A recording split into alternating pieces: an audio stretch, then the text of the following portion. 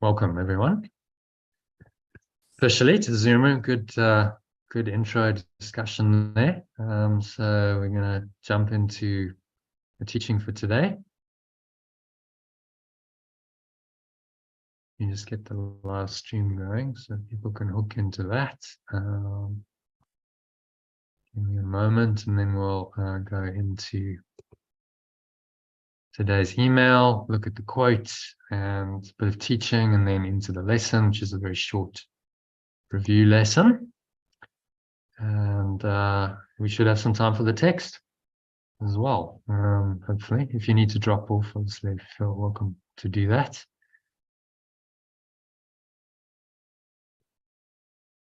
Yeah, so let me just share my screen with you.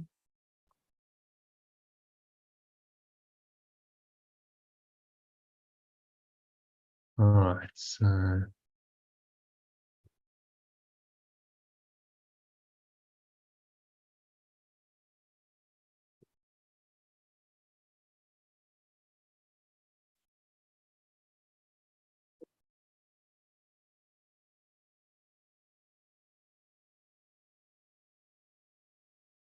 the email. Okay.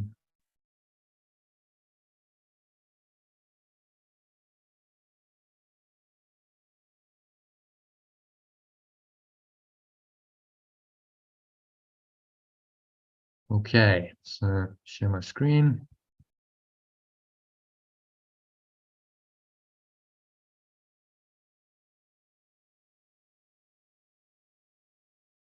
All right, so who would like to read the quote?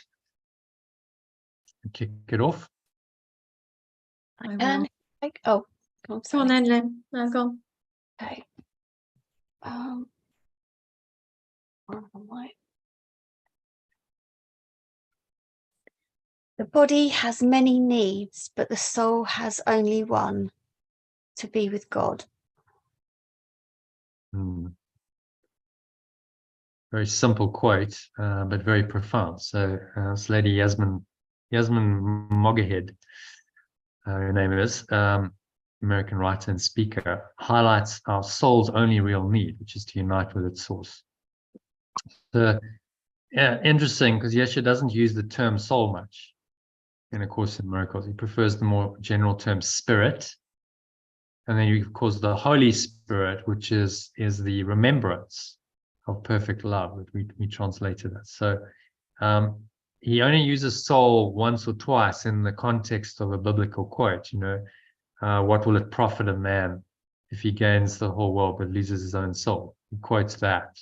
And that's about it. He doesn't really use the word soul, which he says in the clarification of terms, it's because it's controversial. Because what is a soul as opposed to a spirit? It's quite an interesting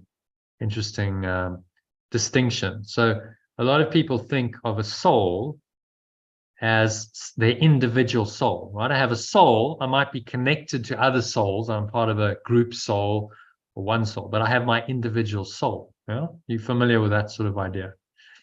So there's still an idea then of individuality. Separation, yeah. Still a separation in there, because I have my individual soul. So what is the soul then, if not a mind? So it's kind of a bit of a gray area. And I think that's why he avoids the term. If you capitalize it and you said soul, then it would be the equivalent of spirit. But he just uses one term rather than confusing the matter and using two interchangeably. It's his spirit. Spirit is the top level domain. So I'll show you now. Let's go to our Holy Trinity diagram. So spirit is this level one, we call it. It's equivalent to God, Father, heaven, truth, oneness, being, pure formless awareness of perfect love, source, knowledge, life, spirit, reality, the now, essence, Brahma, Nirvana, revelation, Samadhi. These are all pointers to this absolute, infinite, eternal realm. whatever word you use points to that. So the capital soul, you could say, correctly interpreted, would be this on the same level.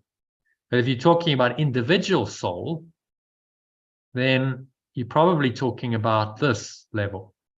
So there, I'll put it in here as the soul, which is equivalent to the true self, the Christ, the Son, the extension, the Buddha, the Atman, higher awareness. These are different terms for the same thing. So soul could probably fit in there. It's the idea of a self, but it's one self correctly interpreted. It's just the one self that now can perceive the world. It's connected to its source. It knows that it is really pure formless awareness of perfect love, but it can also perceive the world. So it can have true perceptions or Christ's vision, which are the miracles, which is the letting go.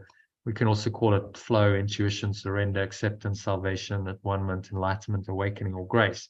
So all terms to point to this intermediary stage. It's like the translation of the one reality into the other in our perception.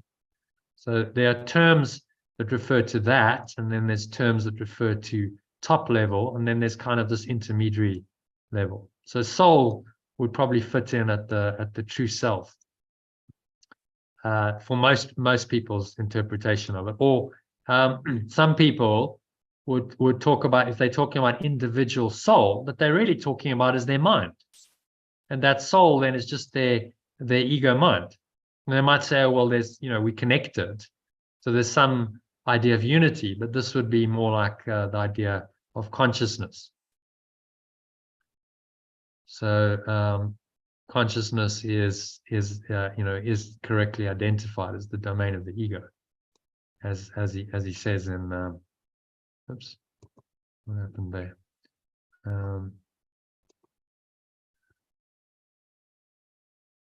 So let me show that diagram quickly. Where are we? Course manual 21.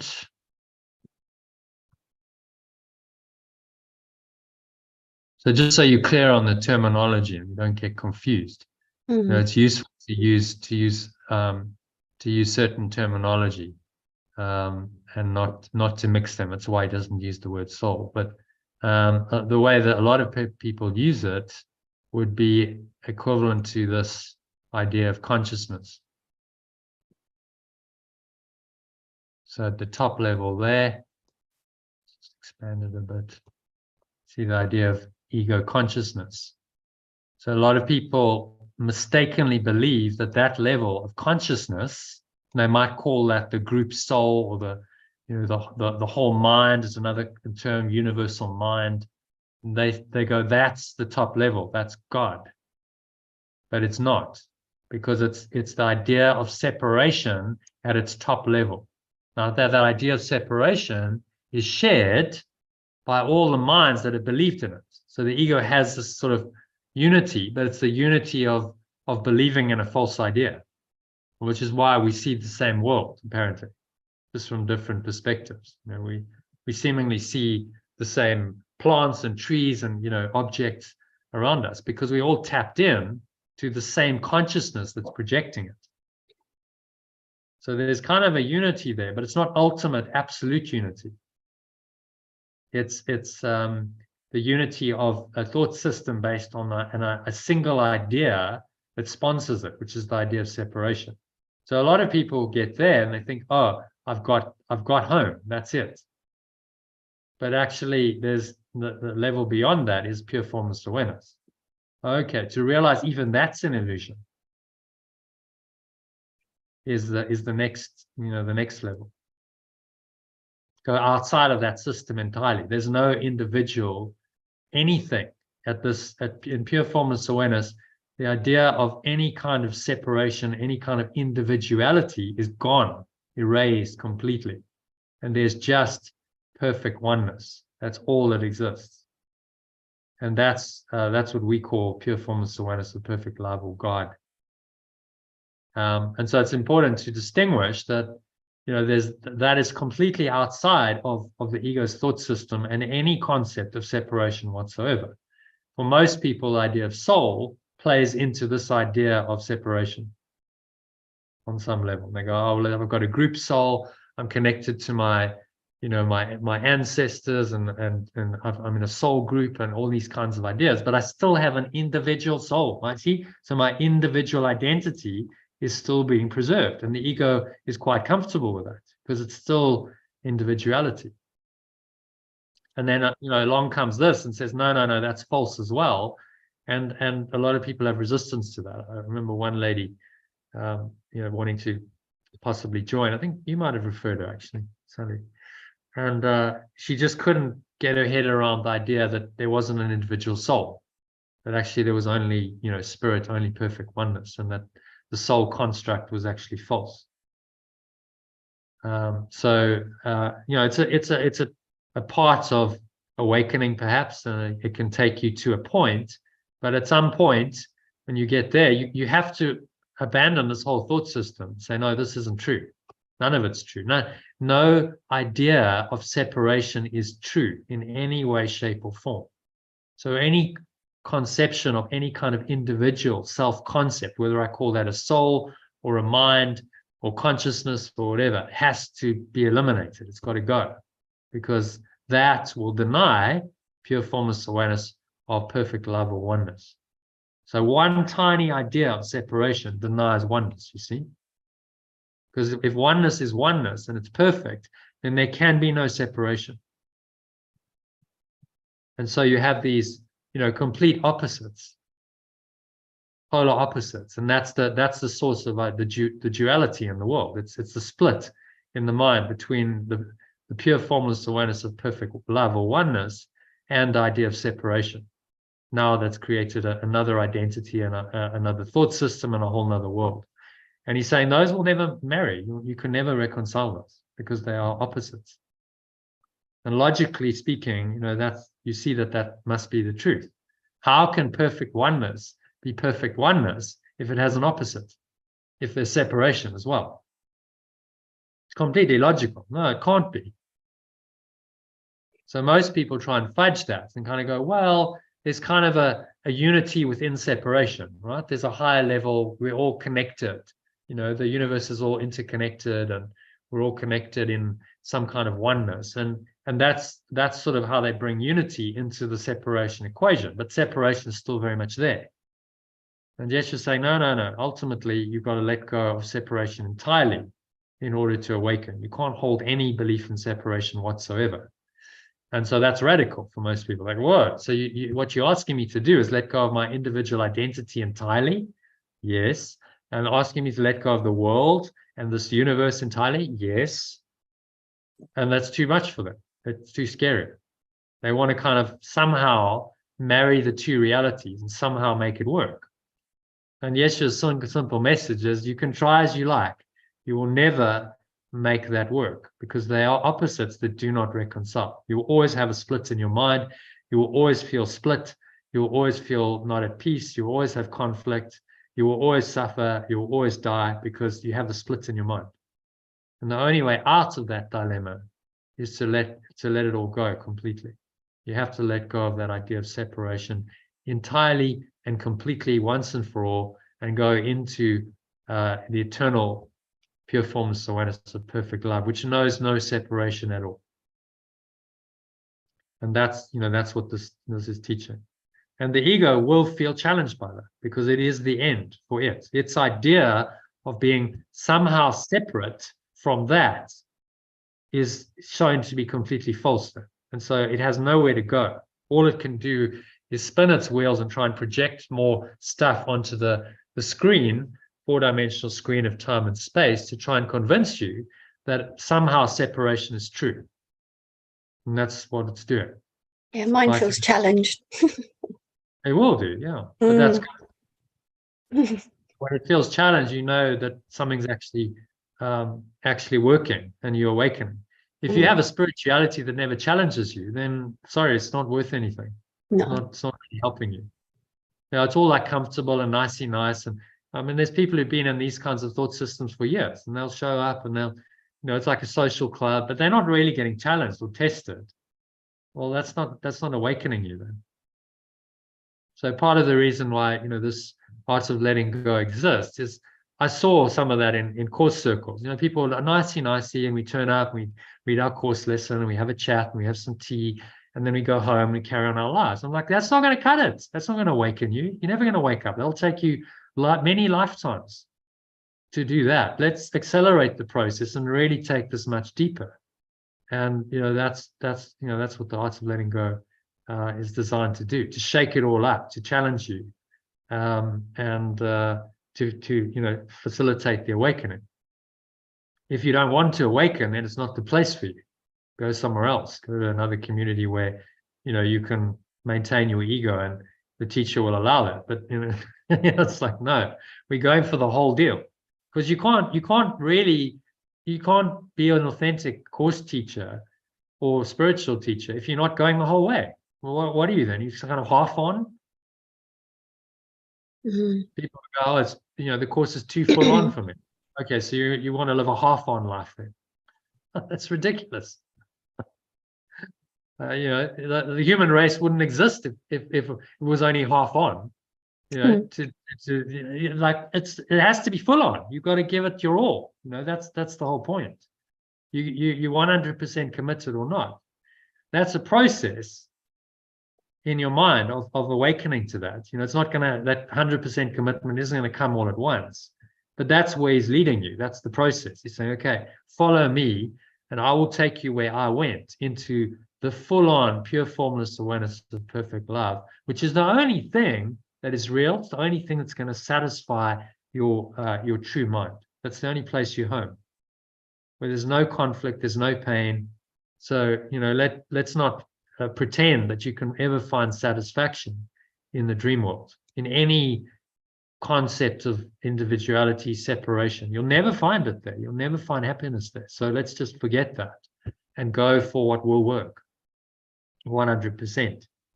And the ego will feel incredibly challenged by that, but that's good, because we got to dislodge it. And so it's got to feel under threat. And, then you actually want it to defend, because then that's part of your awakening. Okay, bring it on then. Let's undo this whole thing now. I'm ready. I've had enough of trying to make this ridiculous thought system work over God knows how many lifetimes. We've probably all been here hundreds of times, and you get tired of it. You're just like, oh God, especially as you get older. When you're young, you get an erasal of all that, and for the first 20, 30 years of life, maybe it all seems fresh and new and exciting, and then the ego comes in, you just go, oh God, same old shit, same old, and we get a sense we've done it all before, haven't we? It's like same old stuff. Nothing's really different. It's all a bit flat and tired, and I get weary and I get tired, and what's the point? There's a sense of the futility of this ego's existence, because it is futile. There's no purpose to it. The only purpose is to maintain a false identity and keep you away from your home, pure formless awareness of perfect love. So there's no real point to your existence as a human being or the world, except to awaken. That's it. To awaken, to wake up. That's why you're here. Yeah. The ego is going to dispute that and give you another purpose, false purpose. But that's what you've got to be vigilant for. So no, I have no other purpose here than to wake up out of this nightmare and awaken to pure formless awareness of perfect love. And that's it. That's my purpose. Full stop. Everything is for that purpose. And then you have a single guide and a single purpose that's going to guide you faithfully back home. If you have split purposes and you say, well, actually, I have some other purpose here. Maybe it's a special relationship. Maybe it's, my job, my work, my family life. Well, that's special relationships again. Usually special relationships come into it. Then that's going to keep me away from my single purpose. Now I have a split mind. So, he's asking us to get very, very clear in a single purpose and dedicate ourselves to that single purpose, because that's the only way we're ever going to find happiness and peace. Saying, just trust me, you're never going to find it within a thought system based on separation and the guilt and the sin and the fear that is inevitable, and the projection of that into blaming others, accusation, blame, complaint, attack, and of course inevitably death. You're never going to find it there. So give it up and follow me, into pure formless awareness of perfect love, which is what you truly yearn for. That's, that's your soul. Your soul abides there. So there's no difference then between soul and spirit at this level. Everything collapses into the oneness, and it's beyond names. You don't need names and terms anymore. They just fade away, and it just becomes a pure experience, pure bliss, without any opposite. And strangely enough, the ego is terrified. It's terrified of pure bliss. Isn't that bizarre? It's like, oh, you can have bliss forever, eternally. No, no, no. Anything but that. Stop that. Stop. I want pain. I want misery. I want suffering. I want sickness. I want death. I want special relationship drama. Give me anything but pure bliss. It's bizarre. You gotta love that. It's crazy, isn't it? What a crazy thought system. We've been running away from pure bliss for hundreds, thousands of lifetimes, for 14 billion years, they tell us, the cosmologists. 14.8 billion years. That's how long the separation's been going on for. Apparently, maybe this is the 10th iteration of it. We don't know, but it's been going on a tremendously long time, way too long. It's way past its sell-by date. So yes, you're saying, okay, well, you're ready to just give this all up, because it's really just, it's a very tired world. It's a very sad dream. None of it really works if you're honest. So give it up and follow me, and come home to pure bliss forever, for eternity. That doesn't have an opposite. That's never varies. It never changes. You can't lose it. Surely that's a better choice than this. Really, excuse my friends, but it's a shit show of note. When you look at it, it's just like, oh my God, what the hell is this then? Helpless innovates a little life. I'm limited, I'm lacking, I'm lonely, I'm suffering. Inevitably, we're all going to die. I mean, what kind of a reality is that? Everyone's going to die. Nothing lasts here. The moment you're born, you're on this track down the timeline of consciousness. To die. Death. I mean, what kind of a shit show is that? Seriously. This one. But we don't see it with that clarity, do we? No. Because you need a bigger picture. You need a master like Yeshua's awakened to go, okay, this is what it is, guys. Here's the picture of this. This is what you're in. You're in this thought system, this very narrow channel from birth to death. You got to go through all these, really, if you're honest, quite unpleasant experiences, a lot of them, to get there. Like, honestly, what's the point of all this? Why? I mean, look at, this is an average life, and people in the community have experienced various elements of these. This is not uncommon. Divorce and losing a parent, and rejection in your special love, and sickness, and maybe you've had some success, sale of a business, or whatever, existential crisis of retirement. People, these are common experiences. Would you, looking at that as an option, would you depart from pure formless awareness of perfect love, which is perfect bliss? Would you give that all up for this? Really? If you're sane, honestly, would you do that? No, but have been for 55 years. Yeah, but you weren't aware. You see, once we're born, we go unconscious. We don't know what the hell we're doing. We're born and we think we're a body, and then we grow up with parents, and we go through this whole, and then at some point we start going like, what the hell's going on here? This is crazy, and this doesn't really work, and I'm suffering. And then that's the spiritual journey starts. But if you can look at it from a high level, now I look at this, would you want to come back, given that this is the average kind of human life? No, no more. Really want to come back and do that, and variations on the theme. There's no, even high level, highly successful people, they've all had their traumas. No one gets away without some kind of pain, suffering, trauma. Forget it. People who've made a lot of money, you think their lives are all rosy. No, often not. They've often got some big challenges of their own. And the money, if you don't know how to handle that kind of wealth, then it becomes just an ego playground, and it can really turn around and bite you. So really, none of it really works, if you're honest. And that's what Yeshua's asking us for, a level of honesty, saying, okay, it doesn't really work, this system. So are you ready just to give it all up and go back home? Or do you want to keep, playing here for longer and trying to make No more. I'm sick of it. No.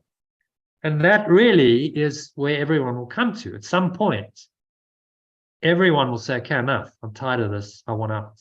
And that's when the spiritual journey really starts. Okay, so what's the way out then? How do I get out?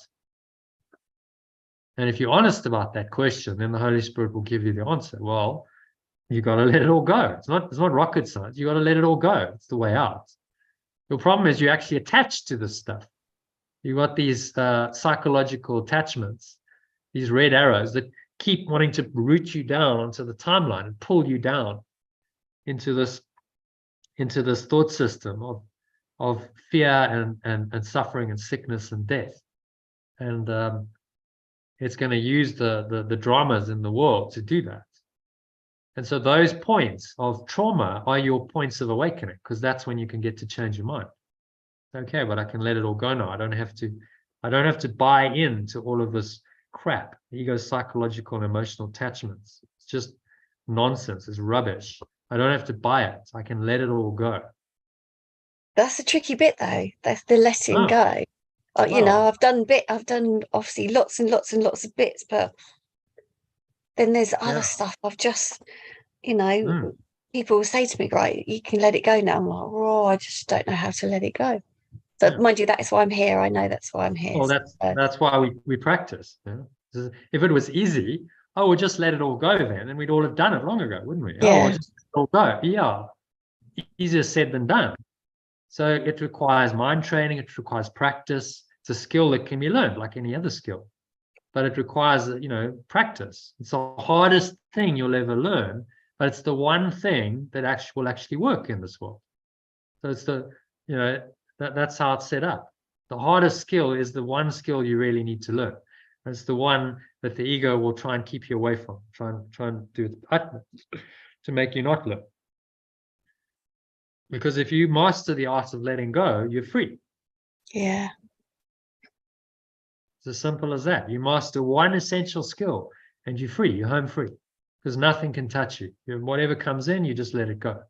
So it comes in and you just let it blow through. And this is what enlightenment means. Not that you never get challenged. There's a guy called Ramakrishna, was a enlightened being, and his disciples said, do you ever get negative thoughts? And he was honest. He said, yeah, sometimes, but they don't stick. They come and they just go. The difference. They arise and they pass away. There's no sticking. And so I think that's how the enlightened beings of this world operated. Okay, did they never have a negative thought? And quite possibly we won't know, because they didn't keep a journal of exactly what thoughts they had. But that stuff would have come up. But then they just got very, very good at letting it go. And that was what made them spiritual masters. Nothing else. So that's all you have to do. You just have to master the art of letting go. Very simple. One skill, one thing to learn. Not 10 different skills, not 7 different habits, none of it, just one thing. That's all. And that's all Yeshua's saying, one thing. Right? It's the hardest thing, but it can be learned. So follow me and I will show you how to learn it, because I learned it. I learned it fully. I mastered the art of letting go, so you can too. If I could do it, you can do it too. Because I was nothing special. I just dedicated my mind to this. He gave everything to it. He said, this is it. It's the whole thing. I'm going to master that. And he did. And that's what made him the spiritual master. So we all have that capacity to learn what he learned. As he said, you shall do these things that I've done, and even greater things, because you can learn what I learned. And he's given us a course to help us to learn exactly what he learned and spelled it out. Daily lesson. I mean, how lucky are we? Daily lessons. Okay. Here we go, another lesson in this thought system. I'm telling you, step by step, this is how to do it. Just follow my instructions. It's a paint by numbers exercise. Just do the lessons. And practice diligently, and you can't fail. So we're very, very fortunate to have this, mind training course. And then, now with modern technology, we've got the internet, and we've got emails, and we've got Zoom, and we've got Telegram. all this, just there's never been a better time to awaken, never in history. And this is the first lifetime that you could ever have come into this kind of teaching with the ultimate spiritual master, Yeshua. Even his disciples 2,000 years ago did not have this clarity because he hadn't written it down. He hadn't written a book at that stage. So they still were like, okay, well, we've got his verbal teachings, but then, you know, we don't quite get it. And it wasn't a comprehensive mind training process that he put together. That's taken 2,000 years to come. And we are the beneficiaries of that in this lifetime. The course is about as old as you are. So this is the first lifetime. So why not make it the lot? Okay, use the tool. He's given it to us. This is the time for your awakening. You don't need to do another one. Just do it this time. Get it right, you know, this time. Yeah. That's my attitude anyway. So it's like, go for it. Focus, go for it. You know, let's get the job done. And in the process, you can have a happy dream. There's no reason why you can't have a happy, flowing, connected experience. And that's the best you can do here. But knowing that's not ultimate reality, that this is just part of your awakening. So it continues on for a while. And you need those experiences to awaken. But you know, ultimately it's you're checking out. This is it. This is the last time. So I say go big and then go home. Go big and then go home. Okay, so any questions on that? Let's go back to our teaching, shall we? Where are we? We've lost the email again, so we'll just bring it up again. Gmail does this, keeps losing the there we go.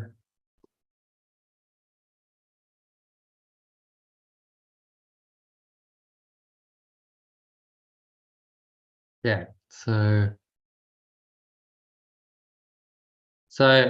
in the end, terminology doesn't really matter because the words, whether you use spirit or Holy Spirit or soul or pure formless awareness of perfect love, the words just point us to what is beyond words.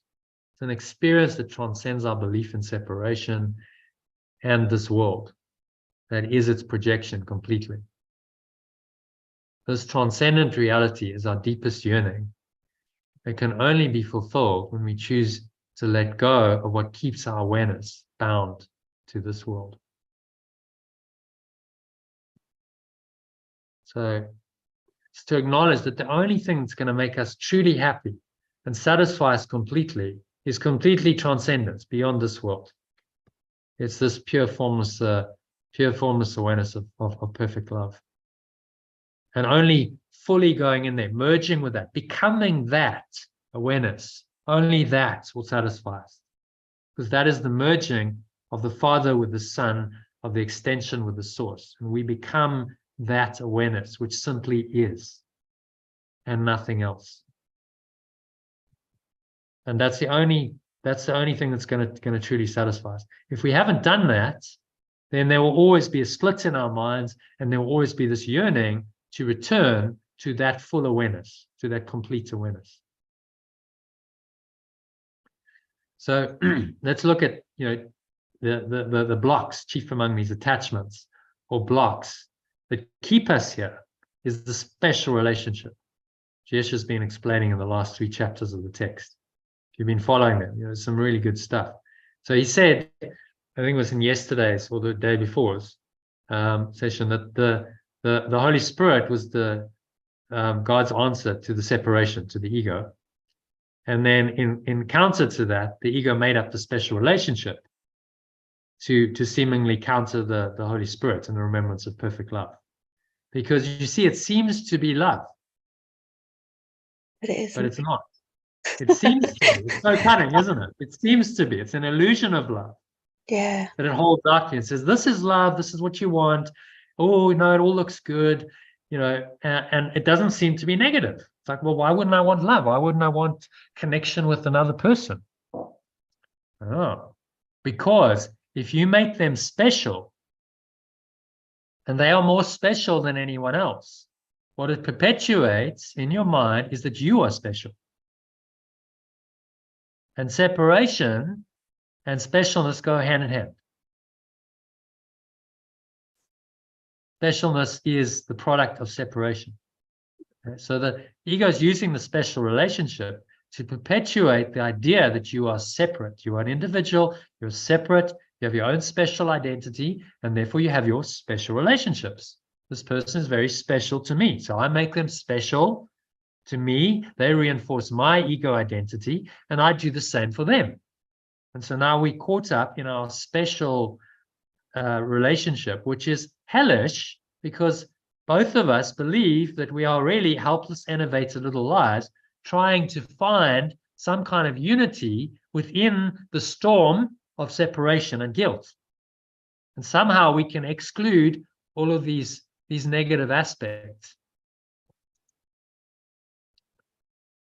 So the special relationship is the delusion that you can somehow find unity as a helpless, enervated little life with another person and unite here on this level, and somehow within this whole thought system of guilt and sin and fear and attack, your little special love can somehow keep all of that at bay and can keep you safe from all of that.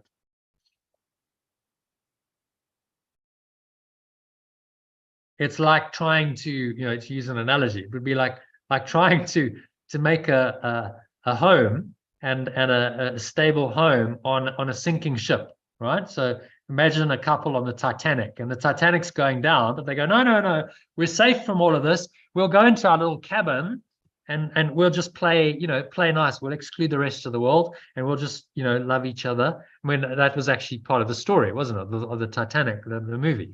The special couple, but hang on, the whole ship is sinking. So your special relationship is doomed because you're in a construct that is a sinking ship. So you're never going to find lasting satisfaction and happiness. In fact, that might be a brilliant mind-watching movie, Titanic, because there's a special relationship, but it's within a construct of the ego, and it's a sinking ship here. So it doesn't matter that it's doomed. Yeah, they found the special love. Oh wow, bliss for a few hours, and then hang on, the whole thing's sinking, and you're going to die. So you're going to be separated because one of you is going to die, and then and the other one will die shortly afterwards. It might take 20 years or whatever. But this is a sinking ship that you're trying to build this seemingly stable life, and you're trying to find some satisfaction and happiness there, but it's doomed. It's never going to work. So yes, you're saying, again, give it all up. This is never going to work. See it for what it is. It's just another device of the ego to keep you in separation, to keep you believing in this helpless, enervated little life, the self-concept that keeps you in limitation, lack, loneliness, suffering, and death. Do you really want that? Because that's what the special relationship offers you. Yeah, no. And there's no wonder it doesn't work. How can you expect that to work? If you see it honestly, it's a sinking ship. It's part of a thought system that's doomed. So how can you expect that to ever work and bring you any kind of lasting peace and happiness? It can't, which is why inevitably special relationships fail at some point. They might seem to be good for a while, the honeymoon period. Oh, this person, I'm so in love. We know that phase, and then they don't do what you want, and expectations come in and grievances, and suddenly it's like, oh, actually, do I even like this person anymore?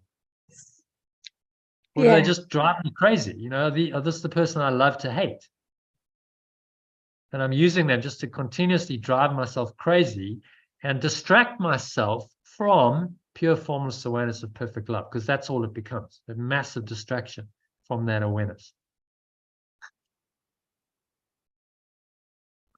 So seen honestly, within this whole thought system laid out like this, who in their right mind would choose a special relationship?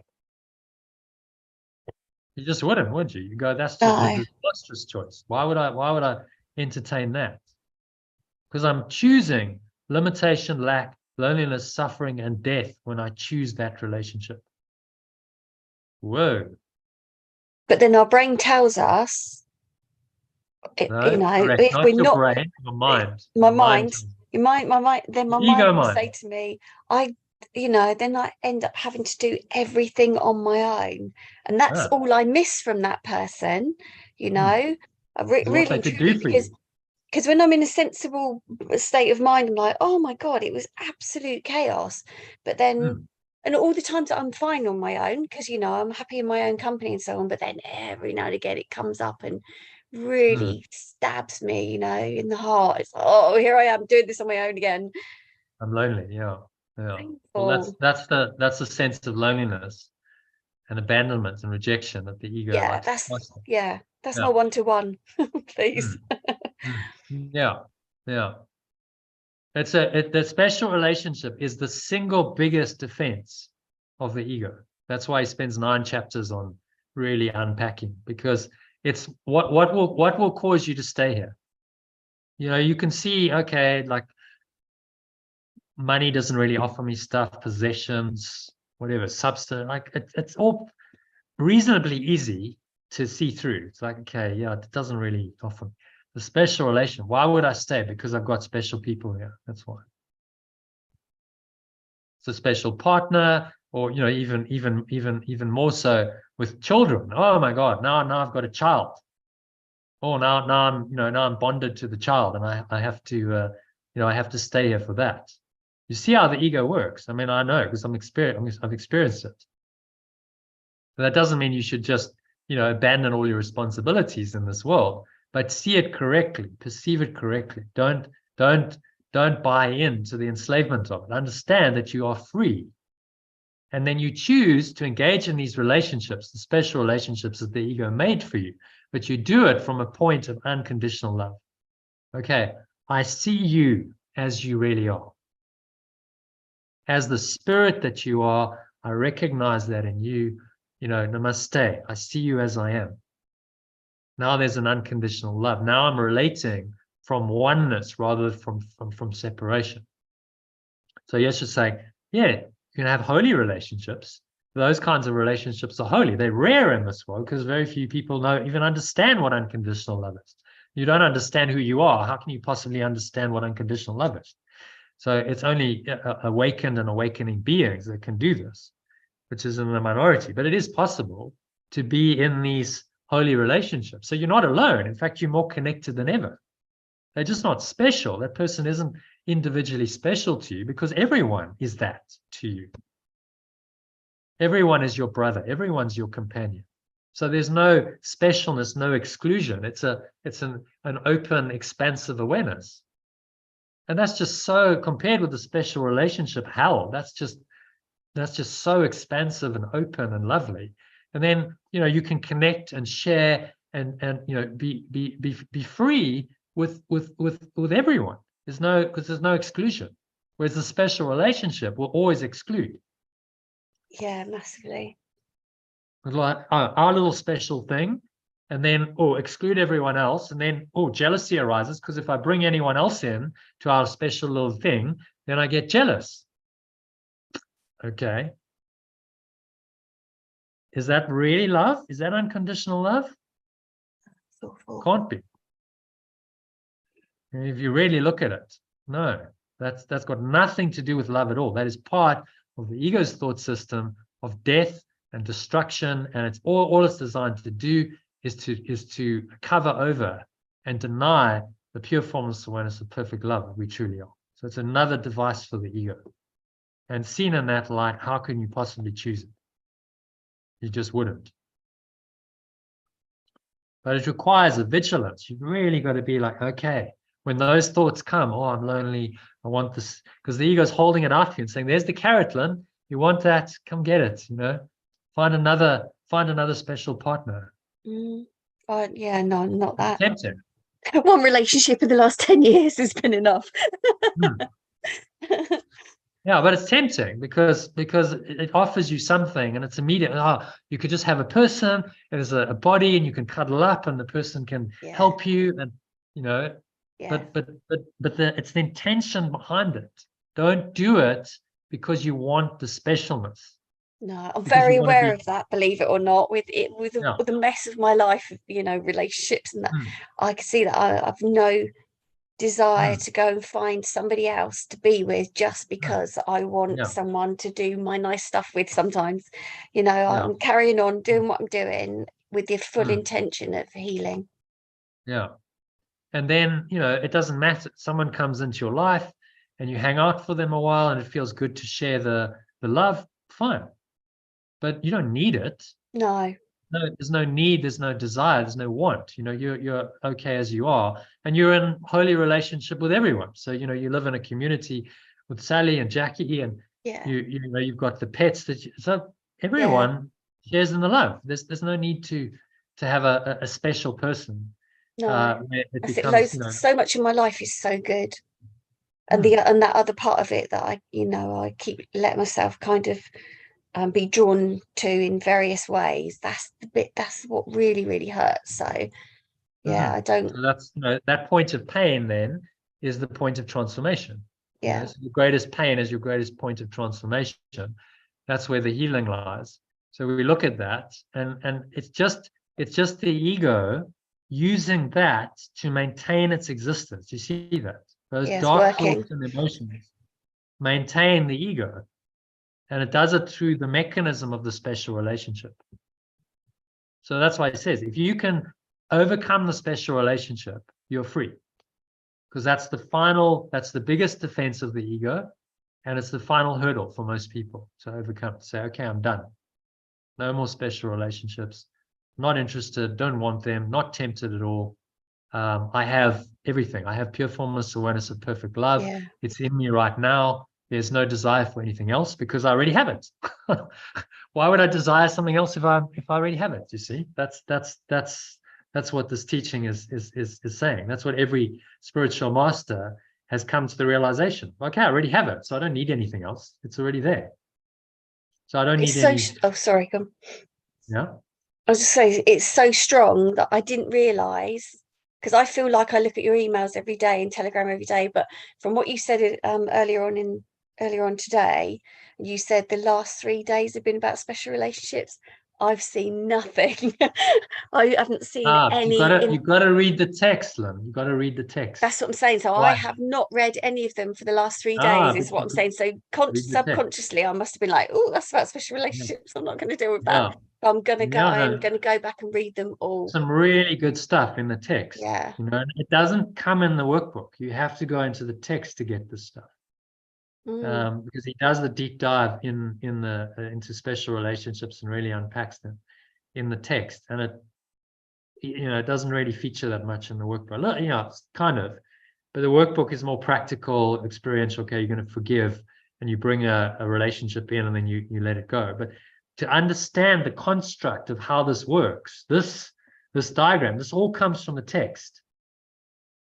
Without the understanding, of the text, you don't understand the whole picture, and it's then the workbook can be still helpful, but it's not nearly as helpful as it is with the full understanding of this. You go, okay, I understand the high level thought system. I understand the way the special relationship fits in. It all makes sense to me now.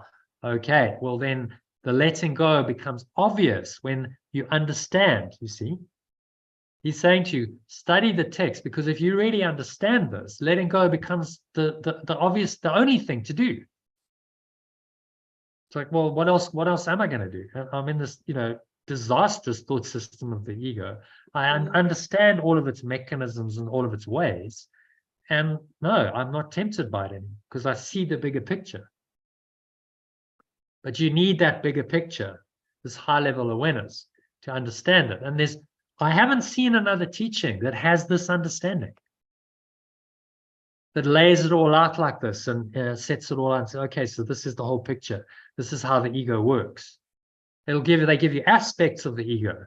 And some of the teachings can be very helpful. Buddhism is a good teaching. It doesn't have this. It doesn't tell you the whole, the whole story. Maybe that's because the Buddha didn't fully get it in the disciplines of the universe. They said, well, the Buddha attained this consciousness, universal consciousness, but he hadn't quite got to pure formless awareness of perfect love. Who knows? That's Gary Renard's teacher's take on it. One can't say. I think when he went into nirvana, I would think he probably tasted this, but maybe he didn't have the metaphysical understanding, because this is quite high level stuff to understand this. So what Yeshua did, which I think was quite unique, was he worked it out. And he went into the desert for 40 days and he said, okay, I'm going to sit with this conundrum. And the conundrum was this: if God is love, how can God have created this world? Because, you know, the Bible says God created the world in 7 days. That was his Judaic tradition. How can that be if God is a God of love? And how can then a God of love then have created a world where there's so much pain and sickness and suffering and death? That's the conundrum, and that's the answer. No formal religion, no traditional religion can answer that question. They just fudge it. They don't really give you a clear answer. So Yeshua was like, okay, I want to sit with that problem. And he sat and he sat and he meditated for 40 days and eventually came to the answer through letting go, because he had 3 temptations of the devil or the ego. And he let them go. And he then understood that outside of this thought system lay the truth. And he came into that awareness. And that was when he became Christed. He became the Christ. And he then came and he started his ministry. He started teaching from that state of pure formless awareness. And it was revelatory, because it was like no one understood him. Well, they kind of got it, but you know, it was totally outside of the existing teachings and thought system. Completely challenged the ego's status quo, which is why they crucified him in the end, because it was so radical. And now, fortunately, he's laid it all out in this very detailed course, mind training course, for us, so that we can study it and we can learn what he learned. And there's no reason why, if he learned it, why you can't learn it. It's not rocket science. This is not, you know, esoteric mumbo jumbo. Like it's simple logic, really. What he's teaching us here is simple logic. Okay, follow the simple logic of the Holy Spirit, and you cannot fail to awaken and see the insane logic. The ego has a logic, but it's insane because it's based on one tiny insane idea that you're separate from love. Well, clearly then from that departure point, if an insane idea can only lead to an insane system of thought. And he's just teaching us that so clearly that we cannot fail. If you carry on this, but you cannot fail to understand it, to go, yeah, I get it. Okay, I'm getting it. I'm awakening to this and I'm understanding the whole picture now. And once you understand from that high level, it's a game over. The ego can't sustain. You still need to let go as it comes and it tempts you. But you know, you have this as your overriding understanding.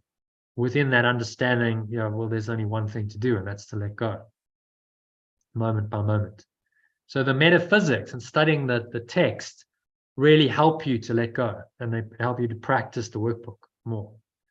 So you need to do both. To do the course properly, you need to do, you know, both comprehensively. And that's it's a lifetime's work. This text is so deep and profound, and one reading of it is not going to be enough, I can tell you, because I read it the first time and I kind of get it, but I'm not really getting it. So again, we go, you know, and now 17 years into this, I'm reading the text and we're translating it. And I'm like, okay, I'm finally getting this. I'm really understanding it.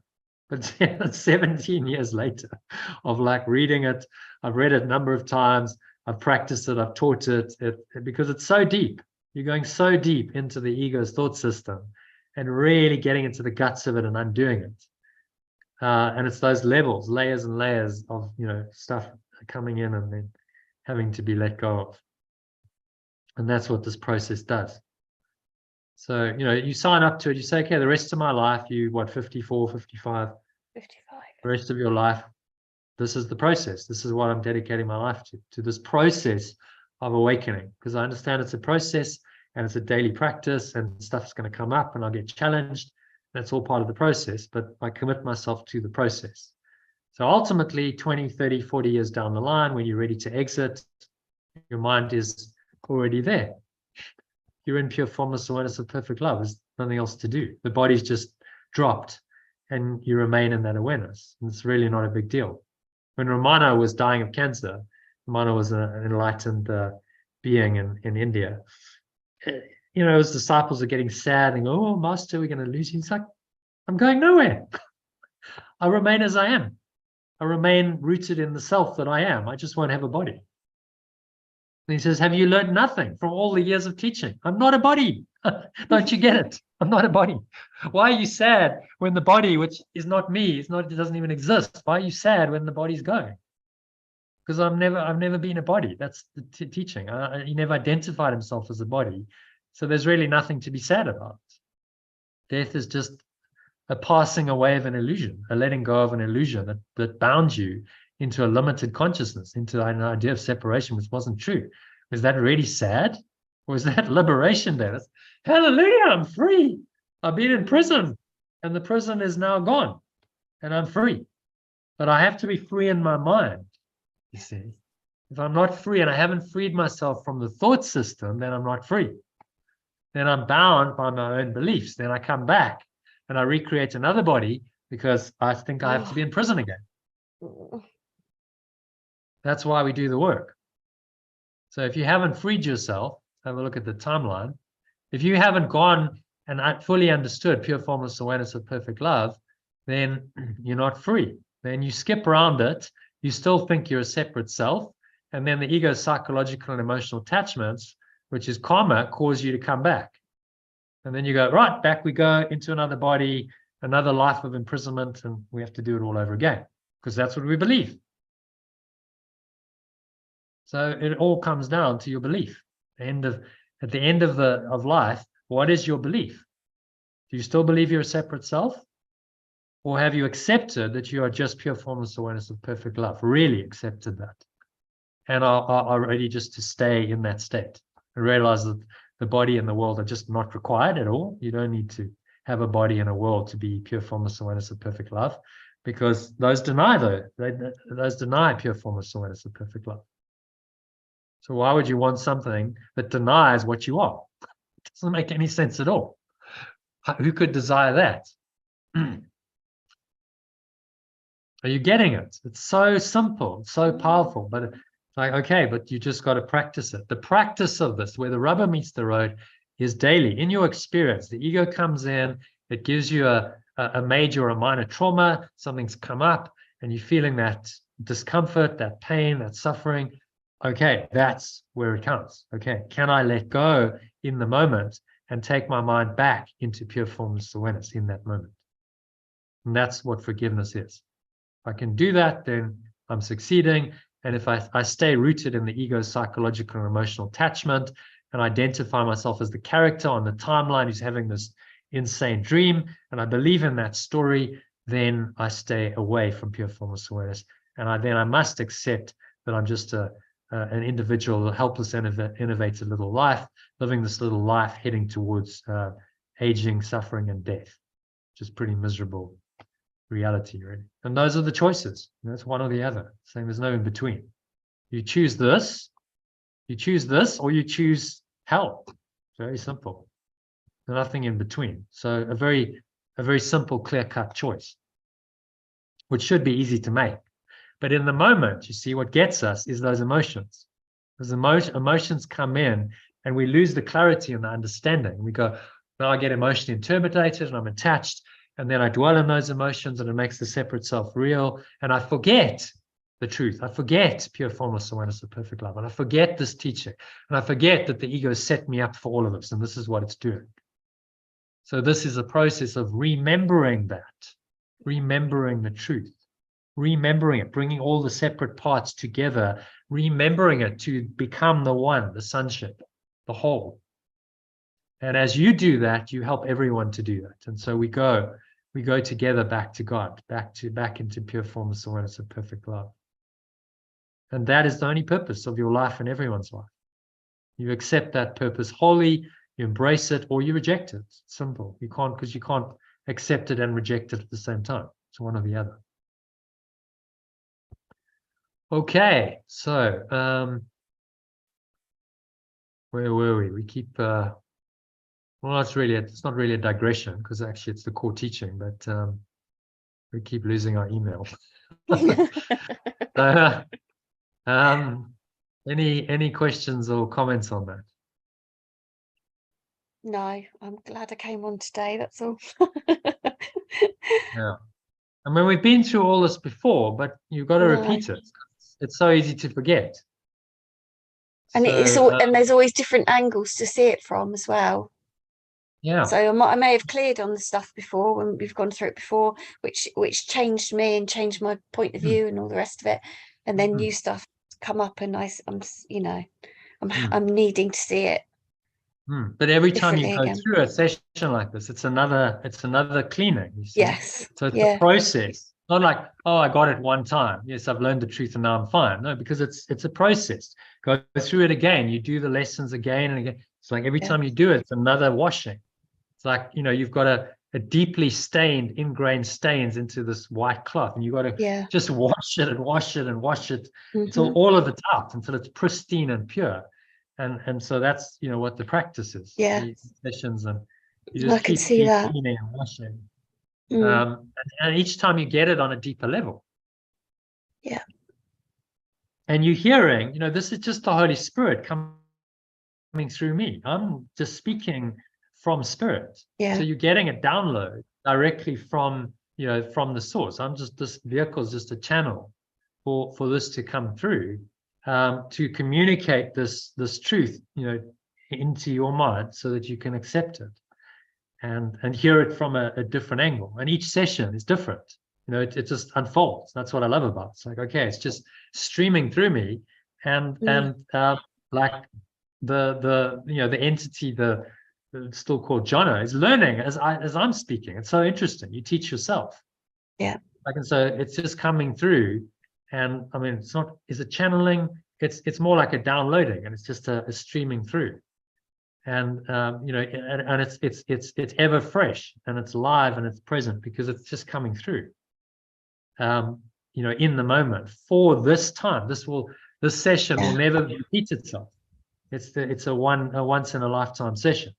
It's recorded, so you can go and listen to the recording, but real time live.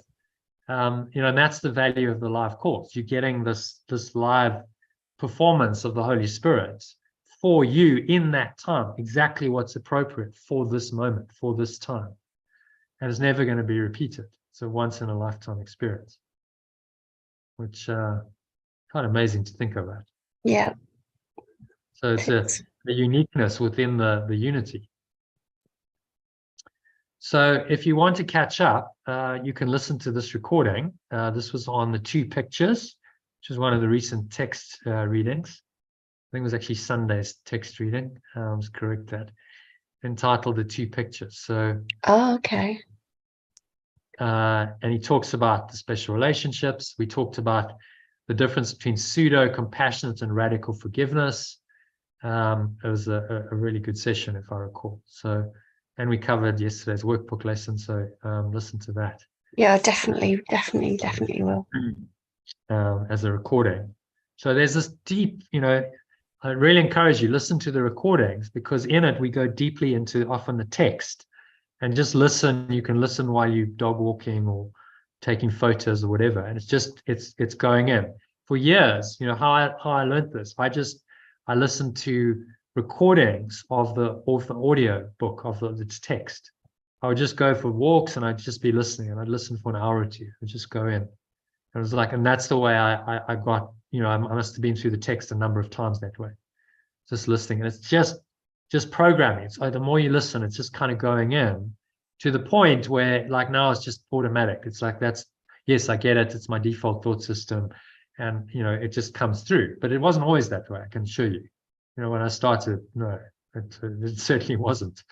This is a process of, 17 years of ongoing, like, mind training every day, just training this until it just, it just comes. And it's just like, you say, how do you do it? Well, a lot of training. That's how. A lot of mind training has gone into clearing the way, really, for the Holy Spirit to come through, and just there's a clean, an empty vessel, an open channel for it. Yeah, getting out of the way. No, it's getting out the way, really. So simple. You just do all that mind training just to get out of your own way. Yeah. Bizarre. Yeah. That's how it is. Yeah. Yeah, So completely. that brings us into today's session and today's lesson, which is very short, simple, sweet. These are just a review, so it's just all on the slide. Let's ask someone else to engage. Sally or Elaine or Christine, would you like to read that? Yeah. My mind holds only what I think with God. My mind holds. Just say again, you were just muted for a while. My mind holds only what I think with God, pure formless awareness of perfect love. I thank my Father for his gifts to me. I thank my source for its gifts to me. Let me remember I am one with God. Let me remember I am pure formless awareness of perfect love. Very simple. What I love about these teachings is they're so simple. Just a simple statement, a simple sentence, not many words. And yet the power of that to connect you with the truth is enormous. Let me remember, I am pure formless awareness of perfect love. I'm one with God. That's what it means. I am that awareness. So in our translations, it's even more direct, isn't it? I'm not one with something else. I am that I am. I am pure formless awareness of perfect love. That awareness is what I am in truth. And I get these amazing gifts from that awareness. That awareness brings me love and peace and joy and happiness and flow and connection and miracles and synchronicities, and everything that is truly valuable in this world comes from that awareness, which I already am. So I have infinite abundance given to me in that awareness. It's all in me. If I just accept it, let me remember I am that. Because I've chosen to forget. So now I must remember the truth. That I am that I am. I am just that awareness and nothing else.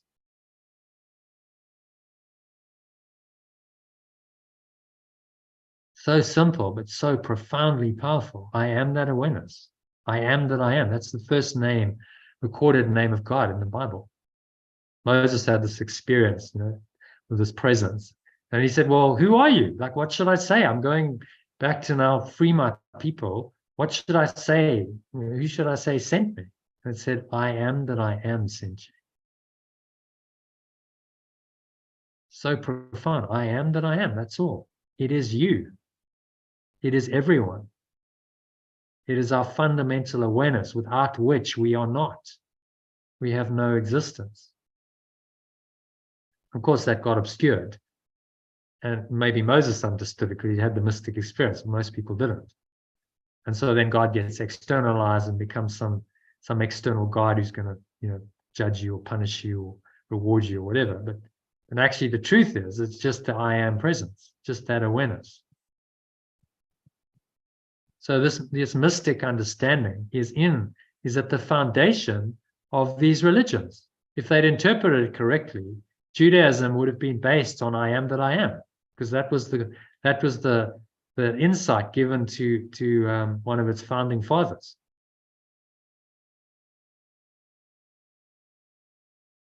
But people get they get confused, and we externalize God, and we make God into some kind of conceptual identity outside of us, and then we have a relationship with God. No, the whole point is you are God. That's the point. And then the religious traditionists go, oh, blasphemy! You said you're God. When Yeshua said he was God, they said blasphemy. Now we definitely got to crucify him because he said he's God. He said he's the Son of God. How dare you? Well, then what are you then? If you're not the extension of Source, what could you possibly be then?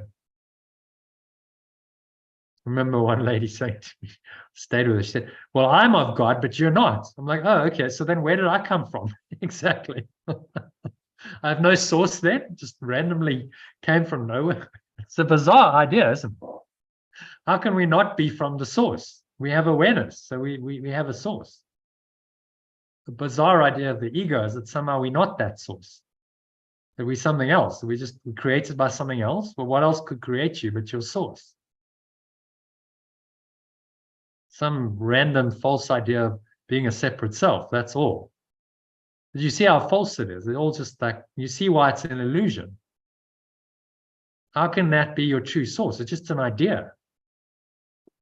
It's just an idea in the mind that's false. Go back into this. How can an idea of being a separate self that has no truth and no reality, how can that be your source? That's just a tiny mad idea your mind thought up, which is now, it's now given the power to be its source. So you've created your own source. Do you see how bizarre that is? How ridiculous. You've created your own source. Now you believed in that delusion, but hang on, it was a mind that pre-existed all of this, which you've forgotten about.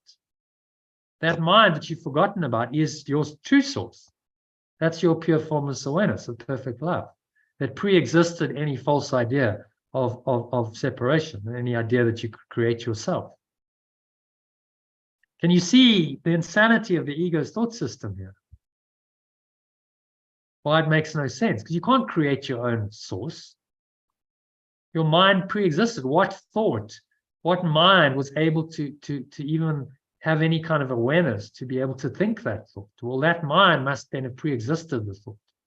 That's what Yeshua's saying. That mind, the mind of God, which is pure formless awareness of perfect love in our terminology, pre-existed any idea of separation. And still does. It's still there, pre-existing, before any idea of separation. Still there. You've just covered it over with all this rubbish. And now your job is to let go of the rubbish so you can reveal what was covered over. That's why it's called a veil of illusion. Your thoughts and your emotions and then the projections of those covered over this awareness. And that's their only purpose. So you must let them go in order to uncover that which has been covered over and remember the truth. Remember who you really are. And in that remembering, you get all these great gifts of love and peace and joy and happiness and flow and synchronicity. All of it's given to you, coming from that true awareness. And that's all you need. You don't need to be happy per se. You just need to be who you are, pure formless awareness and perfect love, and then happiness is a natural result of that. The gifts will come when you're in that awareness.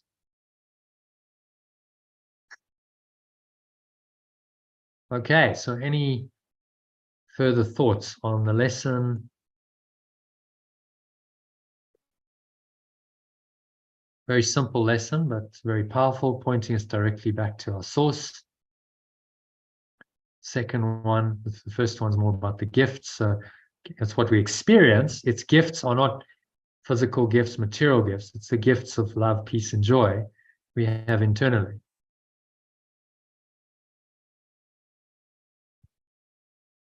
That come from this awareness, pure formless awareness of perfect love.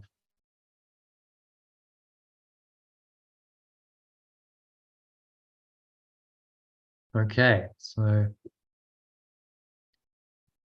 any other thoughts, comments, or questions on the lesson?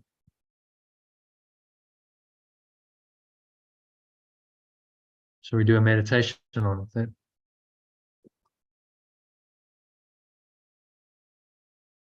Yes, please. Okay. So just getting yourself into a meditation posture.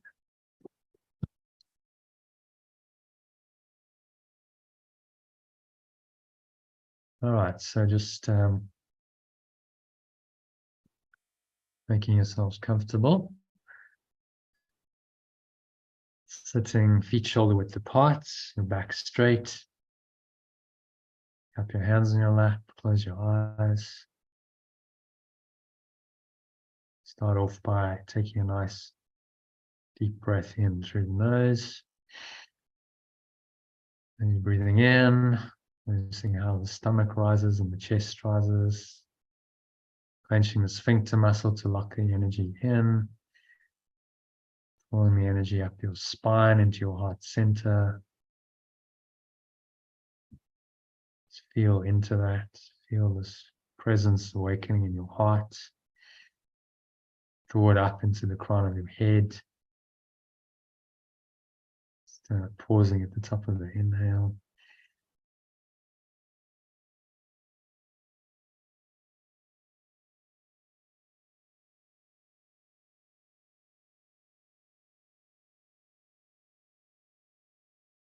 And scan your mind.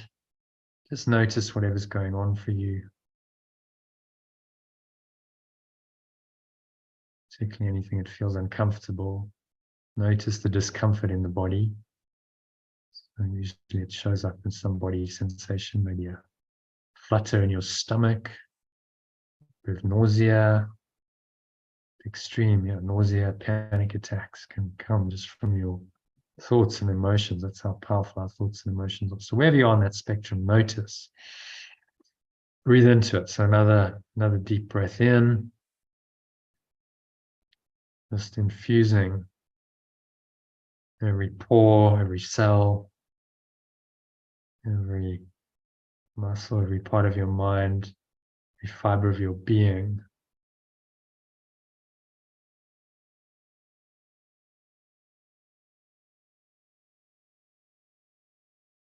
Is in the light of this true awareness, pure formless awareness, perfect love. And say to yourself, let me remember that I am this awareness. I am pure formless awareness of perfect love. I am that presence right now, not sometime in the past or the future, not something to come, something you've got to go into memory to recapture. It's right here in the present moment, in the holy aware moment, as Yeshua calls it. The holy instant or the holy aware moment. Right now, I am that I am.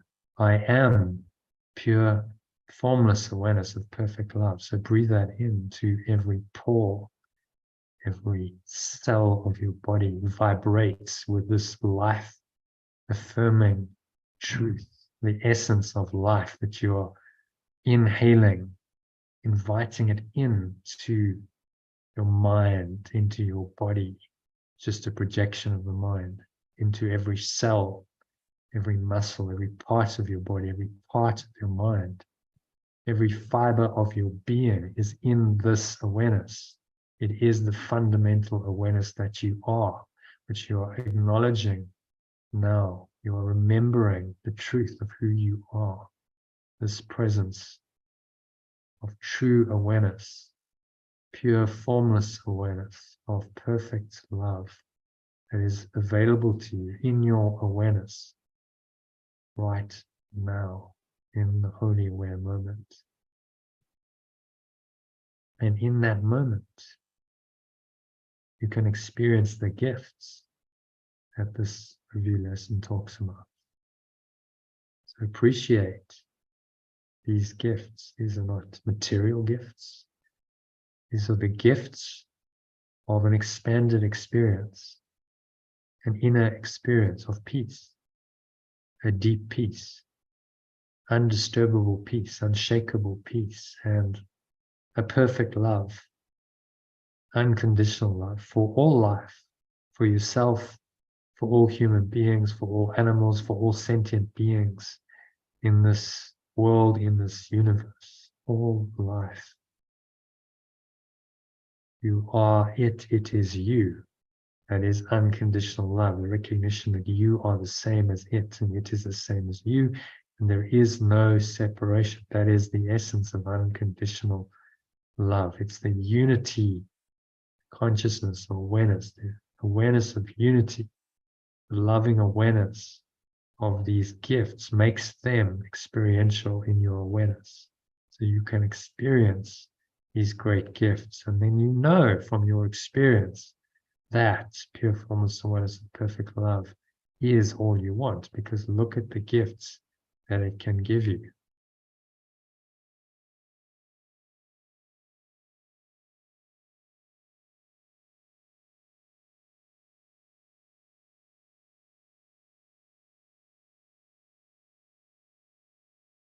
Pure, formless awareness of perfect love.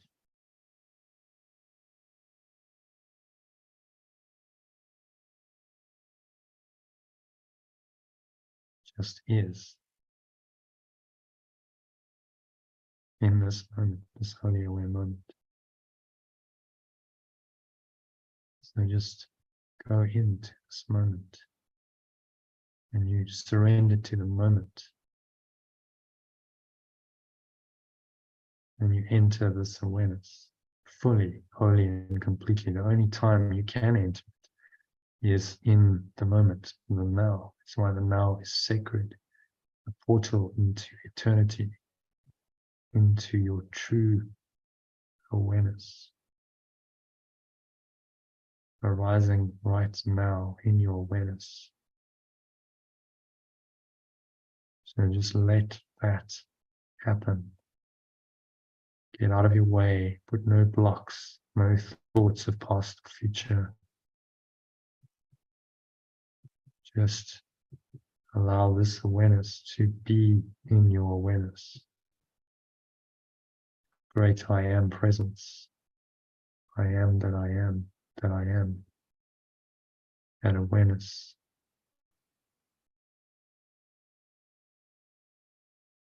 In the next couple of minutes of deep silence, you might have 5 minutes, just be still, be quiet, and in the stillness and the quietness, let this awareness be what you are. There's nothing to do. There's nowhere else to go. There's nothing else to think about. Just rest in this awareness.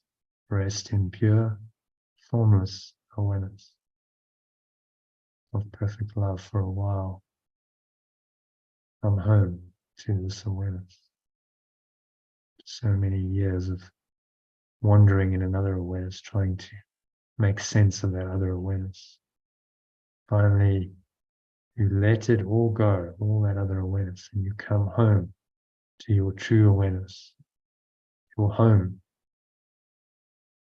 which is pure, formless awareness. No awareness of any form, no thought of any form, no duality. Pure, formless awareness of perfect love. Only that. Next few minutes of deep, peaceful, blissful silence.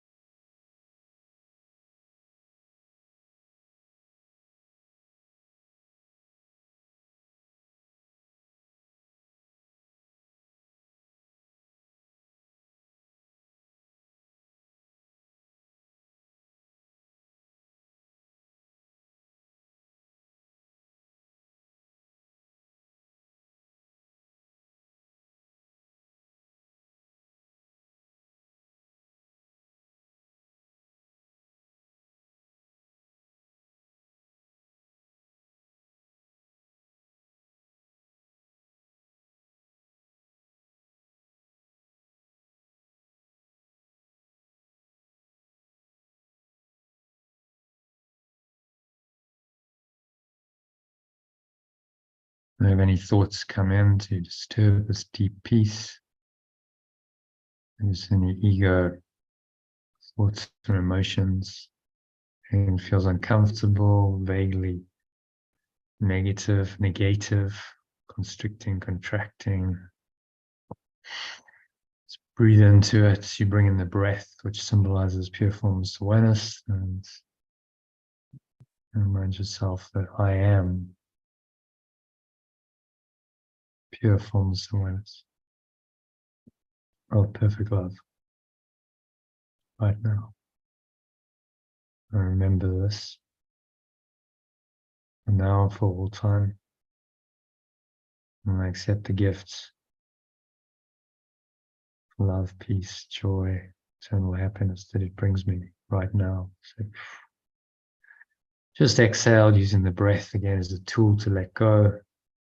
Drop those thoughts, drop those emotions. You let them go out of your mind, out of your body, out of your energy system. And going, gone.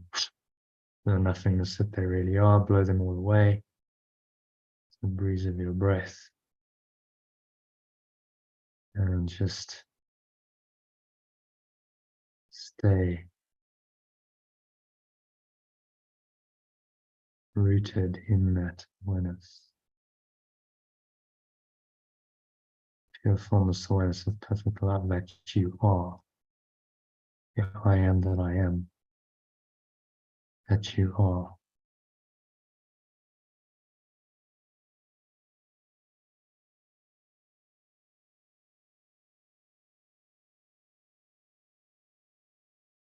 Another few minutes of deep connected silence.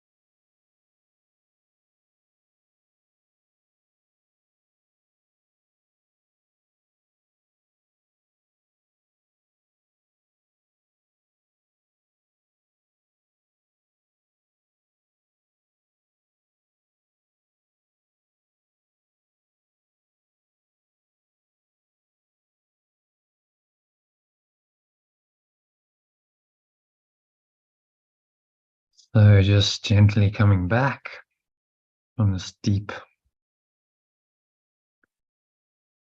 connected state to an awareness of the body and the breath,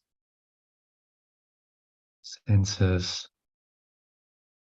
and the world. And on the count of 3, you're going to open your eyes. So 1, just breathing in, noticing how the stomach rises and the chest rises and the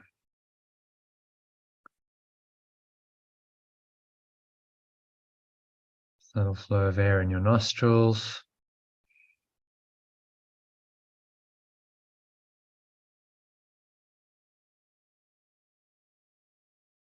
Pausing at the top of the inhale, connect with your breath. Smile. Be aware of any thoughts, any emotions, any body sensations going on for you, particularly anything that feels at all negative, uncomfortable, and just remind yourself that I am pure formless awareness of perfect love in this moment. Nothing else is true, nothing else is real, so I claim the gift that this awareness gives me, love and peace and joy, eternal happiness. And so these uncomfortable thoughts and emotions cannot be real. So I choose to let them go. On the count of 2, exhale. Let them go, blow them all away with the breeze of your breath.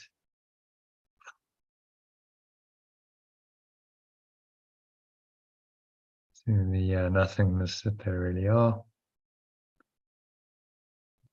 Going, gone. And the lower stomach into the spine, expel the last remaining air out. And just rest in this deep peace and stillness.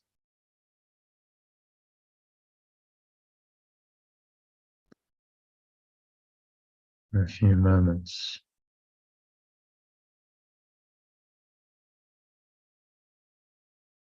And the gap between breaths is a gap in mind.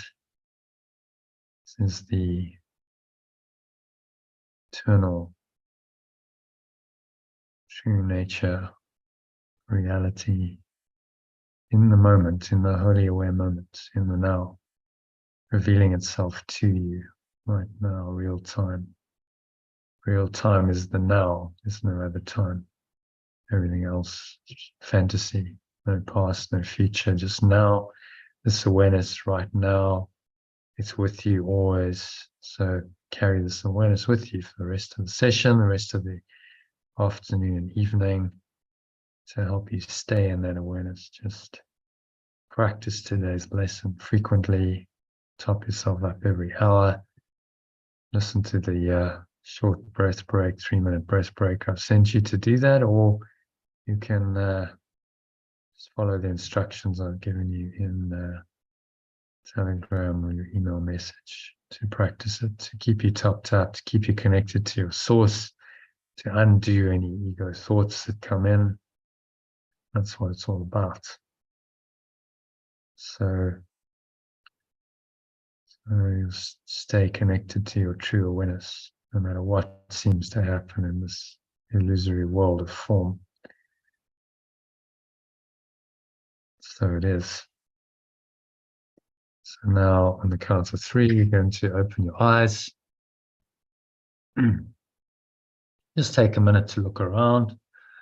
Ground yourself back into the body, feeling what you're feeling in your body, the weight of your body, perhaps pressing down into the chair, feet touching the ground.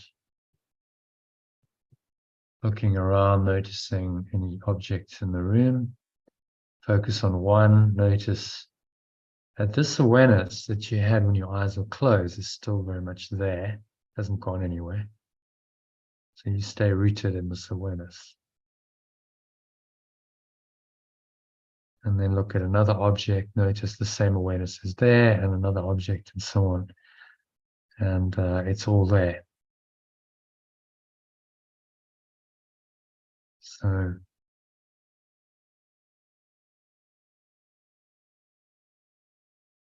just stay rooted in that awareness no matter what. Just staying in your true awareness. And this is why God is everywhere. God goes with you wherever you go, because God is in your mind. So awareness is with you always because it's in your mind. It's your true awareness. How can you be without your true awareness? It seems completely obvious, but this has been obscured to us by the ego's delusion that it's somehow separate from this awareness. So just stay rooted in this awareness. Practice today's lesson to help you do that frequently, hourly, and then do another meditation this evening using the longer 17-minute meditation I sent you, or you could listen to this recording, which I've just posted to the Telegram group to help you practice it again. And that brings us to the end of the meditation and the first part of the session. So just wondering if anyone wants to continue on and do some text. Lynn, Elaine, I think you said you had to go at about 3. So if you need to drop off, Yes. do that. I was going to carry on listening. If you were carrying on, I was just going to carry on listening, because then I can just jump off rather than me mid-reading something. So, yeah. Thank you very much for today. Yeah. Well, thank you for joining, and I look forward to seeing you on the weekend. Yeah, likewise. Thanks very much. Bye-bye. Okay. Namaste. Stay. All right. Elaine, Christine, are you going to do some text with me? Yeah, I can do a little bit. All right. It's not a particularly long one. Let's just check. I think it was 6 paragraphs. 6 paragraphs. Is that correct? Yeah. 7 paragraphs. 7 paragraphs. So it's not a massive one. It'll probably take us an hour and a half, maybe 2 hours. So let's see if we can do it, shall we? So it's just 6, so this one's called Setting the Goal.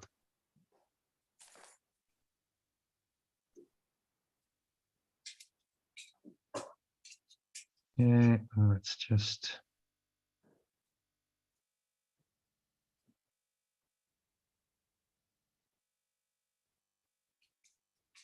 get another recording going. Okay, and give me a moment to get set up. So maybe just take a 2-minute break while I get set up. I've just got to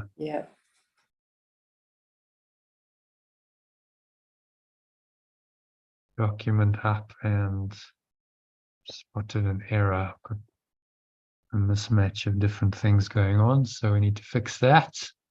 So we'll start in 2 minutes. Christina, are you up for it? Do you want to join us for the text?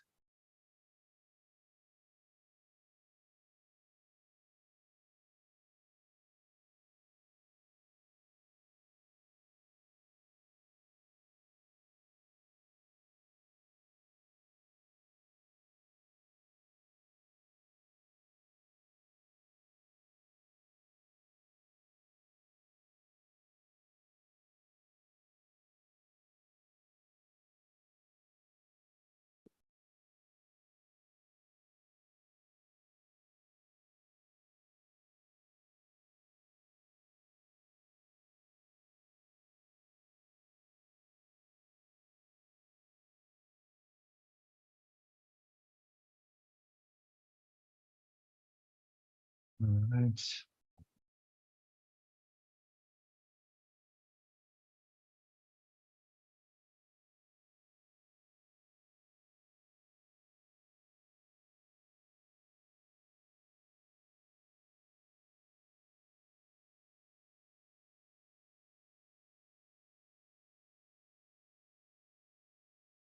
Okay, so we're all ready.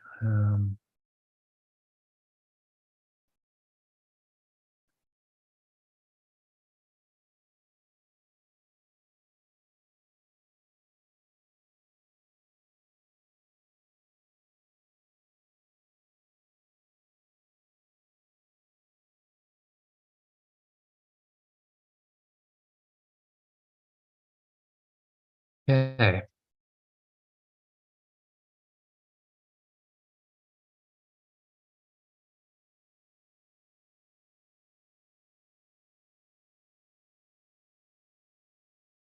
That's it.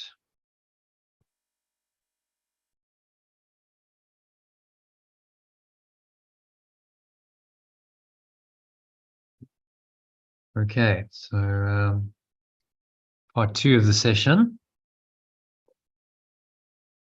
which is to read and discuss today's text reading, which is section 6 of chapter 17,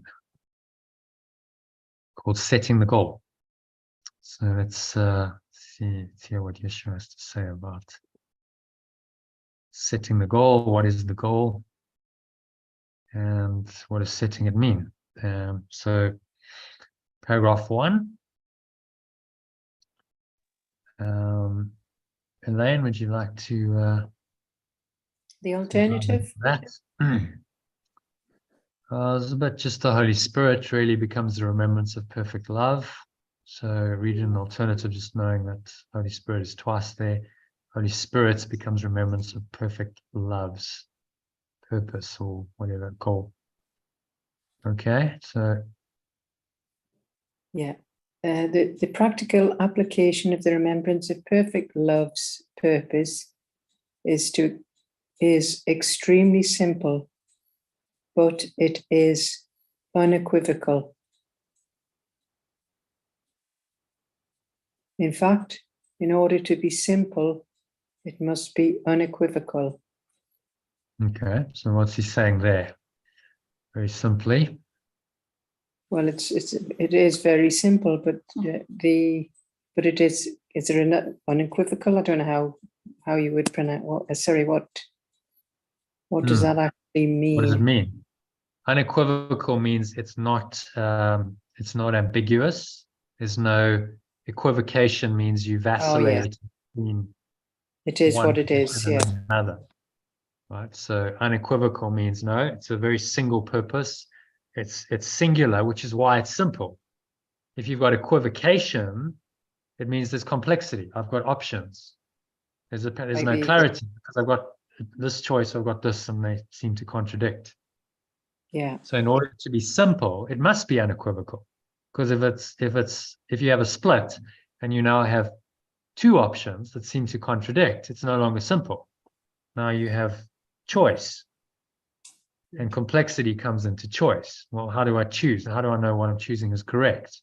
Because I have another choice. Maybe the other choice was better.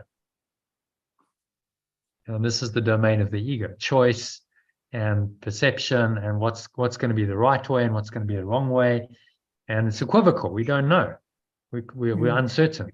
So it's the very nature of our perceptual reality is it's uncertain. Yeah. So in order to be really simple and clear, it must be unequivocal. Okay, if there's only one choice, then there's no choice. Then it's simple. Yeah. We can't get confused. We can't be uncertain if there's only one way. Yeah. So like you got a highway and there's only one road and you just follow the road. It's very simple. Okay, just carry on straight and you'll get to your destination. But the ego is like, no, there's branches in the road and there's forks.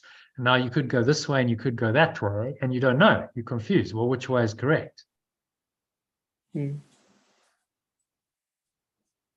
Whereas the remembrance of perfect love's purpose is so simple because it is unequivocal. You're going in one direction. There's only one purpose. There's one meaning. There's one source. And there's no equivocation or ambiguity in its thought system. Okay, carry on. Number 3, the simple is merely what is easily understood, and for this it is apparent that it must be clear. The setting of the remembrance of perfect love's goal is general. Now it will work with you to make it specific, for application is specific. There are certain very specific guidelines it provides for any situation, but remember that you do not yet realize their universal application.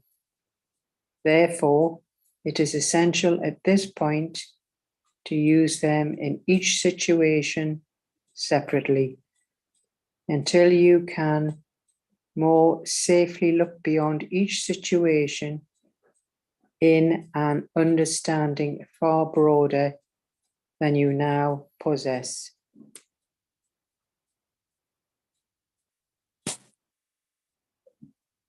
Okay, so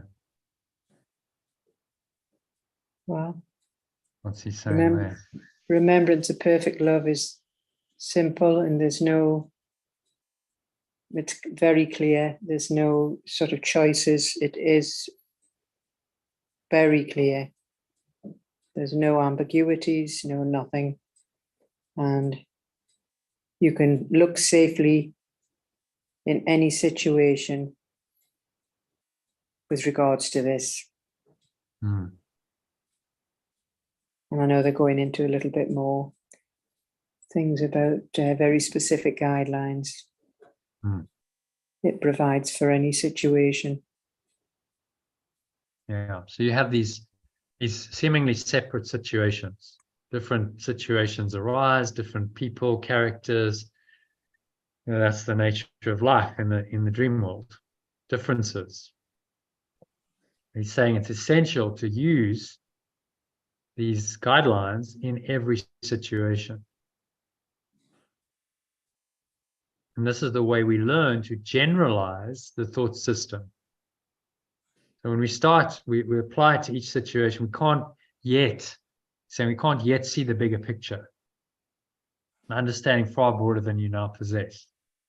Right? So maybe you don't get the full scope of this teaching and oneness, but okay, I've got specific things in my life. I've got situations arising, as we all do. I can apply these teachings to those situations. I do that situation by situation in specific form to start with, to learn this process of generalizing the lesson. To increase my understanding, to understand that bigger picture we talked about earlier, to know that always applies. Whatever's happening is happening within that broader understanding. And so forgiveness or letting go is always the right option because of that. Because the truth is true and illusion will always be illusion. So that, you know, this metaphysical understanding that I've shown you in this diagram, the descent into hell, is always true. The truth never goes away. This is always the case. So therefore, letting go, which restores your mind to the truth, is always appropriate in every situation. But you've got to learn that situation by situation, in the specific situations that manifest in the dream world.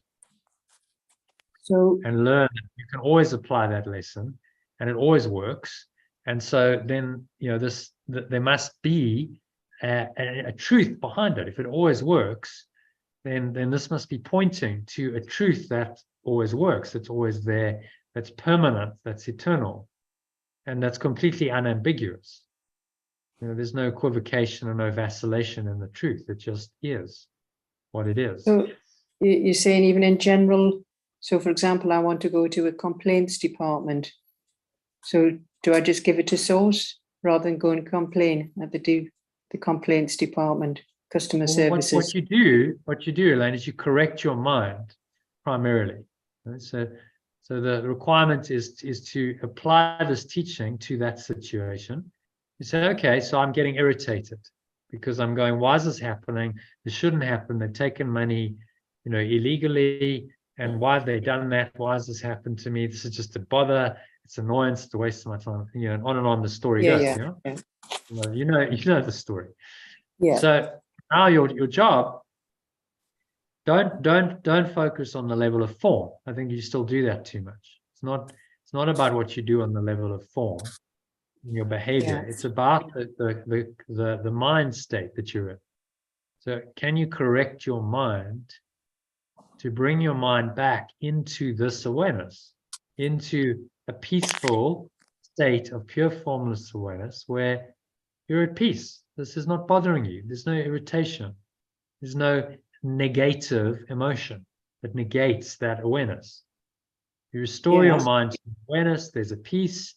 You're feeling comfortable. You're feeling calm. And then from that point, you go, okay, well, so apparently this is still here. It's not really an issue. Could just leave it. But okay, maybe I'll send them an email. Maybe I'll call them. But I'm doing it from a state of a corrected mind. I'm not irritated. I'm not inturbulated. My mind is not being disturbed by this apparent situation anymore. You see? Mm-hmm. Yeah. So that's really the key. Yeah. Correct it on the mind level, and then the behavior will follow, because the Holy Spirit will give you specific guidance, saying it will give you the guidance to apply in that particular situation. That is the genius of it.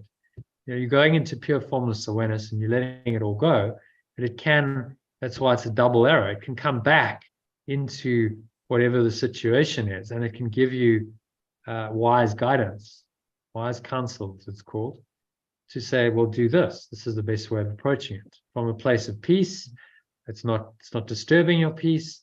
Yeah, okay, but you're going to do this just to resolve the situation, and then the situation can just disappear. Sometimes you don't even need to do that. It just disappears of its own accord. But if action is needed, then the Holy Spirit will tell you what to do. But now it's coming not from a place of irritation and anger, because the irritation is just the sign of a deep anger. He says at some point, minor irritation is a symptom of rage. Intense rage, yeah. Mind. Yes. You're not coming from that thought system. You're not dealing with it anymore in the ego's thought system. Because if you try and deal with it within this thought system, it's likely it will just perpetuate more of the same. You haven't really dealt with the problem. Yeah. Because the problem lies in your thinking. So you think you've dealt with it on the level of form, but then guess what? Another situation arises to trigger you again, and then you get irritated again. Yeah. Because okay, well that works. So we'll just get someone else to take money out of Elaine's account or whatever. The irritate, it'll use something else. It switches the form. Yeah.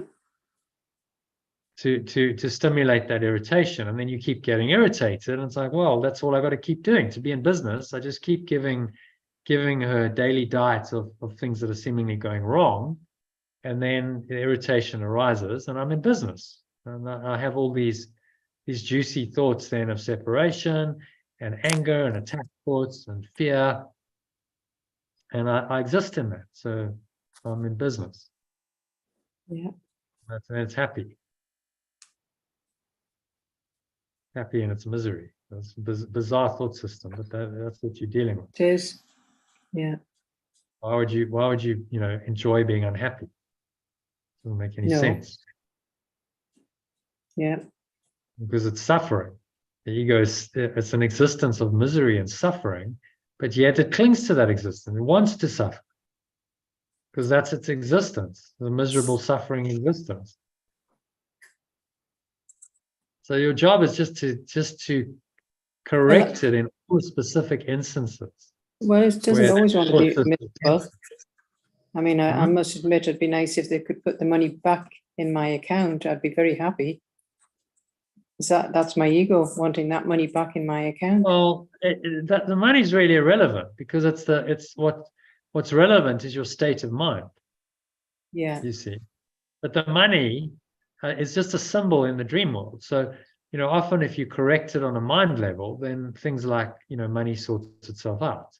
It doesn't need to be a problem. See, do you understand what the ego is doing? It gives you the problem, and then it's like, oh, okay, well, this is This is I'll good be- because it stimulates a whole lot of negative thoughts and emotions in which it exists. So it wants the problem, doesn't want to fix the problem. It Well, wants to I must maintain have- the problem. yeah, yes and no. I mean, yes, I understand what you're saying there, but I have to say I would be very happy if they did drop it back in. Yeah, but if you haven't really let go of the underlying problem, then another problem like it will come about. Mm, You see. yeah, okay. But to look at that, really look at it and go, yeah, okay, I can see, that I've manifested this problem, and this is really, I've done this simply to avoid, to deny pure formless awareness of perfect love. So you say you'll be really happy without problems, but the ego won't be happy for long. No, I know, yes. Tomorrow there'll be another thing. I know Another that. problem. Then, oh, okay, because it likes the resistance, it likes the irritation. And then And to so be it's happy. being very It's honest like a and looking at all that and going, okay, roller I see. coaster, isn't it? It's all roller coaster stuff. I see how it works, and I'm willing to be done with all problems. Yeah. How do I let go of all problems? I understand from a high level that all problems are just a symptom of one problem. I only have one problem. And that problem is the idea of and the belief in Separation. separation. Mm-hmm. Yeah? So that's my only problem. And then it seems to manifest in all these other problems. People taking money out of my account, and problematic husbands, and on it goes. But actually it's one problem, which is that idea of separation. Okay. That's the only problem I have. And my continuing belief in that idea is the problem. Yeah. So then you don't externalize the problem. Say, oh, well, I'd be very happy if I get a solution on the level of form, the money comes back into my account. No, because that's not the real problem. That's just a symptom of the problem. Oh, so now you have a magic solution and you think it's healed in the same way as we do with the body. Mm. And I go, oh, great, the problem's solved. But you haven't really solved the problem because you haven't let go of the idea of separation and the belief in it. So the problem continues in your mind. Yeah. And then the manifestations of that problem continue. You'll continue to get things that trigger you, that you feel separated and you get upset because that's what you want. The ego's telling you that is its existence, that's its life, and so you need those problems in order to experience negative thoughts and emotions that make up the ego's existence. Yeah. That's the only real problem. You've got one problem. That's the tiny belief, tiny mad idea, your belief, let's say, in the tiny mad idea of separation, which has got so deeply entrenched into your mind that it's become the basis of your whole existence, of your identity, of your reality. And it's so deeply entrenched that we don't even know that that's the problem. The ego is obscuring it, saying, "Oh, your problem's this, your problem's that." In these specific instances, oh, your problem is they've taken money out of your account.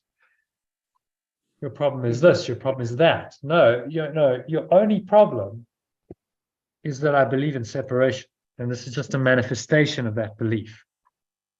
So he's asking us to apply this in the specific instances, to learn to generalize this and say, yes, I'm learning through applying it in these specific forms, the general lesson that only pure formless awareness of perfect love is real and nothing else is true. So it's specific to learn the general. That's really what he's saying here. Use it in each situation, apparently separately, until you can more safely look beyond each situation in an understanding far broader than you now possess. Okay, so let's start where we're at. We're in a separated mind. We don't have this high level understanding. So you're dealing with these apparently individual problems, specific situations that seem to be separate, that seem to call on you for different answers. Now you must learn to generalize this lesson to all of them. And so there's only one answer. And then in that answer, all the answers come. So if you need an answer on the level of form, and you need to do something, say something, go somewhere, whatever, then you get the guidance and you do it. But without any of the ego's mental and emotional enslavement. You're free of that. Yeah. Does that make sense? Yeah, that's very clear. Specific to the general. Yeah. That's how we learn it. That's how you learn Yeah. to generalize in the specific instances, by applying it rigorously without exception to every specific situation that presents itself.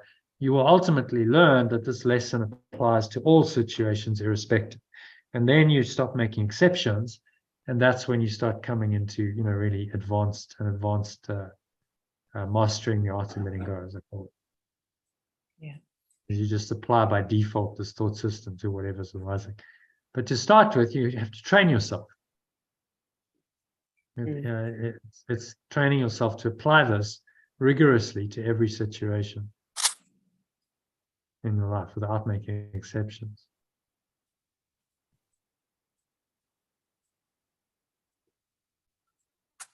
Yeah. Yeah, that's very clear. All right. Let's see. Christine, are you with us? Are you listening in? Do you want to read or not? Doesn't look like Christine is actively present with us. So, and Lynn didn't want to read. So, Elaine, I'm afraid it's you. You can read number 2 for us.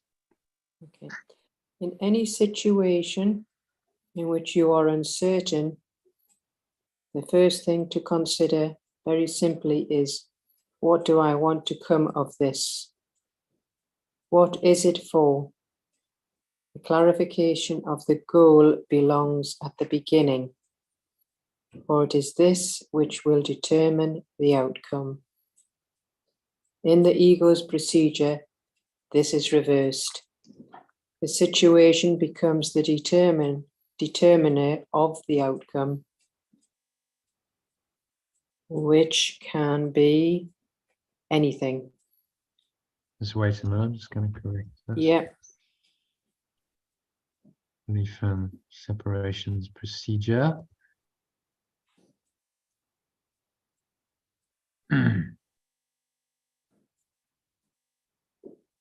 Maybe we could say, might be better to say my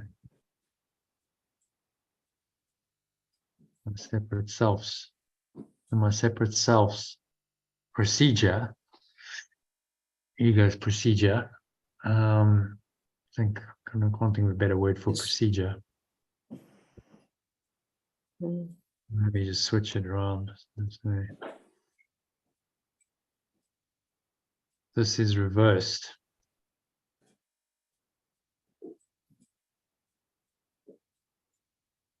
My separate selves procedure. Okay. The situation becomes the determiner of the outcome, which can be anything.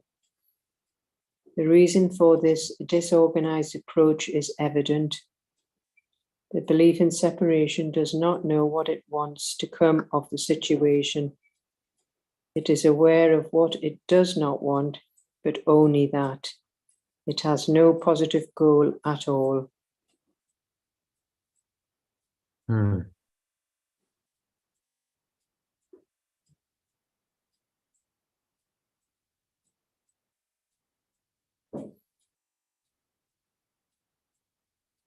Is that to my separate self?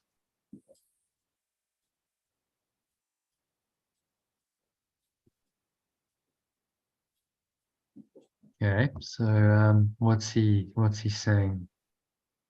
Yeah, in this one.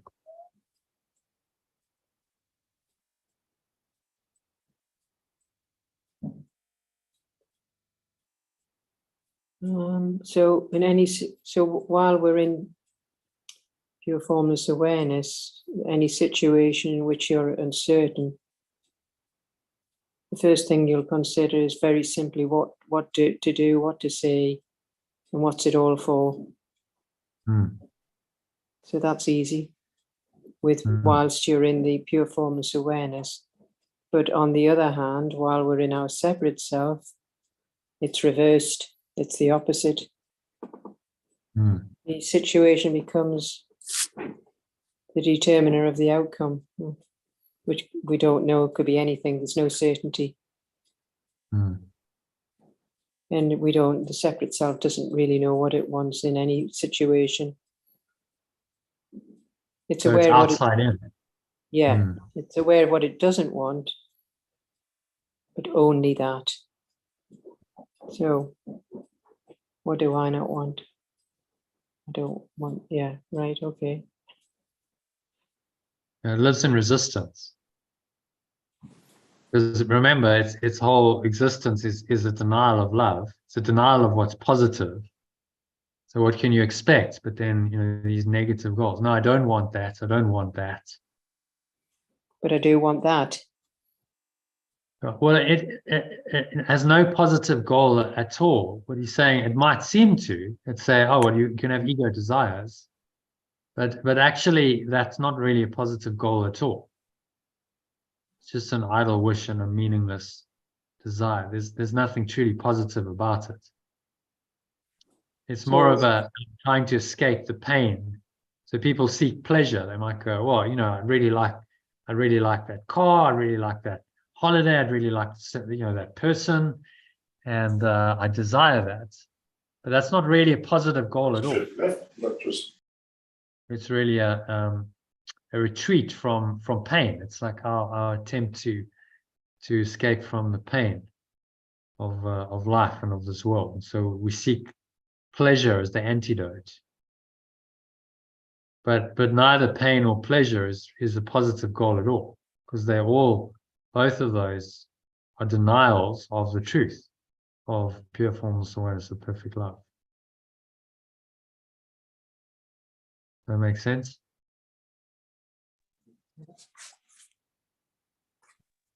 So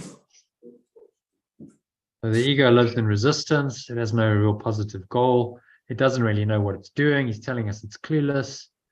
And it's always outside in. The ego is telling you that this world will dictate your choices. So go to the integral model. The ego is telling you that the external world of the body and behavior and performance outcomes and what you see, feel, perceive in the external world is the determiner of the outcome. Okay, so this is something good happened, then I feel reasonably satisfied or happy temporarily anyway. So for instance, your case, take your drama. Okay, so you get what the ego wants is the outcome. Oh, well, they put the money back. Oh, I'm very happy. Okay, so the situation determines the outcome. I'm very happy because they put the money back. So now what are you saying? The external world is determining my inner state. I'm giving it the power to do that. Yeah, I know. You see, it's outside in.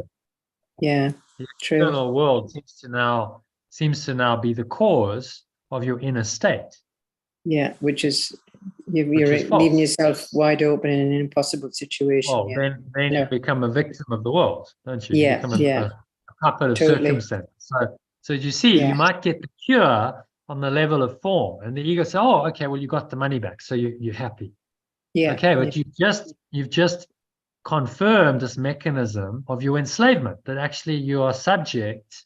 Your inner state is subject to the external world, and you are happy or sad only because of occurrences outside of you. Well, that's a very dangerous thought system, because now you've got yourself believing that you're a victim of the world, you're a puppet of the world. Guess what the ego is going to do? It's going to bring in something else and say, okay, well, now we got you nice in the belief that the external world is the source of your happiness. Now we can play lots of games with that. Okay, so now we'll give you something apparently bad on the level of form, and because you think that your inner state is determined by what's happening on the level of form, you're now going to go down that rabbit hole, and you're going to feel sad, and you're going to feel upset, and you're going to feel angry. And that all seems to be justified because, look, that bad thing happened. And then you might seek a resolution on the level of form again, and maybe you fix it on the level of form. You go, okay, well, now I'm happy again. But you see, you're not really solving anything. No, because the thought system that you're perpetuating is enslaving you. It's telling you that you're a victim of this external world, which doesn't even exist. And it's denying that you have the power within you to change your mind, irrespective of the world. That you can make a choice to stay in a happy, peaceful, loving state of awareness, irrespective of what the world is doing or not doing. That is your choice. Always you have that choice. So you don't require any form outcome in order to enter into this state. You can choose this state, and you can choose to remain rooted in this state, irrespective of whatever the specific challenges are happening on the exterior. Because you recognize that none of these really matter. Nothing I see means anything. Lesson number one. Why? Because I give it all the meaning it has for me. I've made it all up. I give it the meaning it has. I give it the power to affect my mind. Only me can do that, and only I can let it go. Yeah. No, it's true. Yeah, because as soon as this morning was that. Now guests downstairs are supposed to have left at 11. They've left now, and I'm starting to think, and I think, there's another one. There's another little annoyance. Another grievance. Yeah. Yeah, it's amazing. It's just never ends. Ego loves these grievances because it makes the separate self in you real. Do you see? Then it's little Elaine has been hardly done by again by these guests or whoever. It's just one thing after another, isn't it? Really, when you're in the ego works. I'm hardly done by. I feel continuously put upon, imposed on, controlled, attacked, victim, whatever. It's just variations of the same theme. Yeah, it's just I am not what I am. I'm now a victim of circumstances. I'm a puppet of this so-called external world, and my state of mind is dependent on the external world. What happens or doesn't happen in time and space. Well, this situation now that just arose now, I can just choose to forgive and forget. Forgive? Oh. Well, not forgive and forget in the ego sense, but just let it go. There you go. So you let go of your negative thoughts and emotions. That's yes. Drop that. Okay, I'm feeling irritated.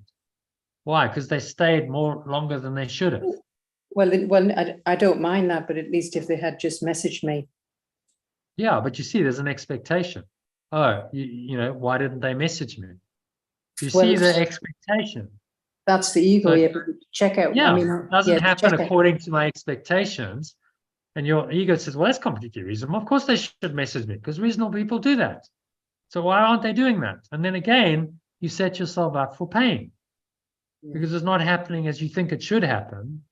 Now there's a grievance that you have against so-called reality. And you feel separated and you feel. But I was just giving it. I'm okay. I mean, I'm not going to lose sleep over it. It's just, like you say, these are just all examples throughout the day of we're constantly having to watch and forgive. But it doesn't mean to say that I've got to give them a raving review. I can do what is correct to do. Yeah. I'm not going to be a doormat, I should say. Yeah. Listen to the Holy Spirit, but in the end, if you hold on to it, who suffers? You do. They've gone. Oh no, I'm not. Yeah, well, yeah, no. You suffer because you've got that awareness instead of pure formless awareness. You've now got another awareness going. Of a grievance and all that. Why did that happen? And then people. Yeah. It leads you down a track. It leads you down a dark track to more grievances. Dwelling in grievances are the light of your true awareness. Yeah, but I've got a better state of awareness now to just let that one go, even though I know you can't really have any hierarchy of problems. Somebody take money out of my account or them just being a bit sort of inconsiderate. All the same. Yeah. It's the same thought system of the ego manifesting itself in different ways. And it's the same setup. It's trying to get you to believe in it so that you deny pure formless awareness of perfect love, and you believe in this story, and now you've got all kinds of other states going on. Negative thoughts, emotions, all the stuff that the ego dwells in. You've got all of that apparently as yourself in replacement to your true self, which is just pure formless awareness of perfect love. Which is, that's where I'm heading. Yeah, no, I'm heading that way because, like I say, I'm getting to a state of awareness where it's very silly, the ego. So ask yourself in this instance, what do I want to come of this? What is the situation for? What is the situation for? To just get myself back in the oneness and quiet, peace and joy. And that's my choice. The situation is for your awakening. That's what it's for. Yeah. So if it's for your awakening, you clarify that purpose, and that's the case with every situation. So it's happening for you, for your awakening. Yeah. Which leads you to deep peace and happiness and joy and eternal life. Okay, well, it's happening against me. I don't have a grievance then because it's happening for me.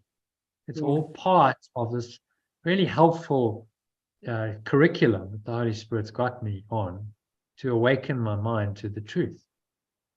And that's what I need. That's what I choose in this situation. Yeah, absolutely. And so it's to generalize the lesson. So if I can keep doing that in every specific situation that seems to challenge me, eventually I will learn that this applies to every situation and that these principles are true and they always work. So then I've generalized the thought system, and that generalization of the thought system is essential if you're going to fully awaken, because it has to become all-encompassing. This needs to become your only thought system, the only way of living, not splitting your mind anymore. That's the lack of ambiguity, equivocation. Yeah.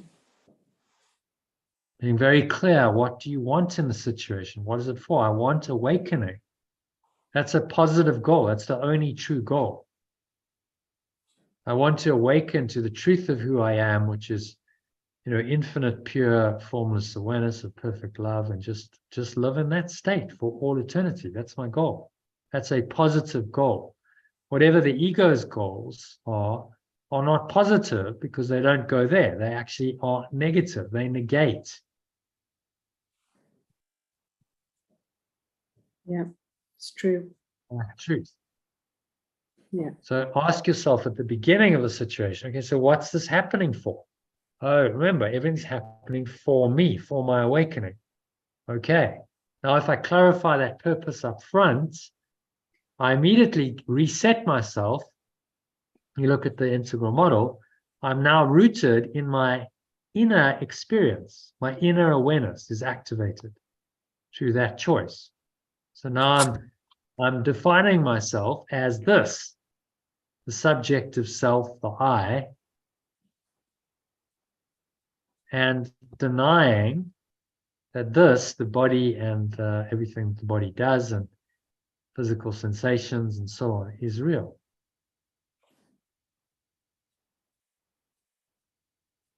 And that's what we must do. So it is a profound reorientation from an external locus of control. That's what he's talking about, to put it in fancy language. An external locus of control means the external world is governing your internal state of mind. That's external locus of control. Most people's locus of control is external. The external world in some way, shape, or form controls them.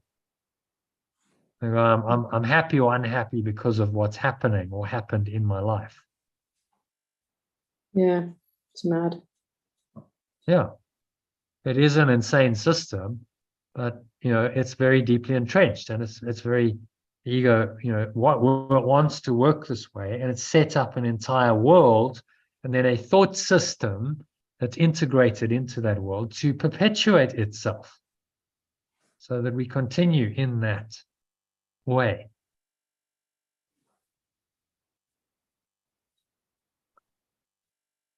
So subjective thoughts, emotions, memories, states of mind, perceptions, you have to recognize that that is independent of this. It has this is not affected by the objective world, which is just an illusion. These continue, they exist eternally in your mind, irrespective of form. So you go here into the upper left quadrant, which is where all true healing and transformation happens, and you change your mind there. Irrespective of what's happening on the body level and on the level of form, as disastrous as it may seem to be, you can always change your mind and bring yourself back into the state of pure formless awareness. Always that choice. So that's all he's doing here, is to switch our locus of control from the external to the internal. We'll say all he's doing. That's a profound shift. It is. But that's what we're doing with this mind training. And so then we become field independent. Yeah, another fancy term. It means you are not dependent on the external world, on the field of mind that this world is, the quantum field. You're not dependent on that for your inner state.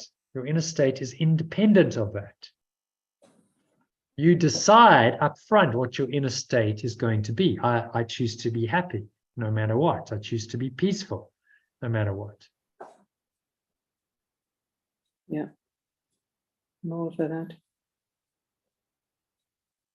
Yeah, well, ultimately, there's no other way. If you maintain the external locus of control, you remain a victim of the world, and you will continually suffer because of it.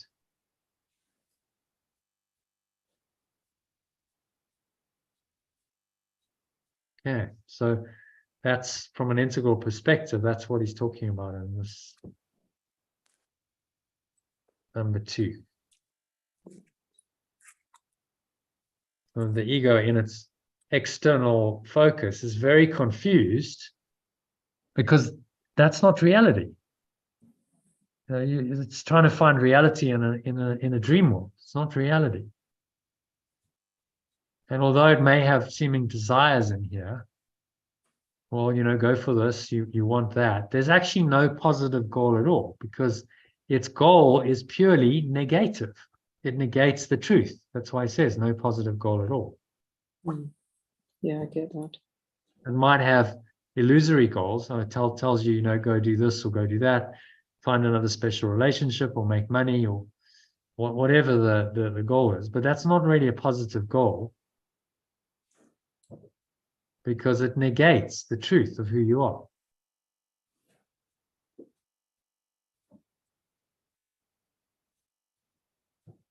Okay, so happy with number 2. Yeah. Number 3, I think Christine's still muted, just listening in. So I'm afraid it's you. All right, you've got the Okay. the Without a whole thing. clear-cut positive goal set out the outset, the situation just seems to happen and makes no sense until it has already happened. Then you look back at it and try to piece together what it must have meant, and you will be wrong. Not only is your judgment in the past, but you have no idea what should happen. No goal was set with which to bring the means in line. And now the only judgment left to make is whether or not the belief in separation likes it. Is it acceptable, or does it call for vengeance? The absence of a criterion for outcome set in advance makes understanding doubtful and I can't see the rest. And evaluation impossible. Okay, so what is he saying there in summary? Well,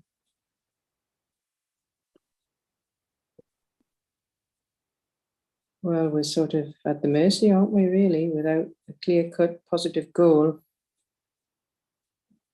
The situation. Just personalize this. Oh.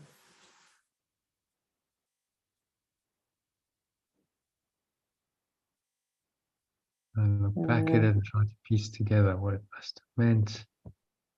And then we'll be wrong. Yeah, so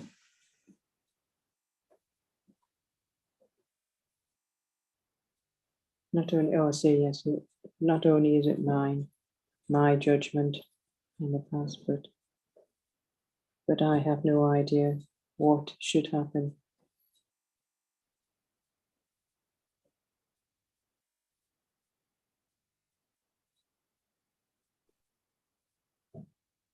So,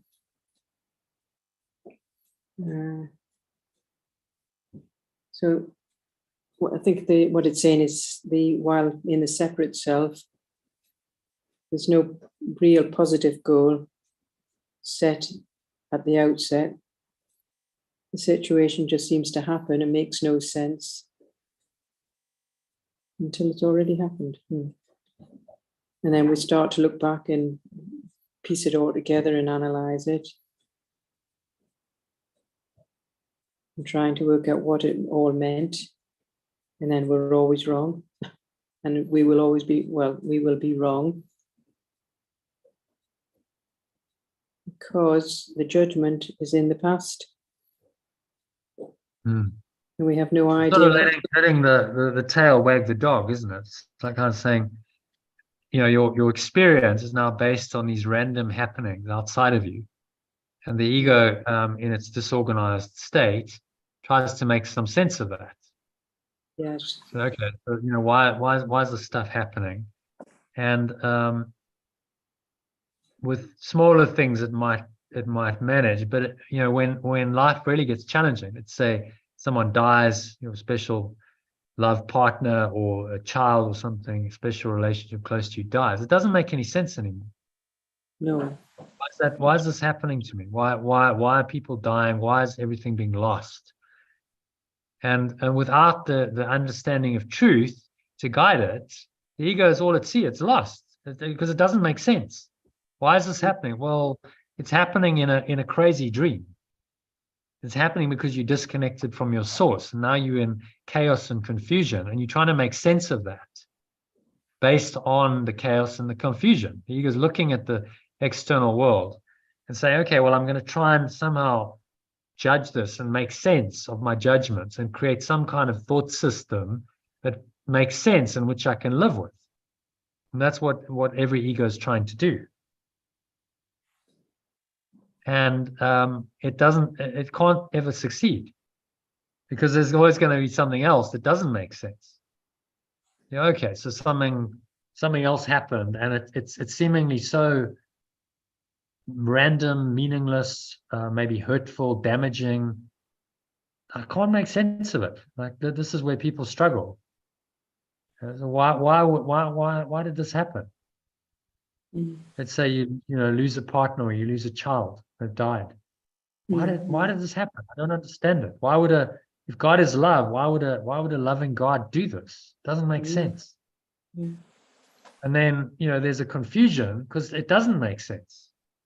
And so yes, you're saying, well, just look at the whole system and understand that the entire system does not make any sense. Now are you getting somewhere? Okay, it's just a system of thought that is a delusion.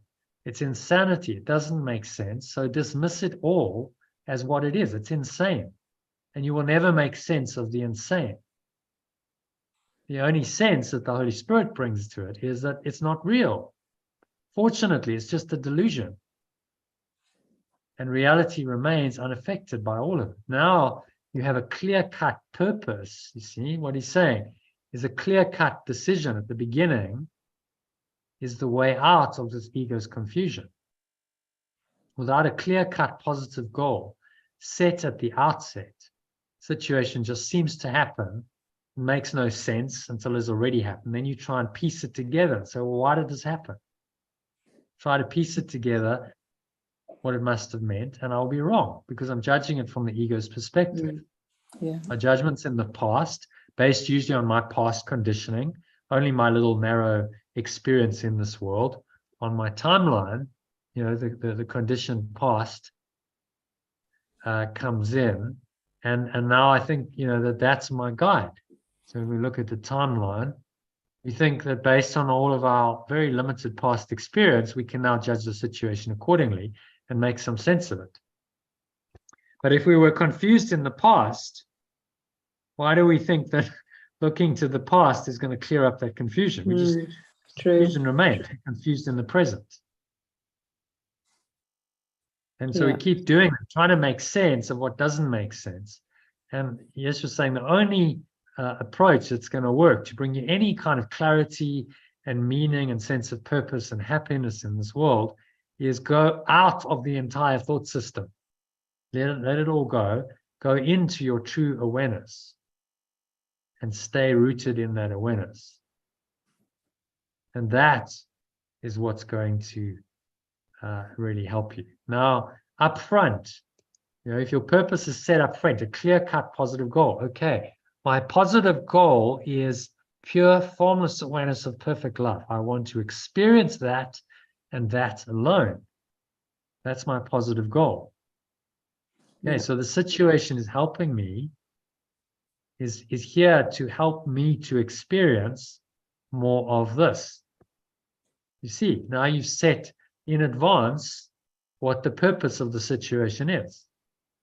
Okay, so it seems to be some trauma. I've lost my job, let's say, but the situation is actually happening for me to help me to experience pure formless awareness of perfect love. That's why it's happening. Now, with that purpose in mind, I have to perceive the situation differently, don't I? So then I've gone into the interior quadrant. There we go. I've gone in here and I've said I'm deciding what the purpose of every situation and of my life is up front, based on truth. This is the purpose. And so now that purpose guides your perception of everything that happens in the external world. So it's inside out perception. The purpose drives the meaning that you give to things. And then because of the way the world works, the outcome then reinforces the purpose.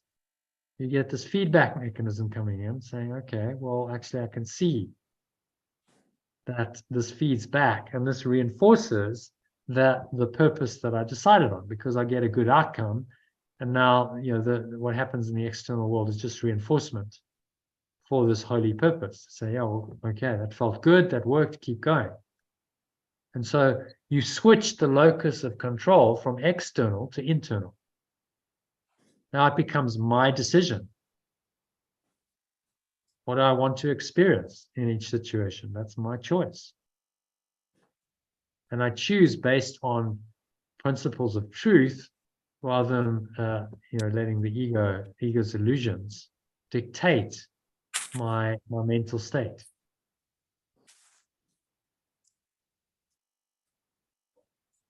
Does that make sense? It does. Okay, so you want to you did kind of summarize number 2, didn't you? I did, yes. Oh. So again, saying the ego doesn't work, its thought system is insane, and you're letting the tail wag the dog if you believe in it. So upfront, set a clear-cut positive goal that the situation is happening for you and for your awakening. And then, if that is your intention, so it will be for you, because you perceive as you decide.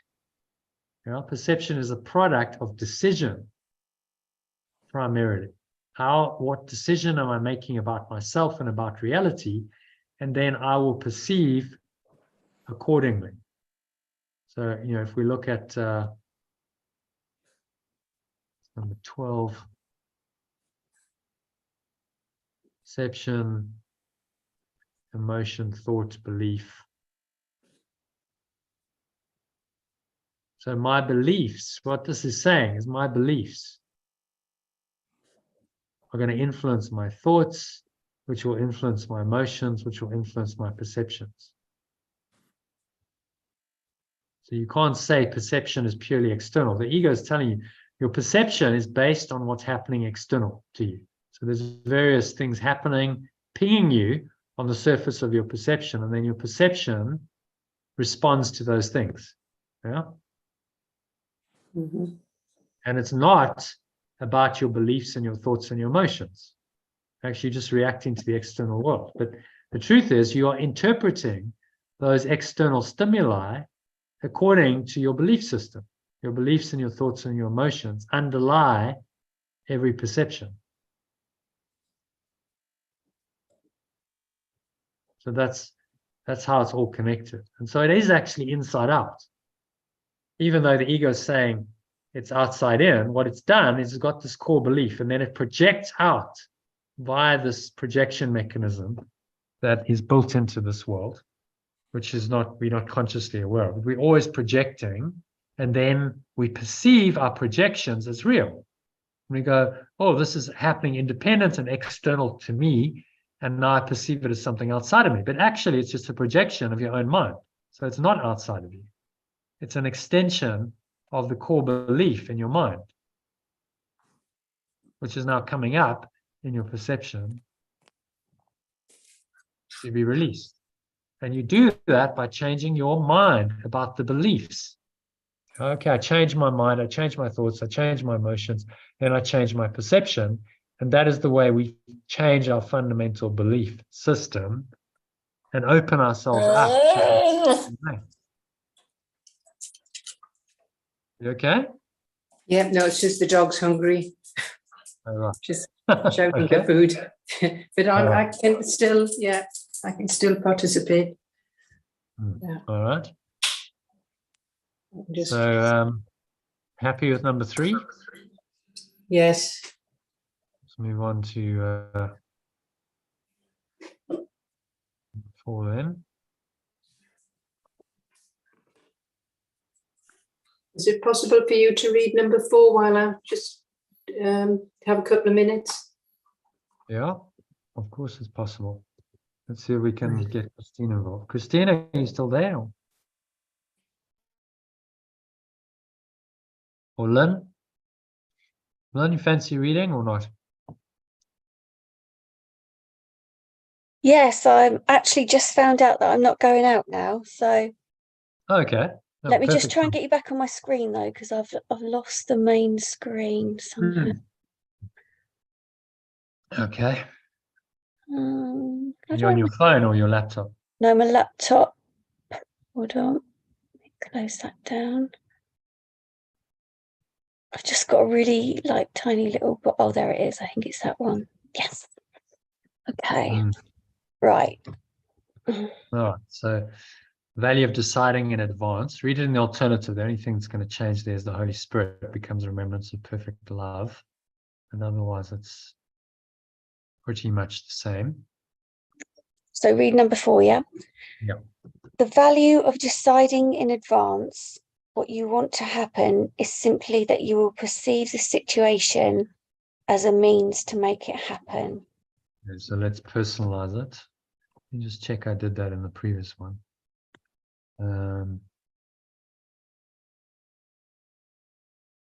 Yeah, I think that's all good because it was mostly just third person impersonal. No goal was set. So it's just maybe what we're trying to do is also make it more active tense. I did not set. So instead of no goal was set, I did not set any goal with which to bring the means in line. It makes it much more active and personal, doesn't it? Yeah. Which is why they recommend in writing you do active rather than passive case. Did not set any goal which to bring the means in line. Now the only judgment left for me to make is whether or not the belief in separation likes it. Whether or not, let's change that to my separate self likes it. Is it acceptable? Does it call for vengeance? This is the ego's. I'm kind of okay with that, or do I have to attack that? This is the ego's thought system. Makes sense. The absence of a criterion for outcome set in advance makes my understanding doubtful and evaluation impossible. So if I don't have this criterion of truth set in advance, then I'm trying to understand an illusion, and I will fail time and again. I will never find meaning in the dream world from the ego's perspective. Only false meaning. I'll never find true meaning in that, because there is no meaning in it. Which is why we seek to find meaning and purpose in form, and we never do. It's only when we look away from form that we can find true meaning. Okay, so he continues. The value of deciding in advance. The value of deciding in advance what I want to happen is simply that I will perceive the situation as a means to make it happen. So I don't get that. Okay. What don't you understand? The value of deciding in advance what I want to happen is simply that I'll perceive the situation as a means to make it happen. Yeah. So if I decide in advance, okay, this is happening for my awakening. Right? That's my then decision. whatever happens will be for your awakening. Whatever happens, I will perceive it as a means for my awakening. Awakening, yeah. Okay. Because I've decided that up front. Do you see how powerful that is? Yeah, instead of seeing it as a problem or something, an obstacle. Yeah. Now you're no longer at the effect of the world, you're at the cause, because you decide what you want it to be for you. And that really is the essence of all personal growth, spiritual growth, transformation. That's the very core of it. I decide. I'm not a victim of the world. I'm not being imposed upon. I decide what my experience will be. And then accordingly, the experience will unfold. Even if it seems to be opposite to that. I want peace and I want love and I want joy. And then I get, some seeming disaster. I still can decide to experience those things. And learn from it. In the power of my decision. Yes. So, let's take a situation like you had a year or two ago, you lost your job. You can go, oh my God, it's so terrible, my life's ending. Or you can decide, no, this is happening for my awakening. Okay, this is good. This is part of my liberation. It's part of my transformation. Then the situation will be for that. If you decide that this is terrible and I'm being victimized and oh, poor me, then the situation will be for that purpose. Yeah, I transformed that belief during that. It started off as real victimization. Yeah. Really bad bullying and victimization. Then gradually I was like, no, this is leading me out of this. It's happening for my benefit. Okay. So it's not happening against me. It's happening to liberate me, to show me another side of life that I've been missing. Okay, now I'm getting that it's actually all the changes that seem to happen in my life are all good. And so easy with hindsight. Yeah, but we need to learn to apply this thought system irrespective of what's happening. That's what he's trying to train us to do. No, I get that. The smaller triggers are easy. Based on the truth that this is what it's for. It's happening for me, for my awakening, for my benefit, and then it will be so for you. So in the development of trust, we did this yesterday, but it's powerful. So let's have another look at it. In the manual for teachers. Come on, keeps dropping. Manual for teachers. So in this development of trust, which we looked at before, I think you might have looked at this before. But this is his process of transformation. And he says here, do you want to read? I can't read it that small, I'm afraid. If you could make it bigger, I might be able to. Let's just zoom in. No, I don't want that. New tab.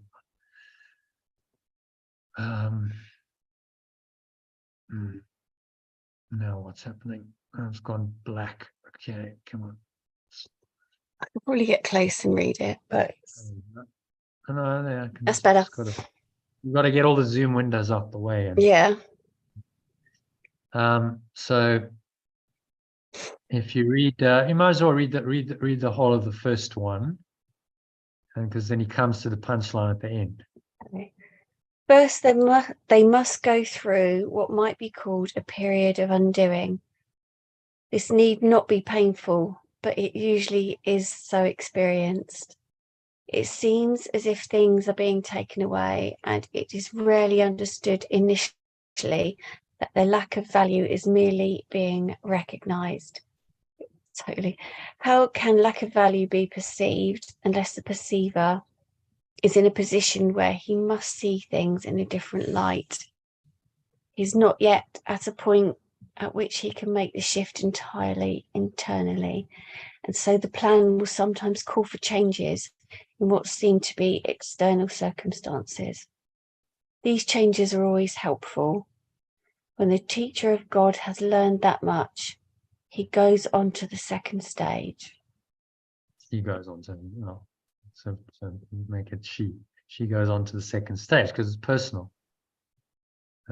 So I may not be yet at the point at which I can make the shift entirely internally. So in your instance, you lost your job. 2 jobs. 2 jobs. I was sacked from both of my jobs. Yeah, and so, but that was helpful. Can you see? You can see that. Yeah, I can now. Oh, totally. Yeah. Very painful at the time, though. Yeah. But even at the time, going through the pain, I live in the right house, don't I? I had Sally and Sue helping me see that it was, it was all for my greater good, and that I would just progress from there. And of course, it's all true, Now I do all this. It might be hard work what I do in some ways, and I haven't completely cracked it, but oh my God, my work life is a million times happier, millions of times happier. Yeah. So these changes are always helpful. Always helpful, right? Especially when they seem to be not helpful. Especially when when they're really helpful. That's what you got to learn. So you got to completely turn the ego on its head and go, okay, when I'm really, tempted to go, oh my God, this is so awful, it's terrible, my life's okay. This is happening for me. I make the decision. This is happening for my best interest, for my awakening. And so then I will perceive it accordingly. And then you're turning around the ego's thought system and perceiving that all of its defenses are actually there to help you awaken. And then, so that's the reinterpretation. And that is the essence of all transformation. It's just that. That's all you have to do. I do that far more easily now. Yeah, I do it I don't always get it straight away, but it clicks in quicker. Oh, don't fight it. It's happening for a reason. The reason can only be good. It's going to work out better. But, it depends what the trigger is, doesn't it? Smaller triggers, I can see it straight away. Bigger triggers might take me a bit longer, but I can see it. Exactly. So you've got to learn to apply it without exception in all situations. Yeah. So you don't make exceptions anymore. So you might get it now with the job, but with special relationships, you still get triggered. Yeah. The job is to no, it's the same thought system. And so by applying it in every specific instance, this is what he said earlier in the text, if you were listening, by applying it in each specific instance, you learn to generalize the lesson. So none are stronger than the other. It becomes comprehensive. Like I apply this irrespective, by default, in every situation, because I know that there's only one way of approaching it, because I've learned that from applying it in these specific instances. And so our job here is to learn that, and we get our lives and the situations that come into our lives are the learnings. That's how we learn it. That's what life is really for, to learn this thought system and to apply it comprehensively without exception to every situation. Then the truth has become entrenched in our minds. It's now generalized, and we now start understanding that only the truth is true and nothing else is true. And we don't make exceptions to that. Yeah. But we have to learn that experientially by practicing and letting go in these specific instances that are given to us. So then you see your life, even the challenges, take on a meaning. They have a meaning and they have a value and they have a purpose interpreted correctly. No ultimate meaning, But the relative meaning is that they are there to help you to awaken to who you really are. They are part of the means of escaping from the dream. So that if you're in prison, the mechanism of escape is very valuable. When you're out of prison, there's no need. So those means are not needed ultimately. But when you're in prison, the escape route is pretty important. And then he reiterates it over here. So he learns in number 2, takes great learning. Do you want to read that from number 5? It takes great learning. Sorry, what number are we up to? I'm just skipped a bit, but Oh, this sorry. is Takes great second learning. stage is a period of sorting out where the lesson in the first one is repeated. It takes great learning to understand. It takes great learning to understand that all things, events, encounters, and circumstances are helpful.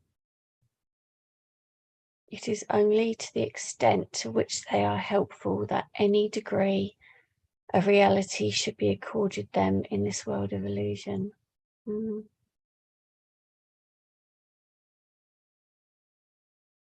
word value can apply to nothing else. Yeah. Okay, so that's what makes your life of value. It's the reinterpretation of the experiences from a Holy Spirit's perspective that creates the value. And a rich, meaningful life comes from letting go again. You must let go of your ego's existing interpretation and use those situations to correct your mind and understand experientially then through that who you are. Moment by moment, you start understanding who you really are. That you are just this eternal awareness and you're not affected by any of these events, situations, encounters, and circumstances. They are all there to train you to accept your true self as you truly are. That's all they're there for. And then you have a happy dream. You know, the experiences can be rich, deep, meaningful because they're connecting you to your source. You're going home systematically and progressively through each experience, and you feel that awakening to your source. And now that gets infused into all of your experiences. So you're no longer seeking for some kind of satisfaction from the dream. You're infusing the dream with the presence of who you really are. And that quality of your eternal awareness comes in to every situation, every event, every circumstance, and you perceive it accordingly from the place of being whole and complete and perfect already, not needing and lacking anything. And that's the enlightened state of mind and being that we're training ourselves to be. And it's a work in progress, as Elaine says, because moment by moment, you get situations, they arise. Okay, we'll apply the same principles, you know, rigorously, systematically, in a very disciplined way. Don't make exceptions, because if you do, then that's the ego coming in and it's trying to sabotage your progress and pull you back into its thought system. And it will keep coming back that way as well. Yeah, that's all it can do. It'll keep coming back. Remember, the external world is its defense. So it's going to use the external world to try and trigger the negative thoughts and emotions in which it has its existence. And they apparently become the justification for that. So when I had my kind of epiphany, my awakening moment after 9 days of meditation, I saw very clearly that the world is just for that. It's a projection of my ego mind, the idea of separation. And its only purpose is to convince me, to justify the negative thoughts and emotions that populate my mind. That's all it's there for. You need the world to justify those thoughts and emotions, because without the world, why would you be sad? Why would you be unhappy? There would be no reason. And then I understood what the veil of illusion means, right? It's a cover. The world is there as a projection of the thoughts and emotions that cover over pure formless awareness of perfect love. And so the way out of the world is to recognize that. If we go back into here, we see that. Right? The belief and the thoughts and the emotion of the ego is behind the covering of the perceptions that I have. And it's behind the projection mechanism that projected the world out and then caused us to perceive it in the first place. It all comes down to core belief, and that's now been layered over with thoughts and emotions. So you have to go into the core belief. If you want to escape from the world, you have to go into the core belief of the ego, which is what projected it and now perceives it. And you have to change it there in order to escape the system. And that's what we're doing here. We're going to the very root of it and saying that core belief that I'm a separate self, I'm an individual self, and the unworthiness that inevitably comes from that must be changed. And it happens moment by moment. As I perceive and I perceive incorrectly, I can correct my perceptions and I can change my emotions and my thoughts and my beliefs moment by moment. Then I change my perception and then my reality changes. I'm now living in a different world because my world is my perception. So that's how you change the world. I used to be scared of everything, so my world's already changed. Yeah. I still have fears, obviously, but I used to be scared of everything. Yeah. I used to think the worst situation, I always used to think of the worst situation that could happen. It's an awful way to live. I don't live like that anymore. Yeah. Because you've changed your fundamental belief. So now your reality reflects that. You live in a more expanded, happier reality. If you can clean out all of those beliefs, then all that's left is pure formless awareness, your source shining through, and moment by moment, that source guides you. So it's guiding your thoughts, your words, your actions, all of your perceptions, and it's clean. You don't have any past history, any conditioning. There's no false belief there. It's just streaming through you. You become the clear channel for this awareness to come into the world, in and through you. That's the enlightened state. So you're putting it all, I'm showing you all these diagrams that is to help you to connect the dots of the whole thing. And so, okay, so what you see is just different angles, different perspectives on this truth. And ultimately, you just get it. And you go, yeah, the truth is within me, and it's my decision. In the end, what does it come down to? What do I desire? Do I want to be a separate self, or do I want to be one self? In the end, that's what it comes down to. What do I choose? And that's the level of choice, fundamental choice, that this course is teaching us to go to. So make that fundamental choice, because that choice determines everything. If you choose to be a separate self, then the beliefs and the thoughts and the emotions and the perceptions and the entire world, the entire system comes from that choice. You've got to understand what that choice means. So if you keep making that choice to be a separate self, then there's no hope. You just carry on in the system. So you must make a different choice. And that's what he's helping us to do. The letting go is the choice to let go of the desire to be a separate self and make the choice to be one self. Again, and then your beliefs, thoughts, emotions, and perceptions must change accordingly, because they are fundamentally different ideas, and so they lead to fundamentally different thought systems, which cannot be reconciled. So you must choose between them. Okay, so any questions on that? Let's go back to the... So, where were we? Did you finish reading it, or did we? No. Yeah, we still haven't translated number 2. So I will, therefore, Make every effort to overlook what interferes with my accomplishment. the accomplishment of my objective. and concentrate on everything that helps me meet it. It is quite noticeable that this approach has brought me closer to the remembrance of perfect love's sorting out of truth and falsity.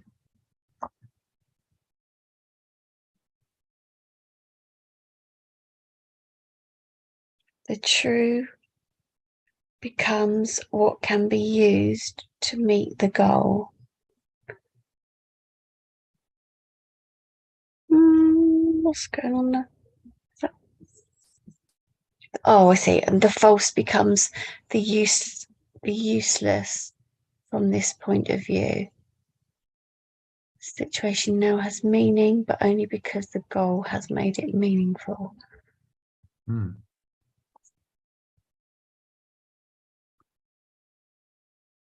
So what's he saying there in summary?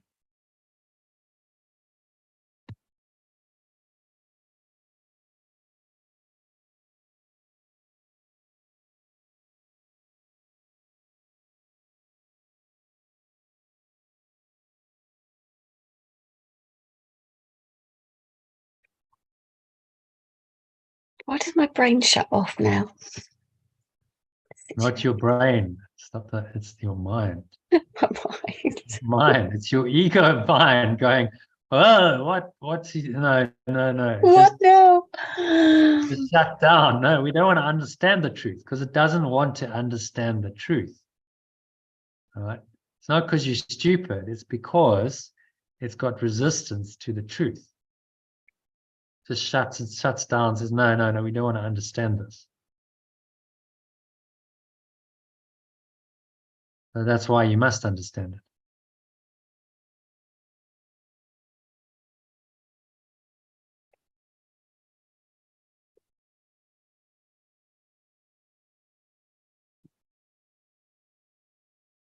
So I think it's about recognizing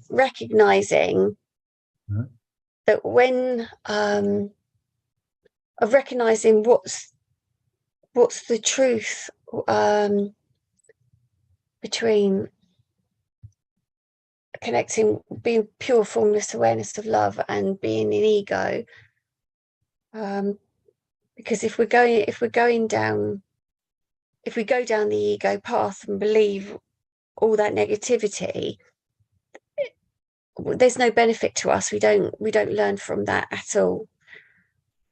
But if we see it for the truth that it is, that's where we learn from it. Because nothing's bad, is it? I know that now. Even when it feels really bad, there's always a learning. And like, it's funny because when you were saying before about my job, I know, and I was thinking, yeah, and relationship, and and then you said it, so I thought, yeah, it's all the same. I've just got a bigger attachment to the pain of the special. Yeah.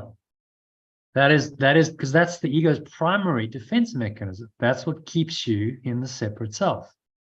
And so from time to time, it's like wants to take you back there and activate that pain body, as Eckhart Tolle calls it, because like, oh no, we can't have too much pure formless awareness of perfect love. We need more pain. Be separate again. And so it uses the special relationship, even though you're not in one anymore, but the memory of it to stimulate the negativity so that it covers over the truth. And the aftermath of it, it's still been happening. I've managed to let that occur. But it's because that is the separate self's life. It's holding on for dear life to something. And the special relationship is great tool for its continued existence. So, but it's also its Achilles heel. So you go, okay, let's go into that and let's really look at that and let's undo the pain there and find pure formless awareness irrespective. And then what has it got? You've undone the special relationship. Yeah. It never has the same power then. It's got less power. I mean, God, years ago, if I'd gone through a few years ago what I've just gone through in the last few weeks, even that's without all the previous 3 years, I'd have been in a mess, an absolute mess. It's maybe miserable, it's maybe sad, you know, it's made me feel a bit crappy, but it hasn't devastated me. It's just niggling in my mind. Yeah, it's like as Morpheus says in the Matrix, it's like a splinter in your mind driving you mad.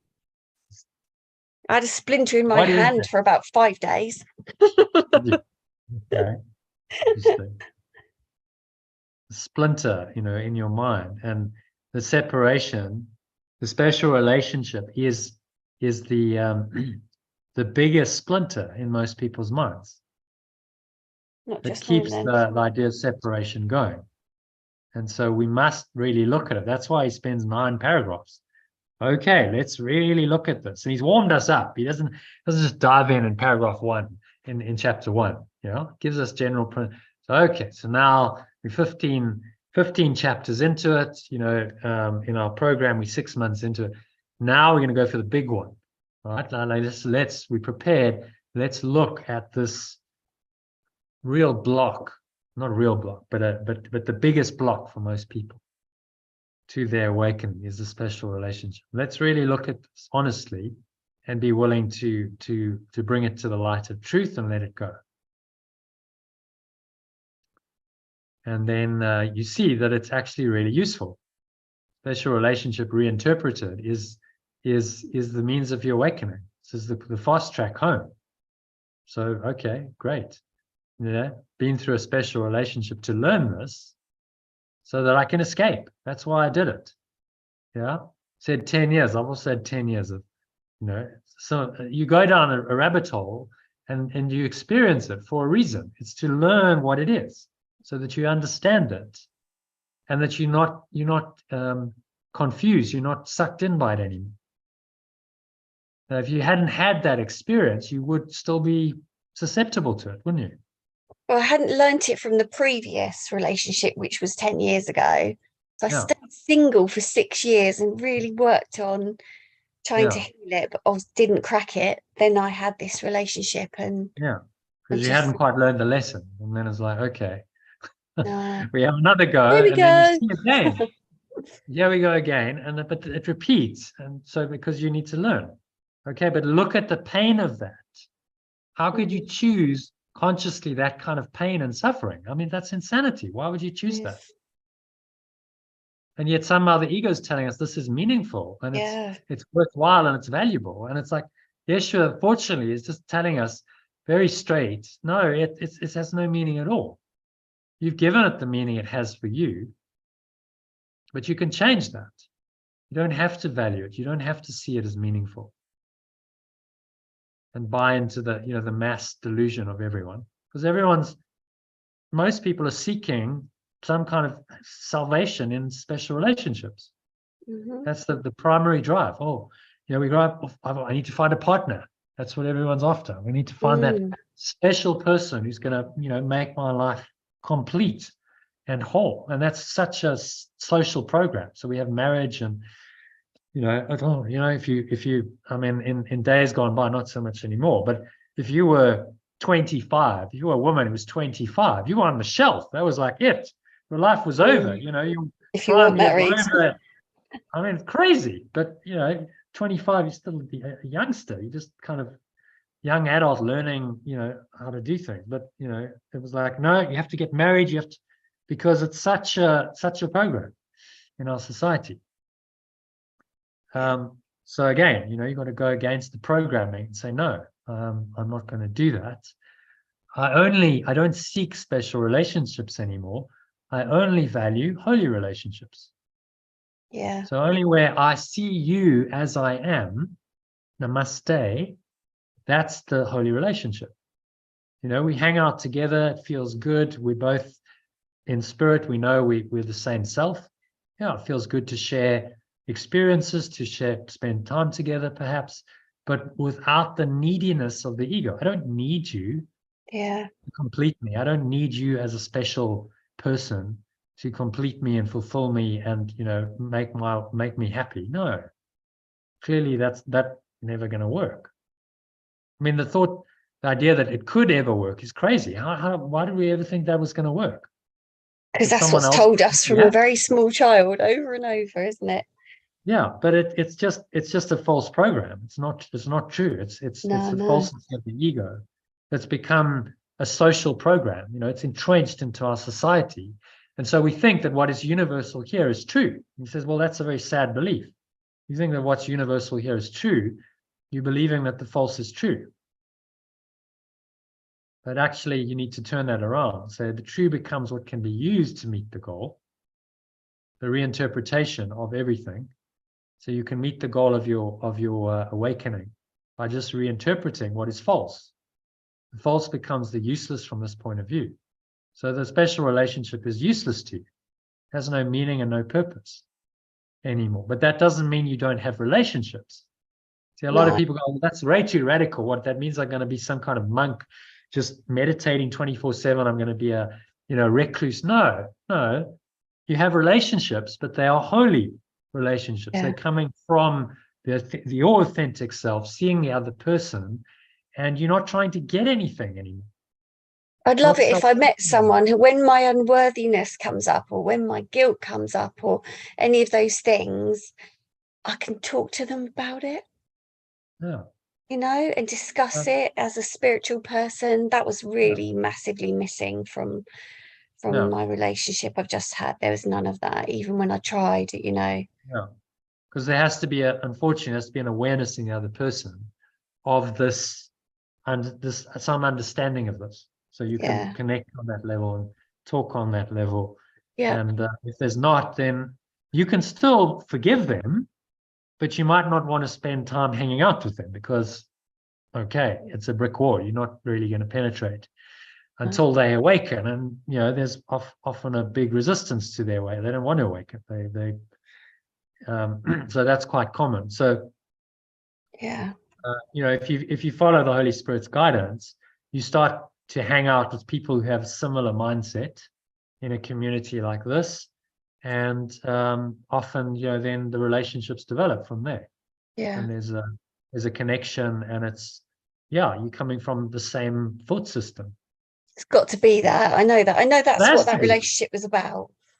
You will never, the problem is you will never reconcile this thought system with the ego. So if you go into a relationship with someone who's rooted in the ego, you are going to have conflict. It's inevitable. Yeah. Because the thought systems don't agree on anything. So you don't even agree on who you are. They think they're something else. They think they're a person. You say, no, actually, I'm not. You see, they'll say, you're insane. How can you say you're not a person? Here you are. You're standing in front of me. You've got a body. How can you say you're not a person? You're insane.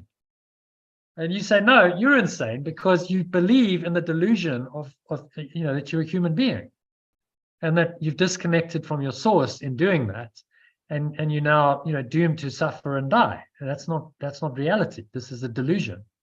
You'll never reconcile these ever. I know. So, you know, rather just accept the truth, go your way, and then go, okay, well, whoever comes along in that journey, these are my mighty companions I journey with for a while in the dream, and it feels good to journey with people who are like-minded and we're on the same path.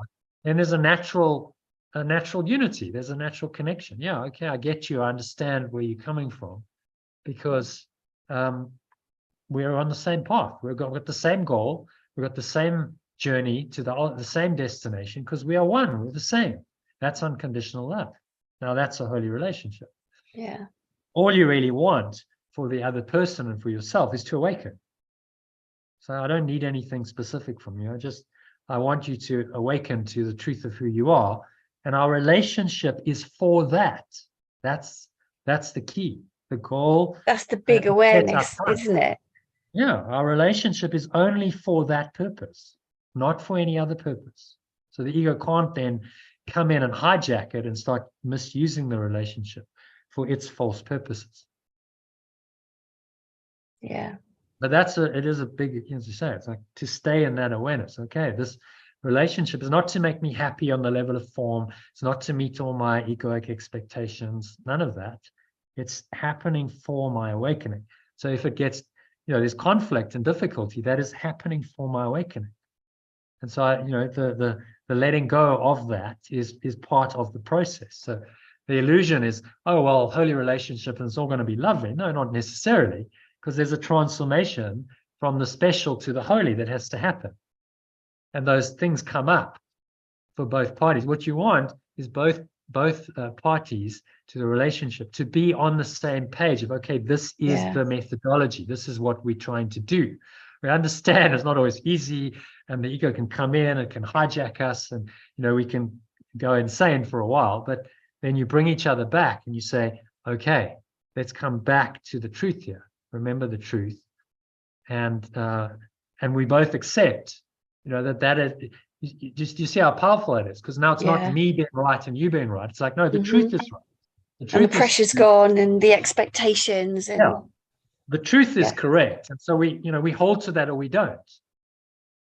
The truth is true and nothing else is true. And so we come back to the truth, and that will heal us. If we both come back to the truth, because there's only one truth, we must meet in the truth, and that will reconcile us.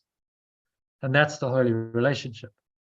So dedicated really to awakening, and the modality of that is through forgiveness, the letting go of the triggers. So nothing like relationship to trigger you, as you know full well. When you get triggered, then to look at those triggers and go, okay, I'm feeling this and I'm feeling that, but I can let this go. That's what it's for. It's for my release. It's so that all the deepest, darkest stuff of the ego can come up and then be let go of. And when I do that systematically and progressively, I must awaken, because what's left is my pure formless awareness. And then we're doing that together. Now that's the holy relationship. So a holy relationship is the relationship dedicated to forgiveness, radical forgiveness or letting go, and unconditional love. That's all it is, which is radically different from the special relationship. They're two different animals completely. You won't reconcile them. So you have to choose, which one is it going to be, and dedicate in advance the purpose and say, okay, the relationship is for this.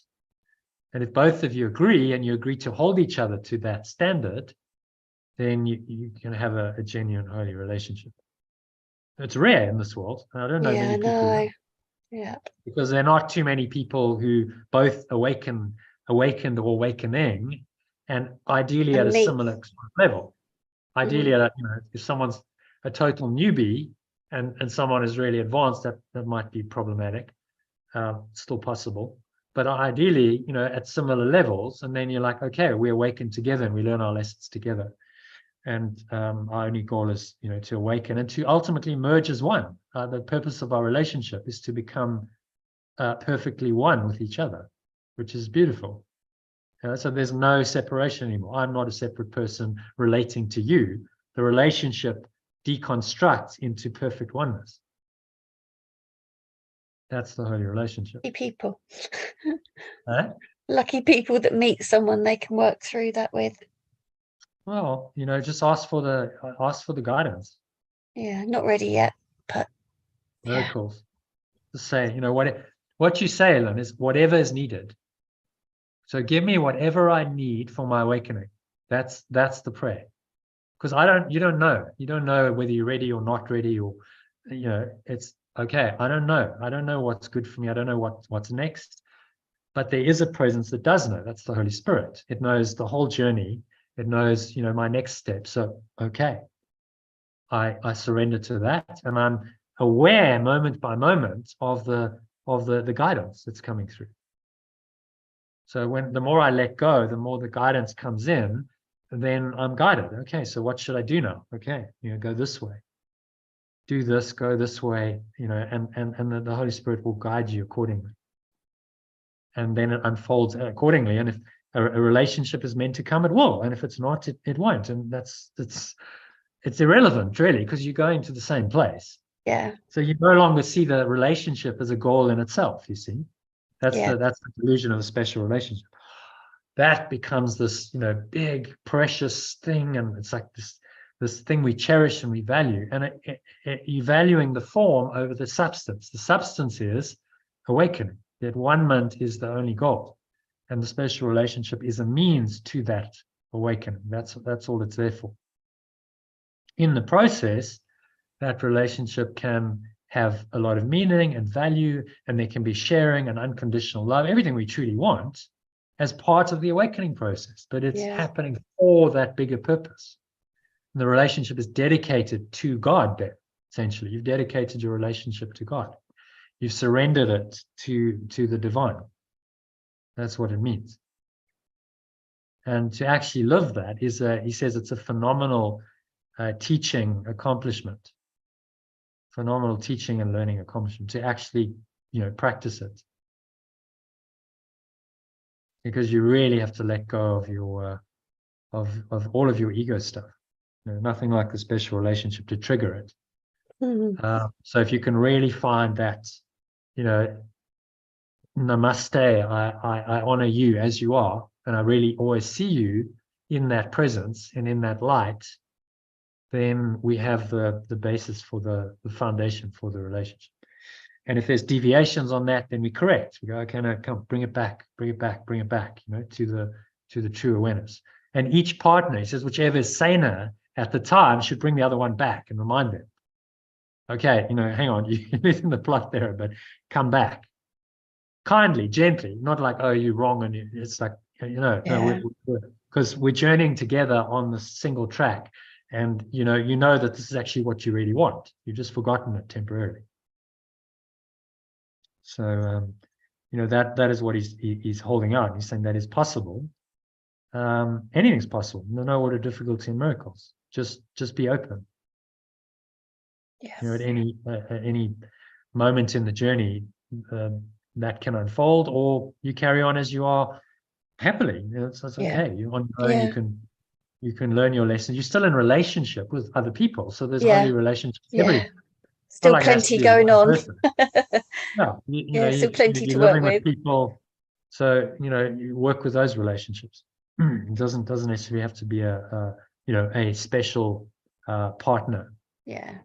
Every relationship, the destiny of every relationship is become holy, as he says. Yep. Okay, so is that clear? What he's saying there is that we set it up front. We set the intention. We say, this is what I want from the situation or from the relationship. And then by our decision, it becomes so. And then the false must become useless to us. We can't accept a true purpose and also accept a false one. So the false purpose of the special relationship is completely useless, and you just go, no, that was just crazy that I ever valued that. That's meaningless. For our awakening. Yeah. So now I have the true purpose, and I dedicate every relationship to that purpose up front, and then it will become that for me because that's what I've decided it's going to be up front. Yeah. And it makes complete sense, doesn't it? I mean, surely we should do this. Like, Yeah, why doesn't someone teach us this? Because we don't do that. Most people go into the relationship with all kinds of false expectations and meanings they impose upon it. And then, of course, it doesn't work. No. The situation up front, both people say, our sacred contract is this is for our awakening. That should be the true marriage. Okay, this is happening for our awakening. We dedicate our relationship to God, in other words, and it's happening for us to merge back into God and become one with our true source. Together, that is what it's for. Then you have the true purpose. And that would be a true marriage. But we don't have those vows, do we? No. Vows are not like till very death do odd us. in comparison. No. But that would be a true marriage vow. Say, this is happening for our awakening. That's why we together, we commit to that. That's our only purpose. That's our only function. And we commit to staying with each other on that journey and to helping each other as much as we can on the journey. Everyone's got to do their own work, but someone can really be helpful in reminding you when you lose your way. Okay, come back. You just lost the way. You went, into the bushes there, come back to the main path, and let's journey together. Kindly, gently, no judgment, just like, yeah, it's easy to lose your way because the ego is trying to sidetrack you always. And so, with a partner, it's like it's your confidant, it's your guide. It's like the Holy Spirit coming in person to give you the message. But it can speak through that person. It's very helpful as a correction. And then, if you journeying together, you hang out together, and it feels good because there's a connection and there's an unconditional love, and that's what we want. So it feels really it feels really good and nice, but there's no attachment to it because you can have that on your own. If you're on your own, you can also experience that. You can experience with anyone. Yeah.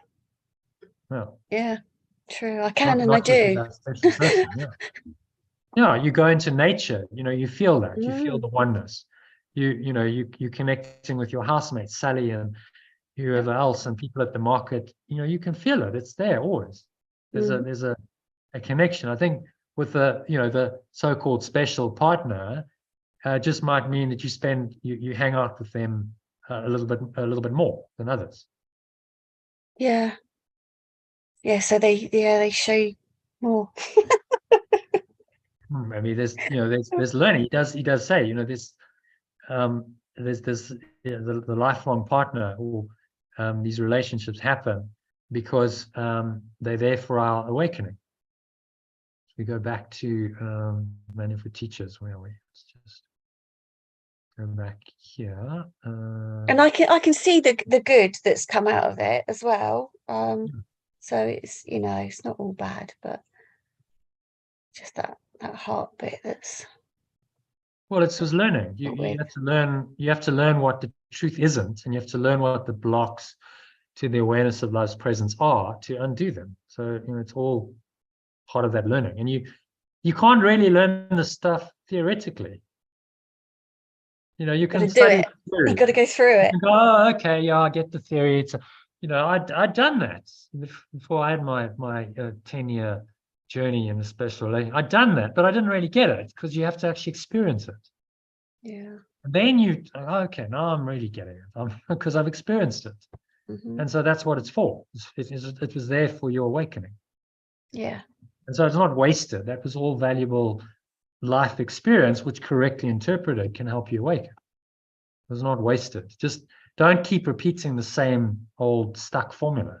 Yeah. Because that's just self-flagellation. Okay, I'll go back and I'll do the same thing again and again and again. Some people do that. They just hurt themselves again and again and again. Well, no, it's like it's just saying you're hitting your head against the brick wall here. Stop moving the head into the brick wall. That's the answer. Stop hurting yourself. Yeah, just stop it. Stop it. Yeah, don't do it anymore because it's not helpful for you. So he says here that there are these different relationships. So you can get a time. The second level of teaching. You want to read that? Is a more sustained relationship. Sorry, show me where I'm starting. Using the term in this way, the second level of teaching. Using the term in this way, the second level of teaching is a more sustained relationship in which for a time two people enter into a fairly intense teaching learning situation and then appear to separate.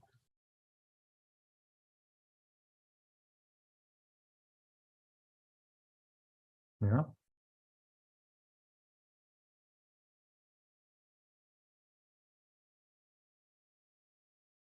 As with the first level, these meetings are not accidental.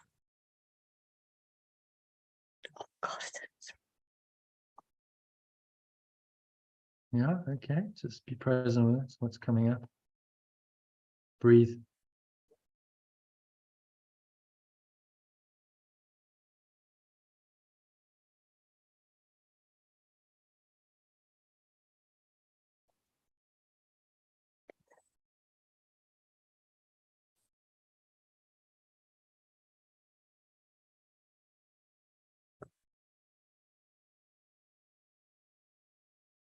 nor is what appears to be the end of the relationship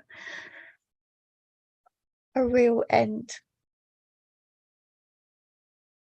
Again, each has learned the most he can at the time.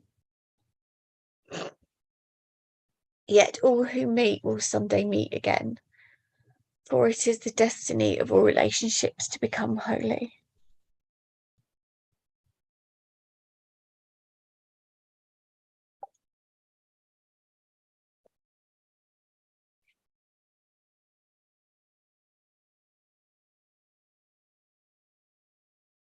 Which is a really nice message. Yeah. You know, so temporarily there's a separation. It seems like, okay, you've gone your separate ways. But in the end, there's only one Son of God. There's only one of us. We will all meet back in oneness. So any separation is temporary. Yeah. And you've learned, you know, whatever you can learn at the time. Each has learned the most you can, or she can at the time. So sometimes, you know, there's a time to say, okay, that's it, you know, it's over. Because I've learned what I can learn, and, you know, there's no more learning possible because maybe the other person isn't responsive or whatever. You know, there's situations, as he says, that are, you know, for a short time, and then it's okay. You can move on, because in the end, oneness is oneness, and that person, you will meet with them again, destiny to meet again. So, you know, is he referring to other lifetimes? You wonder, or is he saying, well, we'll meet again in truth, we'll meet again in pure formless awareness? Yeah. Well, and all the pain's gone. Yes. And we just are the same awareness, you know, and we merge into the one. God is not mistaken in his Son. Pure formless awareness of perfect love is not mistaken in its extension. It's the same extension. It's one awareness. And the destiny of every separate mind, seemingly separate mind, is to merge back into that awareness and become one with its source and itself. And you know, we merge into the one awareness that we are. So from that perspective, well, it's just all temporary. Nothing's really sad. Nothing's really lost. You know, you'll meet again, and you meet again in truth. And you go your way, seemingly separate in the, you know, on this level of the dream, but it served a purpose because you learned from it. Yeah. And then he says the third level of teaching. Want to read that? Third level of teaching occurs in relationships which, once they are formed, are lifelong. These are teaching-learning situations in which each person is given a chosen learning partner who presents him with unlimited opportunities for learning. These relationships are generally few because their existence implies that those involved have reached a stage simultaneously in which the teaching-learning balance is actually perfect. This does not mean that they necessarily recognize this. In fact, they generally do not. They may even be quite hostile to each other for some time, and perhaps for life. Yet should they decide to learn it, the perfect lesson is before them and can be learned. And if they decide to learn that lesson, they become the saviors of the teachers who falter and may even seem to fail. No teacher of God can fail to find the help he needs. So that would be a, you know, sort of lifelong partnership, which would be few because you can't spend your life with, you know, everyone. But there's then a teaching learning balance actually perfect. Yeah. Sometimes they may not recognize, they may actually be quite hostile to each other. But actually the perfect lesson is there if they are willing to learn it.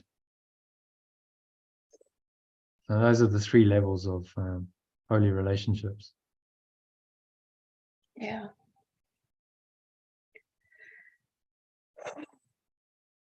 Go to a client soon. You're going to a client. Yeah, I've got a lady that I go to every Tuesday I give her reflexology and stuff. Okay, you do reflexology. Okay, so can you read some more? What time is it? This is I now can 10 read. I past can read 5. another paragraph if you like, but Yeah, then I've got to okay. go because I've got to get there. Okay. So the goal of truth.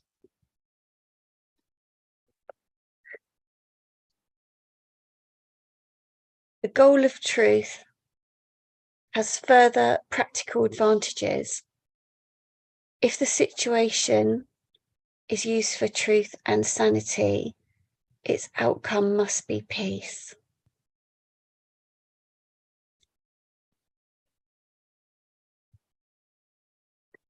And this is quite apart from what the outcome is.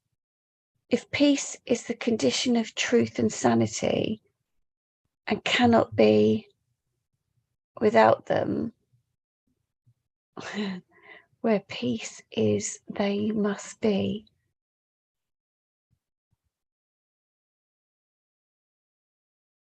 They must be, that's it.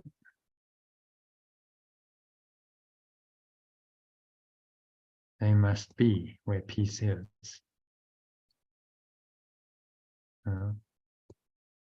So I think we can change that, because you did it, instead of condition, we'll say consequence. Peace is the consequence of truth and sanity. Yeah? So Yeah. we experience peace when we in truth and we're sane, and cannot be without them. We can't have peace without truth and sanity. They must be where peace is. Yeah, logically, cause and effect. So by the effect, if I'm peaceful, then I know that the cause must be there. I must be in truth and sane. Yeah, kind of stating the obvious, but that's all he's really doing the whole course. He's stating the obvious, but the obvious has become obscured in the ego's insane system. So we have to state the obvious clearly, and then we go, oh wow, the obvious is so amazing, and It's so obvious. Like, okay, whatever. It's just like, it's so obvious, but I know it's amazing to use. All right. Because when you're asleep and you start awakening to the light, although the light has always been there, it becomes like, oh wow, this is incredible. Yeah, this is amazing. there it is. It's amazing, Put something in the chat. Popping out with dogs. Okay, no problem then. We'll do this paragraph, come back, and then there's 2 more to do. And Christine's kind of lurking in the background. Christine, do you want to join us, or you're just listening in?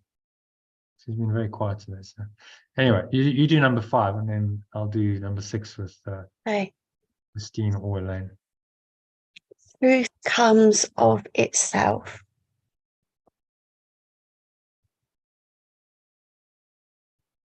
Yeah. If you experience peace, it is because the truth has come to you, and you will see the outcome truly. For deception cannot prevail against you. And let's personalize it. Because the truth is to me, and I will see the outcome, perceive the outcome truly. For deception cannot prevail against me. I will recognize the outcome because I am at peace.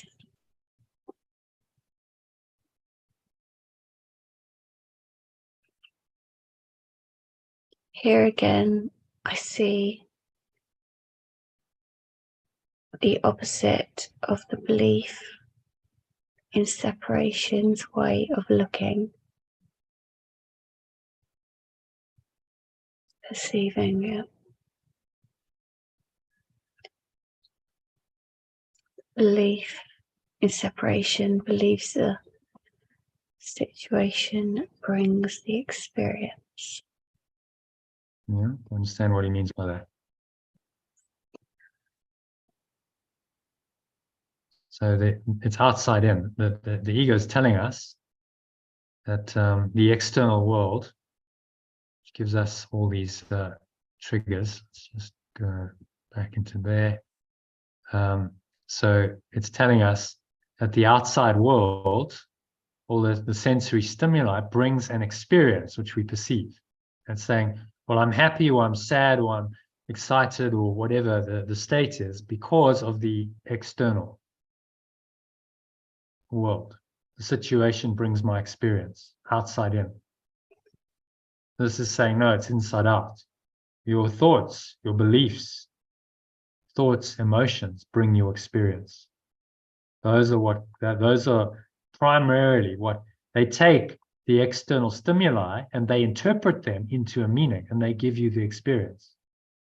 So it's the beliefs, thoughts, and emotions that underpin your perceptions that give you the experience, not the external stimuli. Those are just the kind of raw material, which then needs to be interpreted one way or another by the belief system that underlies your perceptions. That's the classic of how two people can be involved in this, the same thing happening, but see it as a totally different situation. Exactly, yeah. Very, and we've all experienced that. Yeah. I remember watching a movie with a friend, and it was before I really got into this. It was when I was at university. You remember that movie with Demi Moore and Woody Harrelson and Robert Redford? What was it called? Yeah. Remember the one where Indecent Proposal. That's right, yes. And so the plot was that they run out of money, and she prostituted herself to get $1 million, which would save them from financial ruin, but then it kind of ruined their special relationship.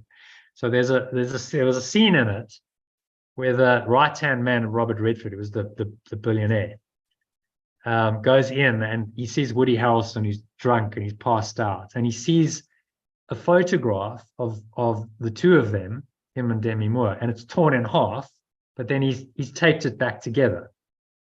And so the guy gives a little wry smile. So I interpret that as like, okay, it's a smile of understanding. He understands what the guy's been through, right? And it's actually quite compassionate and understanding, sort of wise, old, understanding, compassionate sort of smile. My friend comes out and says, oh, that guy was such a bastard. I said, why? Why do you think that? He said, no, because he was laughing at him. He was mocking him. You see, and I was like, oh, isn't that interesting? How, exactly the same movie, same situation. Yeah. And he perceived it differently because he had a different thought system, which actually meant in the end we broke up. We didn't remain friends. We had a fundamentally irreconcilable disagreement when we actually lived together in digs, and it's like, no, can't relate to this person. But that was symptomatic of it, because he had a very condemnatory. You'd always see the dark. The darkness, exactly. And I was like, no, actually, I said to him, but no, actually, the guy, he was kind of smiling because he understood the pain that this guy had been through, which was demonstrated by the tearing apart and then the pasting together. He understood. He wasn't mocking him or condemning him. He just sort of understood, because maybe he'd experienced, some special relationship trauma himself. So, but it just goes to show you, two people, exactly the same situation, and they perceive it completely differently based on their thought system. So the perception wasn't created by the movie. The perception was coming from within him and me, based on our thought systems. Yeah. And that's what we have to learn. It's inside out. Come back to the integral model, right? The ego is telling us, no, it's outside in. The world is what creates your experience, and then you have an inner state according to what's been given you in the external world. So you are really a puppet or a victim of the circumstances, and you respond to whatever's happening in the illusion. And that's your reality. And this teaching says, no, it's inside out. I decide up front what I want to experience. I want truth. Everything's happening for my awakening. And I choose peace and love and joy independent of whatever's happening. And then I will perceive those in whatever happens, because that's my decision. So now my locus of control is internal, not external, which flips the ego around. And now I'm starting to come into my true awareness, because my true awareness is internal. It's not outside of me. And that shift from the external to the internal is all that spiritual growth and personal growth and any kind of transformation is about. Shifting from being primarily driven by the external to shifting and becoming primarily driven by the internal. Yeah. It's as simple as that. You decide and you set your decision. You go, irrespective of what happens here, I've decided, and that's going to be my experience. And then the external world is used to confirm that experience. Okay, so I've decided that. I decide I want love and peace and joy. And now the external world feeds that back to me, and it gives me examples of that. And if it gives me something opposite to what I've decided, then I just deny what I'm seeing. Say, no, that's not true, because I've decided, and this is the truth. And that's the way of undoing the whole illusion. I decide and I stick to my decision. I decide for truth. I hold to that no matter what. And if anything contradicts the truth, then it must be false. So I let it go. Simple as that. I don't believe it, and I don't allow that to now come in and start telling my mind that actually something else is true. Because that's how the ego works. You know, it brings in an illusion, says, oh, now something else is true. And now, yes, actually pain and suffering and sickness and misery and death are real, because look, you've experienced that, you perceived that. And then it's trying to come in and disrupt the truth and get you to believe in something else. So it's simply holding to this and saying, no, this is the truth, and the truth is true, irrespective of what happens in an illusion, and I will hold to that no matter what. And I'm disciplined and I'm dedicated to that and that alone. That's my single purpose. And then you have the way to awaken, because every situation is interpreted from that decision, from that purpose. Okay, so I perceive something, seems to be negative, seems to be tempting me to judge and condemn and feel unhappy in some way. No, I let that go, because it can't be true, because only the truth is true. You're getting it? So it's so simple. Yeah. It's very, very simple, but it requires a real, just a disciplined focus in your mind. Say, oh, no, the truth is true, and I'll hold to that no matter what. And I will not vacillate, and I will not be tempted to vary from that truth. Yeah, it's the vacillating, because I know that. I wholly know that sometimes, and then sometimes that knowing disappears. So that's it. That's what I need to work on, like you say. Because we're still, keeping it equal. Forgiveness is necessary, because you're still too influenced by the external world, and you still allow the tail to wag the dog. Yeah. Okay, so that's happened now. I react to that, and I'm feeling sad or unhappy or upset because of the external world. Yeah. I allow that still to happen, and then that's the way the ego then causes you to vacillate back into its thought system, using the external world as a trigger. But interpreted correctly, that is happening for you to help you to let go of those thoughts and emotions and clean them out of your system entirely. That's what it's for. So when the temptation arises to go, back into victim mode, you go, no. The truth is true. This is not true.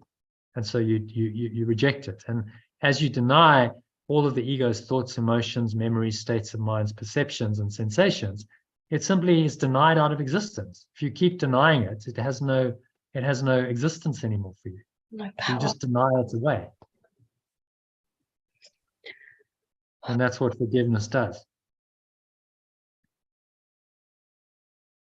So when the vacillations happen, that's the time for forgiveness, to really let it go. So that you don't, ultimately you stay, very rooted in, okay, the truth is true, nothing else is true. I will not vacillate. I will not move from that. I'm unshakable. That's the enlightened state. In practice, you'll vary, you'll vacillate, but minimize the time of the vacillation. Yes, so yeah.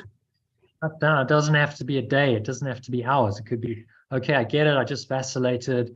I'm feeling uncomfortable. Okay, let me do a breath break. Let me clear it. I release it, 3 minutes, done, I carry on. So that's the power, you see, of the ongoing practice. Doing the breath breaks and the regular practice is important because you can clear it in the moment. You don't let it stick. It's just like, okay, I'm noticing. So as soon as you notice an uncomfortable thought or emotion, practice the lesson. Listen to a breath break, clear it immediately, and then carry on with whatever you're doing. And it only needs to take a few minutes. You know, the breath breaks are generally 3 to 5 minutes. So you can listen to one of those. If you don't have that, just breathe yourself, bring in the lesson, and just use the lesson to help you let it go. And so that's his methodology. See, moment by moment, as ego comes up, you clear it. So it doesn't stick. It's just in and out, off we go. And so it can't sit there and stick in your heart and cause that deep, you know, feeling of woundedness and pain. Mm-hmm. Yeah. No. So practice, practice, practice, and then, you know, for the deeper stuff like the special relation, to really let go of that trauma, sometimes an intervention can help. So we'll do a session on it. Yeah, that'll be really good. Look forward to it. I've got to go now. I've got 45 minutes to get where I'm going. So thank you for today. Thank you very much. I really appreciate it. And I shall see you soon. Yeah, see you on the weekend. Yeah. Bye. Sunday. Thanks a lot, Jono and all. And message me about when you want to do it. Do you want to do it on Sunday morning? Or? Yeah, I will. I've just heard back from the person I'm sitting for, so I'll have to have a little think about it, because he's kind of gave me an answer and then has actually just given me made it vague. So I'll clarify it and let you know. All right. Thanks. All right. Thanks, All right. Jono. Okay. Bye. See you soon. Bye-bye. Namaste. Bye. Bye-bye. Namaste. Bye-bye. Bye.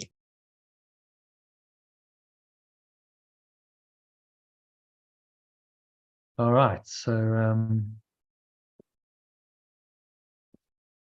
Elaine, are you back? Christine, both non-active. Okay.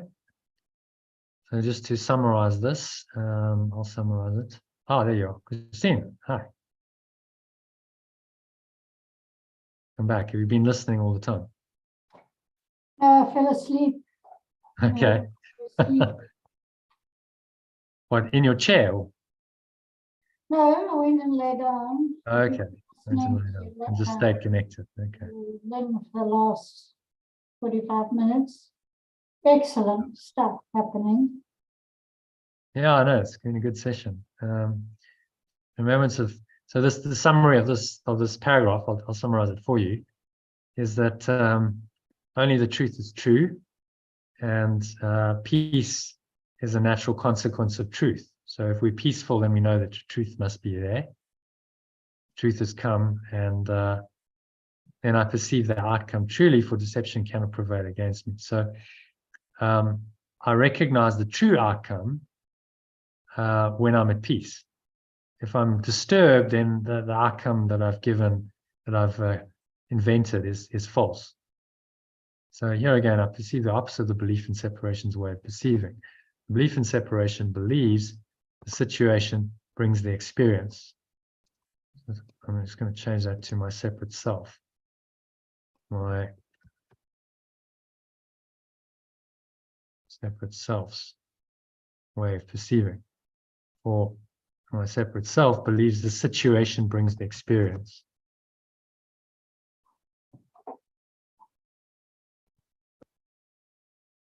Which is not true. Yeah. Situation doesn't bring the experience. My interpretation of the situation brings the experience.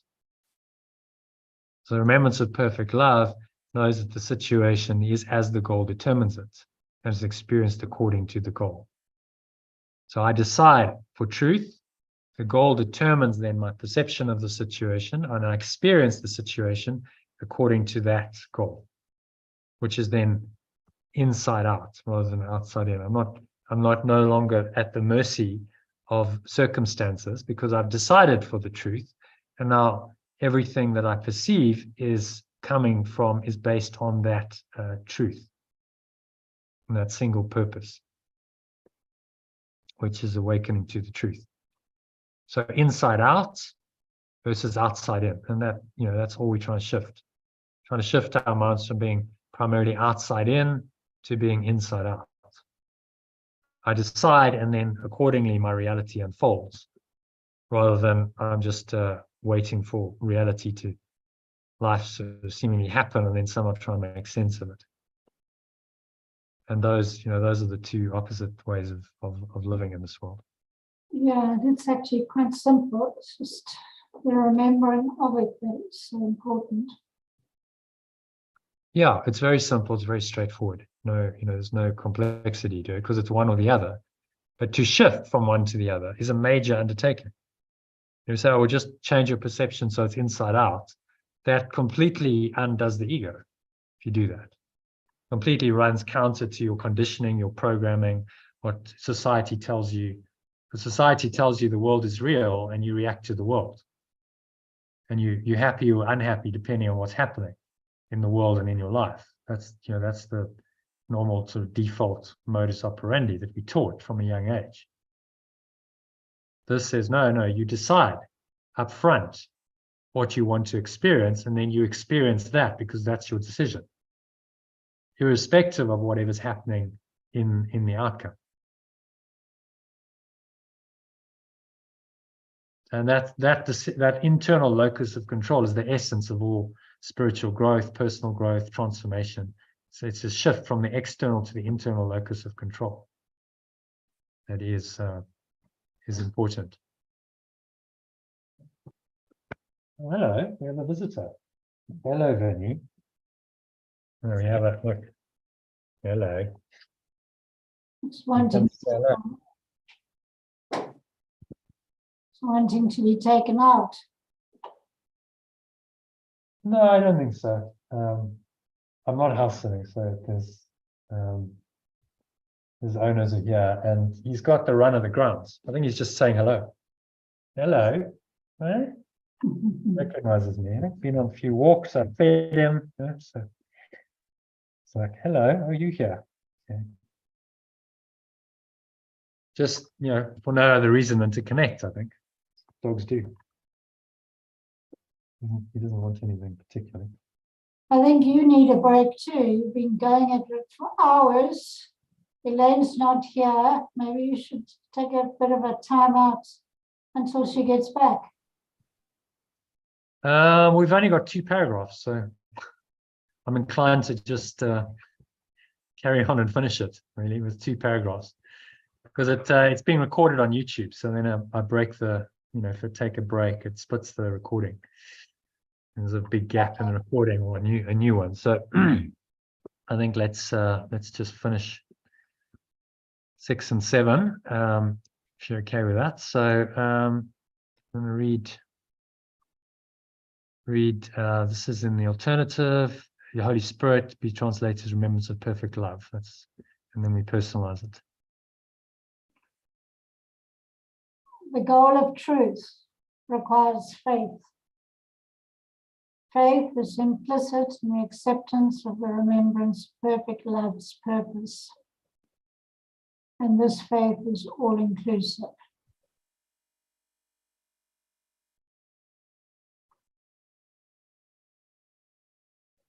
Mm-hmm. Where the goal of truth is set, there faith must be.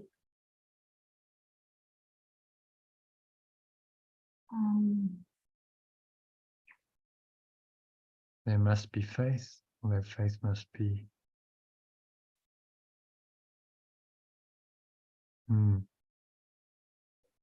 Their faith must be. I'm not sure that doesn't change the meaning of it, so let's just keep it as their faith must be. The remembrance of perfect love sees the situation as whole.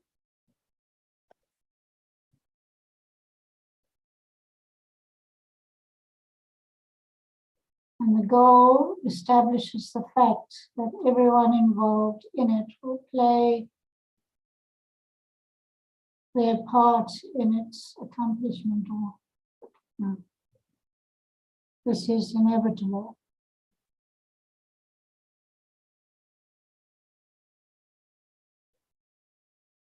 Yeah. here we can make it personal. I will not fail in anything. Yeah, no one will fail in anything.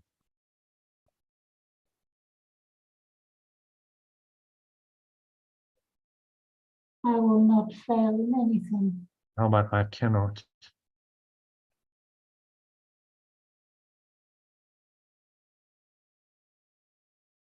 I cannot ever fail. How about that?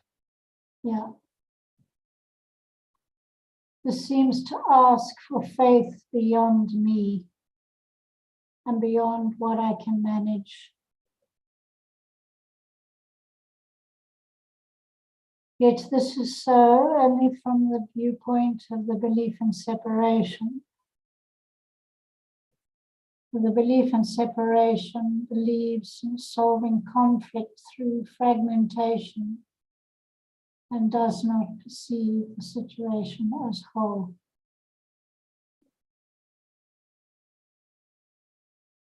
Therefore, I seek to split off segments. No, It seeks to. it seeks to split off segments of the situation and deal with them separately, for it has faith in separation, not in wholeness.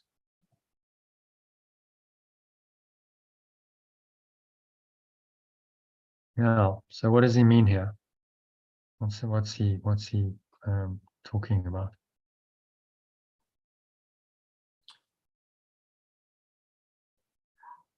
Faith is important in the acceptance of remembrance of perfect love's purpose, because the goal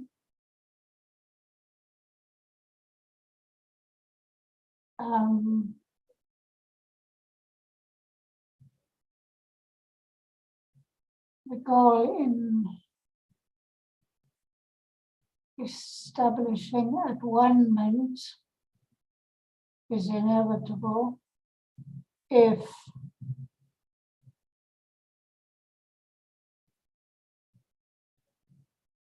I can only stay with this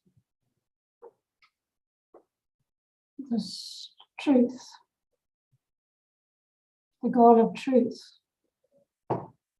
because then I don't get caught up in the separation, and the separation believing solving conflict through fragmentation. Splitting off. Split off segments of the situation, deal with them separately, for its faith in separation and not in wholeness. So, an example would be the medical industry. Again, look at how they try and resolve problems. Okay, so we have a specialist in a certain area. Okay, so you've got a kidney problem. Let's go to the kidney specialist. You seek to split off that segment of the situation, deal with it separately. Okay, so you go kidney situation, but actually it's connected to the whole. The reason you've got a kidney problem is because you've got mental and emotional issues stemming back to childhood. And so, the real cause is actually mental and emotional. And the physical is just a manifestation of that. So the ego will never see that. It seeks to fragment and separate and then try and solve each little problem on its own in a separated, isolated container. Go, okay, well, it's just that problem, so we'll just solve that. But not seeing, the bigger picture. There was just been to various specialists who's got a condition with their back and stuff, and so they because they're so specialized, they don't see the whole picture, how it all connects.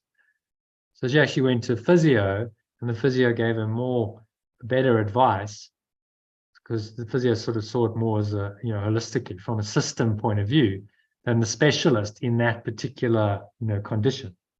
Which is interesting, because it's the fragmentation and the separation. And then we think in our world that's the way to solve problems. Break it down, to its smallest component and then solve it there.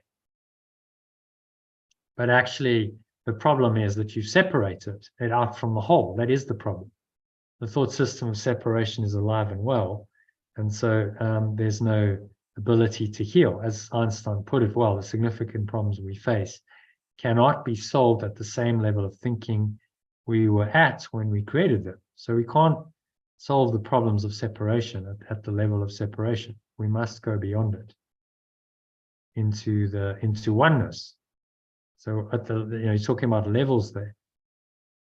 The level of mind, the level of separation is a level, and then beyond that lies the spirit, the level of oneness, which he was aware of and he was seeking in his life. He sought for the grand unified theory of of unity, that we would unify all the seemingly separate forces in the universe, and failed, because you'll never unify separation. You just have to go beyond it.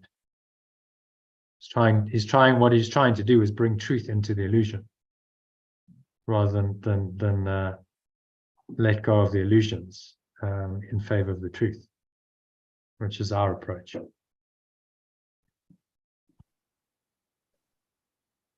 Okay, so anything else he's saying there?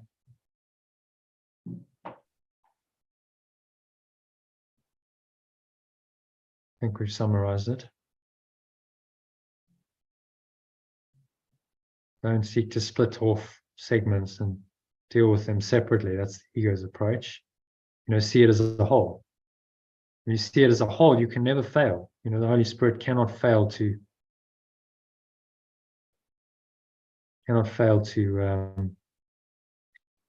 accomplish the awakening, because that's what it's there for. Yes, and this seems to ask for faith beyond me and what I can what I can manage. It feels overwhelming at the time, but if you call on the Holy Spirit, it can be solved in a flash, much quicker than the way of separation and splitting off and dealing with one thing at a time. But that requires faith. Yeah. So it's a faith in something beyond just you. You can't have faith in your little self, because you can't manage it. There's no way you can solve all these problems and heal. So you have to let that go, the self-concept go, and say, I can't manage this, but there is a power that can. And I surrender to that. Okay, show me. I don't know the way, but you'll show me. Ask and I'll receive, seek and I'll find, knock and the door will be opened.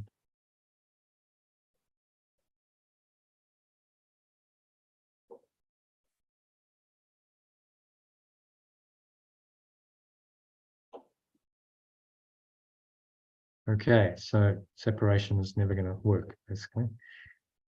Again, he's teaching us that. All right, so last one. Let's see if Elaine's are on. Elaine, are you there? You still out? Yeah, I'm here. Okay. Want to read number 7? Confronted with any aspect of the situation that seems to be difficult, the belief in separation will attempt to take this aspect elsewhere and resolve it there. And it will seem to be successful, except that this attempt conflicts with unity and must obscure the goal of truth. And peace will not be experienced except in fantasy. Truth has not come because faith has been denied, being withheld from where it rightfully belonged.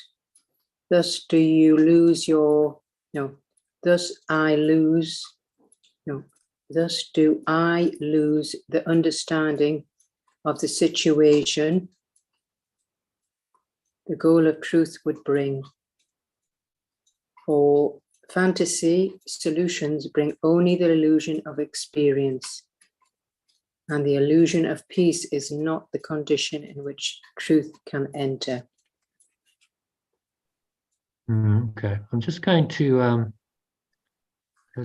going to write some of this in the first person. Right. And it will seem to be successful, except this attempt conflicts with unity and must obscure the goal of truth.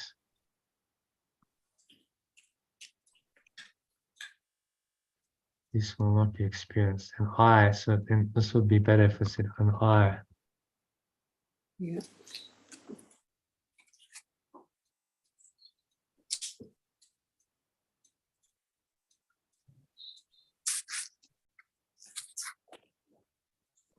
will not experience peace except in fantasy. So that's interesting. What does he mean by that? Well, it's just dreams made up in the ego, isn't it? To its own liking. I'll give you a practical example of you said, well, I'll be very happy if I get the money back in my account. Oh, yes. So that's peace in fantasy, yeah? Oh, no, I'll get the outcome I want, then I'll be at peace. Yeah, I know. He's saying that's not going to be the case, because Unlikely, sooner no. or later it's going to be it'll be a very temporary satisfaction. Go, oh, okay, yes, I got it back. It'll last a short while, and then Yeah. the ego turn into something else. Yeah, I So appreciate it's a peace in fantasy rather than the deep peace of really letting go. And surrendering it all. Okay, so truth does not come. Faith has been denied, being withheld from where it rightfully belonged. Because I have denied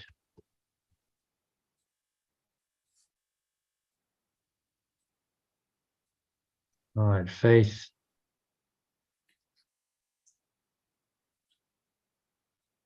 and withheld it from where it rightfully belonged.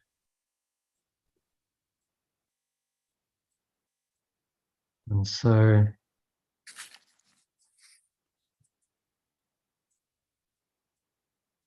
do I lose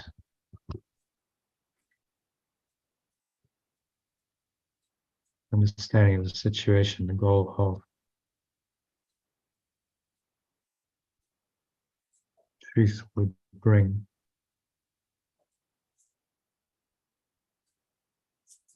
Entity solutions bring only the illusion of experience. And the illusion of peace is not the condition in which truth can enter. Okay, so it's an illusory experience. I have a magic solution. Fantasy solution is a magic solution. Yeah. Maybe I'll say magic. Magic solutions bring only the illusion of experience. And the illusion of peace is not the condition.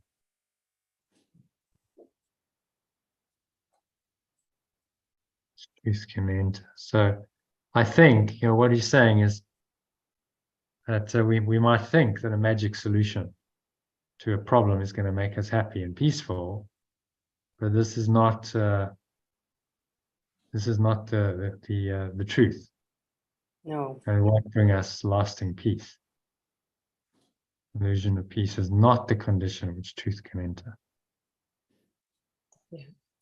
Because it's just an illusion. By buying into the illusion, we set ourselves up for more illusions.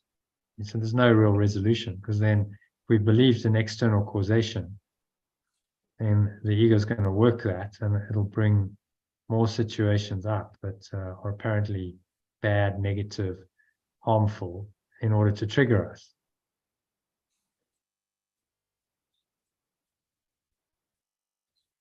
An illusion of peace is not a condition in which truth can ever enter. Okay, so truth is, what's he saying here? Do you want to summarize it in summary, this paragraph? Yeah. So confronted with any aspect of any situation that seems difficult in the belief of separation, we would attempt to make it more real and allow peace through fantasy. So again, just constantly being in that vicious circle of never being able to find the truth, because we think we can find our peace in fantasy, because we've denied the real faith that rightfully belongs to us. We're just avoiding it by doing this constant circle of fantasy. So seeking magic solutions, and this is what he's really saying. If we seek a solution on the external, and we think that's going to make us happy and bring us peace, we're mistaken, because we're believing in a thought system that is the denial of truth and peace. So it's never going to happen. We have to start letting go of the specific problem solving of the ego, saying, okay, we'll focus in on, you've got this problem, focus in, solve that, and then you'll be happy. We have to start letting that go and saying, no, I make a decision for truth. I make a decision to be happy and peaceful and loving and joyful, irrespective of whatever problems the ego is seemingly bringing. And I from that state of mind, I can then actually deal with those apparent problems much better, because I'm not attached to them. I'm not letting them negatively affect me. So I'm inside out. My locus of control is internal. My peace is a decision, and so it's not affected by the world. And then I bring that peace and that awareness into whatever experiences I'm having, which transforms them. And then I can be the, awakened person in the world, operating in this very calm, clear, present, functional way, rather than driven by the need to fix the problems on the level of form. And then, I get a temporary relief when I get, fix the problem, or I get some temporary desire, which seems to meet a lack that I have. That's never going to be the recipe for lasting peace, because it's so temporary. Everything's changing on the level of form all the time. So how can I rely on any of it for anything permanent and eternal? It should be self-evident that I can't. So that's what we're being asked to accept here. Simple truth. That this is where reality is. This is where I must do my work. I must change my mind. And I must let go of needing to fix this, to change this, fantasy solutions, magic solutions. So, a lot of people say, well, what do I do on the level of form? Should I still need to do something? You see, it's about, am I trying to fix the problem to find peace? Or am I already peaceful? And now from my peaceful state, I allow my peace to guide me in doing what's needed to resolve the temporary problem. See, it's a very different way of operating. Much better. Yeah. So the one is inside out. I'm peaceful, irrespective. I don't need the situation to resolve in order to be peaceful. I'm peaceful already. And I bring my peace into every situation. And I use that peace to transform the situation and take it out of its negativity and bring in, this higher awareness, which is miraculous. And so then miracles start happening and things start changing.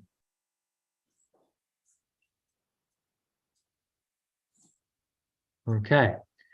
So, very good. Yeah. Very good. Very good. Just realized what I said there. Yay. Yay. Yeah, we came to the end. So there's just a personalized executive summary to do. And then we can do a meditation on it if you like. So if you want to read the summary. The key message of this section is that I must set a clear goal for any situation up front to establish its true purpose. Otherwise, I'll be forced to try and understand it with the belief in separation, which judges the external situation and the outcome of it on the level of form as the determiner of my experience. If peace and truth are my only goal for any situation, the form of the situation will be directed by this goal, and I will experience peace and fulfillment no matter what the outcome on the level of form is. The magic solutions of the belief in separation that fragment the problem and attempt to solve only one aspect of it cannot work to really solve my only problem, which is a perceptual one, and bring me the deep peace that is my true goal.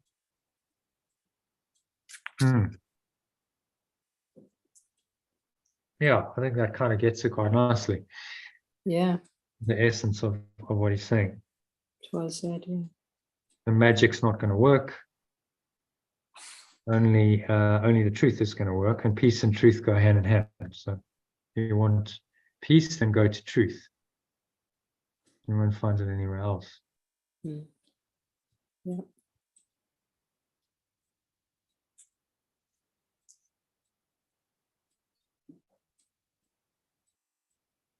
Okay, so any other comments, questions, thoughts on that? No, very useful, very helpful. Yeah, good good session, really. Sort of just like Very good, yeah. yeah, went to another level today. So long session, but thank you for staying. So would you like to just do a meditation on the personalized executive summary to finish? Yes, yeah.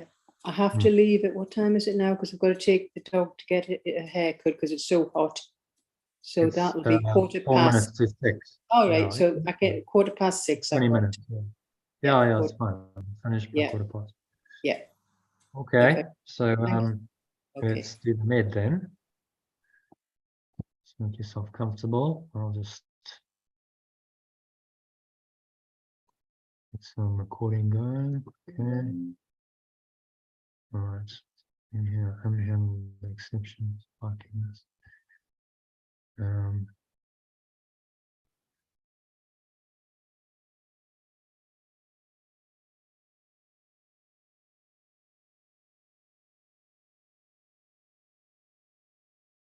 All right. So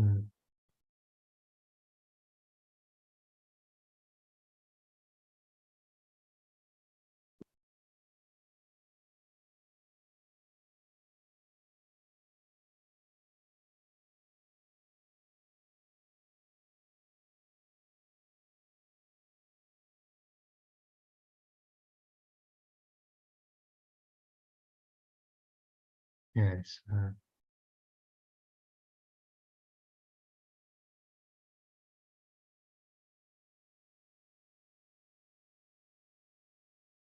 All right. So just make yourself comfortable. Sitting your feet shoulder width apart, back straight. Cup your hands in your lap. Close your eyes. Start off by taking a nice deep breath in through the nose. And breathing in, noticing how the stomach rises and the chest rises. Subtle flow of air in through the nostrils. Pausing at the top of the inhale.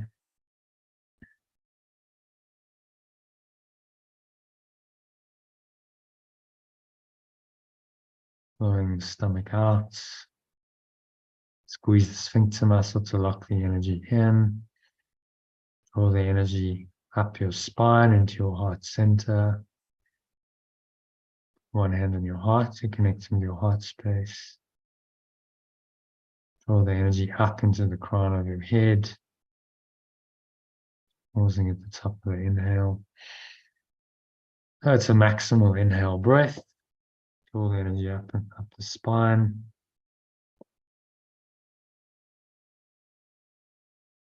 Into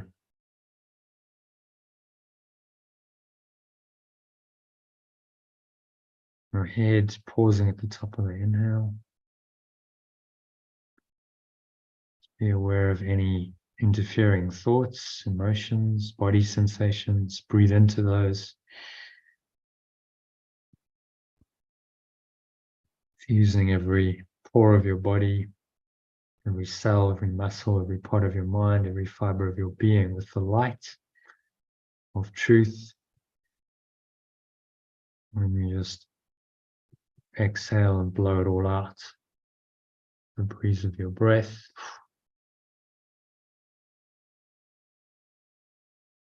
Blowing it all away, letting it all go.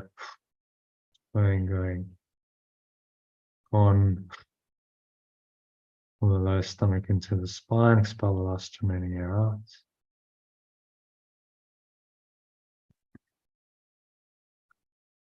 And just rest in this deeper awareness.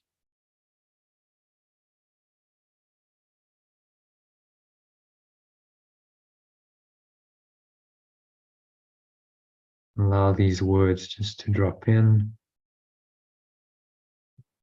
is the personalized executive summary. Key message of the section. So just listen to me as you breathe in, and then as you exhale, repeat the words out loud as affirmations to yourself to affirm these truths and just reinforce them in your mind.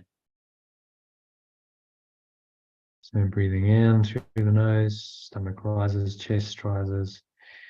Hold the breath briefly as you listen. And the key message of the section is that I must set a clear goal for any situation up front. So exhale out through the nose. So I must set a clear goal for any situation up front as you exhale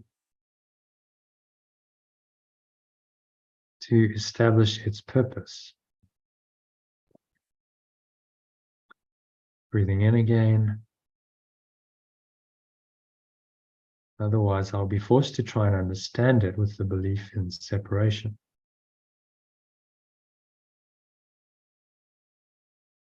Exhale out through the nose, repeat.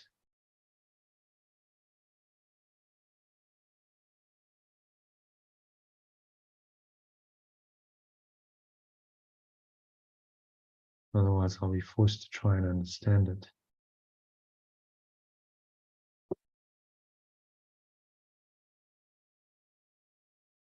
Try to understand it. The belief in separation, which judges the external situation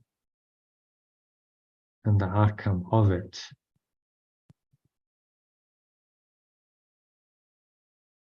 on the level of form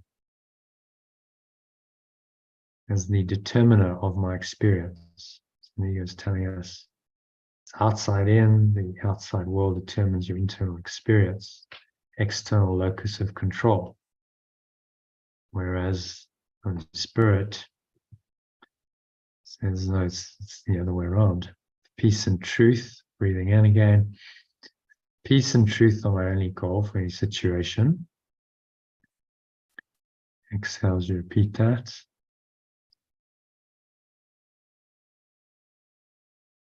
All of the situation will be directed by this goal.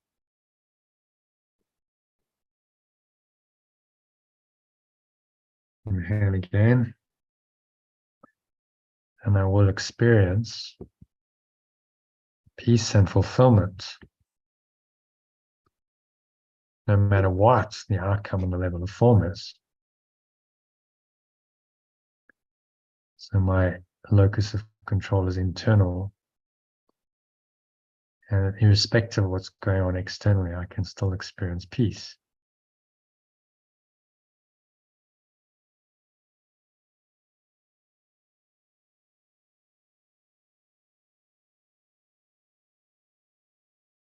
Breathing in again. The magic solutions of the belief in separation.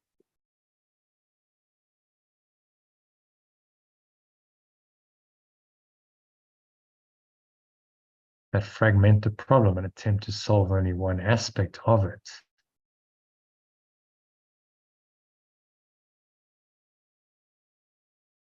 Cannot work to really solve my only problem.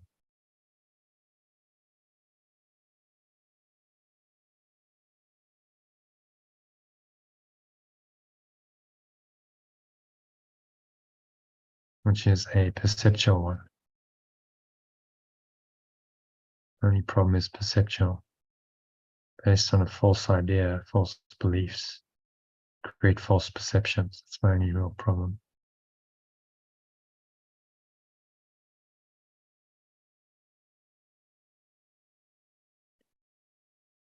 And only this will bring me the deep peace that is my true goal. So just rest in this deep peace and stillness. Peace and stillness go hand in hand. Peace, truth, stillness, it's all the same as our illusions and conflict, disturbance of your peace. come from the same thought system.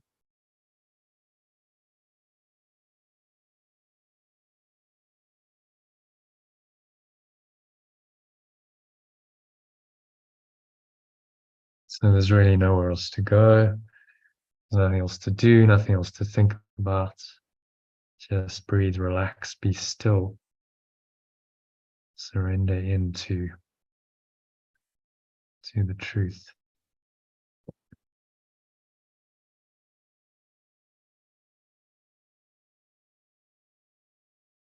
Of your deeper mind, your deeper being.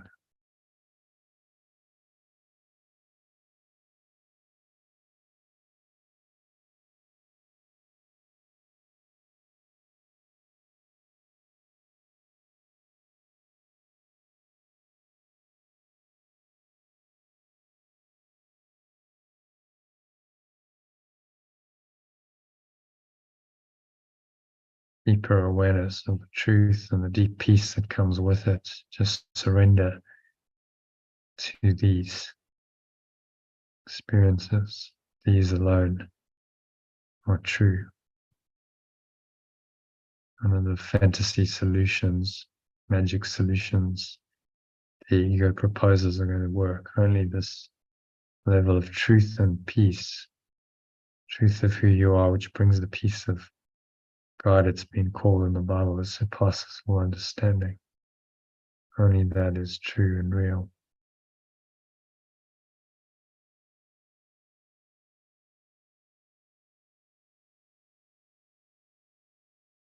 So nowhere else to go, nothing else to do, nothing else to think about. Just breathe, relax, be still, and surrender into the truth of your being.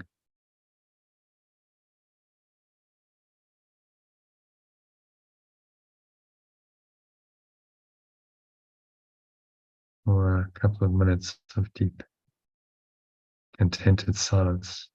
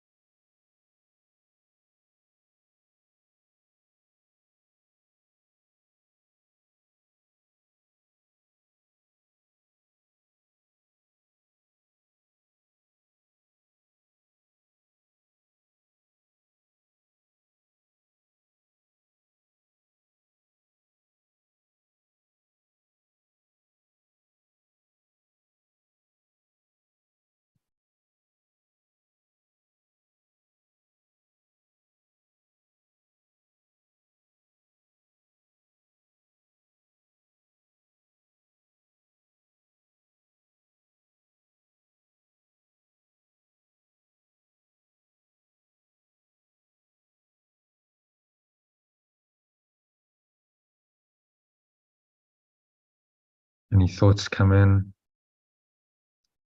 seemingly disturb this deep peace and truth, just observe them, breathe into them, and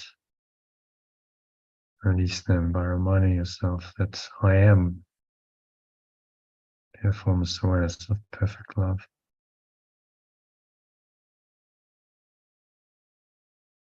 There is nothing else. I am that I am.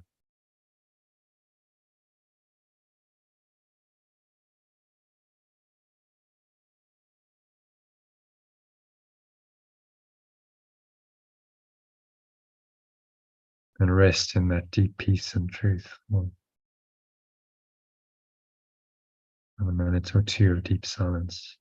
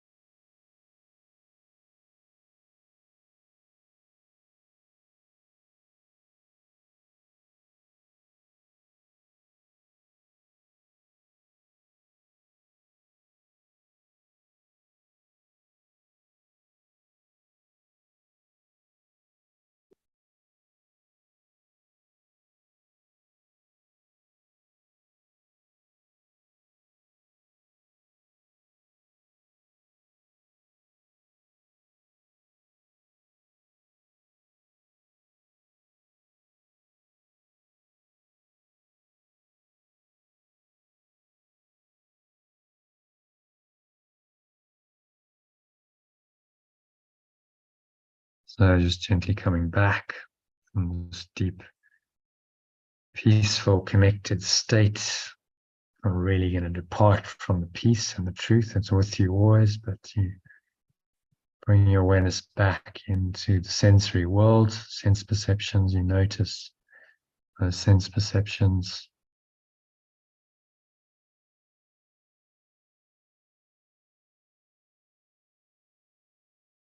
So, count to 3, you're going to open your eyes. 1, just breathing in. Noticing how the stomach rises and the chest rises and the subtle flow of air in through the nostrils. Pausing at the top of the inhale. And you scan your mind one more time. Notice any thoughts, emotions, related body sensations. And if there's anything untoward there, anything that feels at all negative, unpleasant, restricted in any way, shape or form, you just blow it out. The breeze of your breath, you let it go. So the nothingness that it really is. It's going, gone. Pull the lower stomach into the spine. Expel the last remaining air out.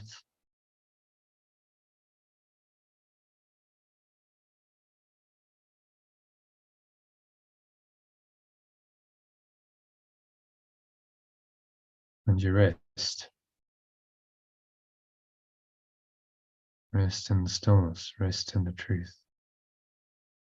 And gap between breaths, you have this exquisite holy instant or holy aware moment. It's a portal to eternity. Appreciate that. Enjoy it. Count of 2, breathing in again, noticing stomach rising, chest rising, subtle flow of air in through the nostrils. Notice the weight of your body pressing down into the chair, your feet touching the ground. Notice what you're feeling, touching. Maybe there's a subtle taste in your mouth, a smell in your nose. Notice what you're hearing in the surrounding environment. Just noticing all these things from this very still, calm, and surrendered state. You're going to carry this state with you wherever you go. Use today's lesson that I am pure formless awareness of perfect love. And its gifts are mine to help you stay connected to this deeper awareness. Practice it every hour. And one more time, practice today's lesson for bed using the breath breaks and meditations I've sent you. So it is said and so it is done. Now on the count of 3, you open your eyes. Just take a minute to look around, ground yourself back into this world, into this reality. Pick an object, notice it for a few seconds. Notice that the awareness behind it is the same awareness as you had when your eyes are closed. And look at another object. It's exactly the same awareness and exactly the same peaceful feeling. Close your eyes, notice the peace. Open your eyes, look at something, notice the peace. It's the same peace, it's the same awareness, nothing's really changed. So you're learning that you're not really dependent on the externals to fulfill you or to bring you peace, which is what today's lesson and especially the text we're teaching. So I hope that's the lesson you've learned, certainly more deeply, and that you can stay in that for the rest of the evening, and wishing you a good evening. So I will see you tomorrow, I hope, at lunchtime, 12:30 UK time, 1:30 SA time. Join us then in the Zoom room if you can. All right. Thanks, Christine, Elaine, and Sally, and Lynn, who also joined. Namaste. Thank you. Good night. All right. See you tomorrow. Cheers, Elaine.